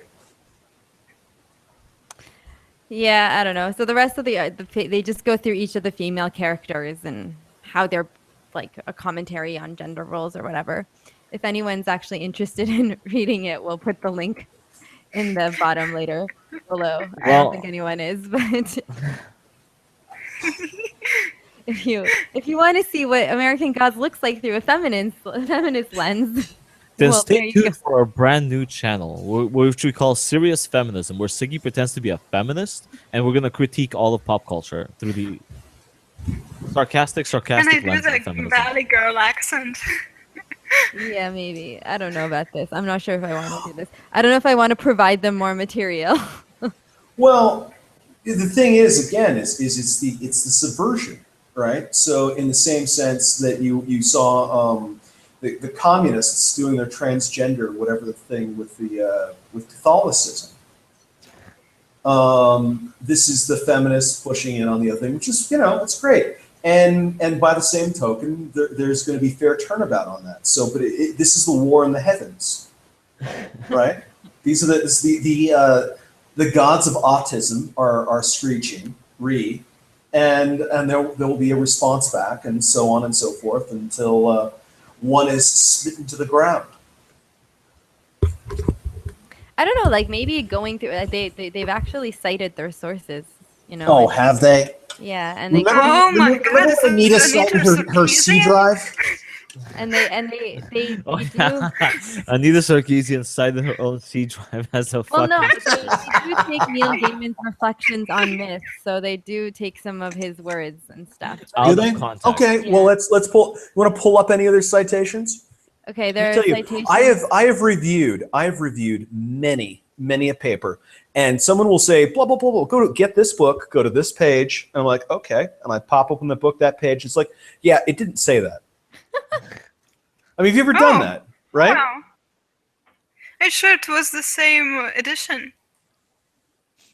Or the same author, or the right book, or are you sure the book actually? I mean, exists? how many times do you see a citation in a paper and no one actually checks the citation? They just see like this has been put together in the correct format. Well, sometimes I've tried that. I need to get to a certain source to get to the original information. And have you ever seen that sometimes it doesn't in say? academic papers? Well, you don't actually quote academic papers. I know, but when there's a when I say a citation, I mean like they put in a page number and a book. And oh no, Anita Sarkeesian. Sorry, not Anita Sarkeesian. What's her face? Zoe Quinn. No. I don't care about those people. There's not much you can cite. Whatever. It's the UN thing where they said the MTV one. What's her fucking the black one? I have no idea. Anyone remember the black girl from MTV's name? She knew the whole thing. Shadow Francesca Ramsey. She Shadow. Shadow she took did a video on why the fucking 3 myths of fucking Black Lives Matter or some bullshit like that. And I decided to actually do one of the very few reviews I do or responses to her videos. But I tried to follow the citations that she put out in that video to give her false citations. The interesting thing is, I spent about an hour going in circles of papers citing themselves until I finally found the actual original paper, which only concluded that they don't have enough information to come up with a proper full conclusion. They can only interpret the data they have. Which is The every data they study have ever. is fucking completely No, that lacking. is not every study ever. Like most studies, they have to be replicated numbers of A times. lot Like, of every studies study are has limitations. a lot of studies are shit. I agree. Majority No, of no, studies. no, but no, no. But the study literally said we only got sources from like 5 police stations out of the entire country because those are the only 5 that had the. And according to that, those 5 like remote places that actually kept the information, we can only come to this conclusion. But otherwise, really, the only conclusion we have is that we don't have enough information to come to a conclusion. So how did every other feminist source out there come to the conclusion that black people commit less crime than everyone else? Because they're not actually interested in the science; they're interested in the narrative. They No, made I know, it I know, up. I know, I know, I know. Well, it's like creationism, right? That's why I believe I'm a better feminist than most of these feminists. No, you're Because not. I actually sat down and went, "Oh, look, I read the paper." No, you're a You know what? terrible You're right, feminist. guys. You're absolutely right. I absolutely think the police should keep better records of who they kill on the job. No, no, no. I think that's more important for everyone to No, know. but then You they're need to dichotomy with evangelize this- everybody to feminism, or you're a bad feminist. No, I would Words never have do no that. meaning Ooh. anymore. Yeah, I'm also anti-label, so fuck you. Well, then that's not good for feminism. Feminism Anti-label needs is- labels. I know they do. No, Yeah. Otherwise, they You're- can't call me a bigot all the time. You're a terrible feminist. Okay, guys, I think that's it. this is devolved. No, it's evolved. So Because what this does is it Continue connects. this on another stream. It connects. Well, yeah, I know. Break it as you like, but all I'm saying, and this is why I was interested in this, because you guys are interested in a lot of politics. And one of the reasons I suggested American Gods was that I was like, look at this, and how this connects to belief and faith, Yeah. and how this intersects with all the politics, all the ideology. I mean, Alex Jones He's a connects. god. Well, Alex I mean, but Jones he's feeding it, right? I mean, the monsters of our era are big feet, right? And fucking reptilian aliens and shit. I mean, it's a Alex Jones is not really the person who is spreading that. He does not believe in reptilian aliens. He had someone on his show who does believe in that. Okay. First of all, listen, armchair conspiracy theorist, sit the fuck down. It was David Icke that brought out the idea of the reptilian shapeshifters that rule us all. Alex Jones takes the metaphor of the reptilian-brained rulers, sociopath rulers that feed off of our Okay, pain guys, and this has been a misery, 4-hour and stream. Thanks for so and I we have to think sacrifice our children to their sexual needs and occasionally their insatiable appetite They for child meat. microchip us and stuff. Okay. Well, the microchips are coming. Just ask Will. He knows all about the microchips. well, yeah. And what is I the think he's developing microchip from a metaphysical standpoint, right? It's been associated with the mark of the beast, right, and all that kind of stuff, right? They put their mark on you. I would say Right? that like a cattle mark. No. Well, sure. And what is your name? Is your name Bob, or is your name your social security number? Okay, Oh, so it's- guys, it's we're actually- going to it's- have another stream where we're going to discuss the show and we're going to watch the episode and then we can have a continued discussion on American Gods. But we've had a 4-hour stream right now. So we are going to split up. But I think we need to stop now because I am starving and I need to go eat. Okay. Okay, for those of you who do want to stay tuned, we'll be screening together an episode of American Gods, the first one, to see how it compares. Please join us there. For those of you Hey, who are wait. live, Very important. What's the next book? I don't know. no one knows. We'll have to decide that in I book th- club, and they'll have I to think make a video Amanda letting everyone suggested know. something. We might go with what Amanda suggested because she has been She on. also a said couple she's You not want to go with what Bearded said? The rise and fall of the Roman Empire? No, Oh my god, we don't have time for like 1,000 pages books. Life doesn't have time for that book. Even this book was past the 200. The God of Books doesn't have time for page. that book. Someone I- else I will suggested the have- book thief. I'm still that was suggesting Rules of someone. Radicals. Later, after a few episodes, I have a book to suggest too, but we have to spend some time away from Gaiman. Yeah. Okay. So how about the next book is to be announced. All right. TBA, guys. Okay. TBA. Yes, until we get some more suggestions. In there. Otherwise, for the shilling sake, maybe later on, deeper later on this evening, we might do the waste book live stream, which I know we've been trying to do for a long time. But it's basically a breakdown of how your government completely squanders all of your money on frivolous, useless, retarded Not shit. all of your money, just some of the money. Okay. All of No, your money. Oh my Pretty much all of it. god. Okay. Well, all I'm. of it. I'm We looking. we will start looking $1 into trillion in an F-35. Okay. Yeah, I'm gonna start totaling it up, and at a certain point, you're just gonna start crying. Okay. Okay. So we're gonna go eat. We're gonna go watch the episode, and then maybe we'll start another live stream. But otherwise, thanks guys. Thanks for sticking around. I can't believe you guys stuck around this long. Thank you for all our guests, book club members, whatever the hell you guys want to be called. Take a bow and good night. Let's call them the book bandits. The- okay. All right, BBs. Thanks, everyone. Bye.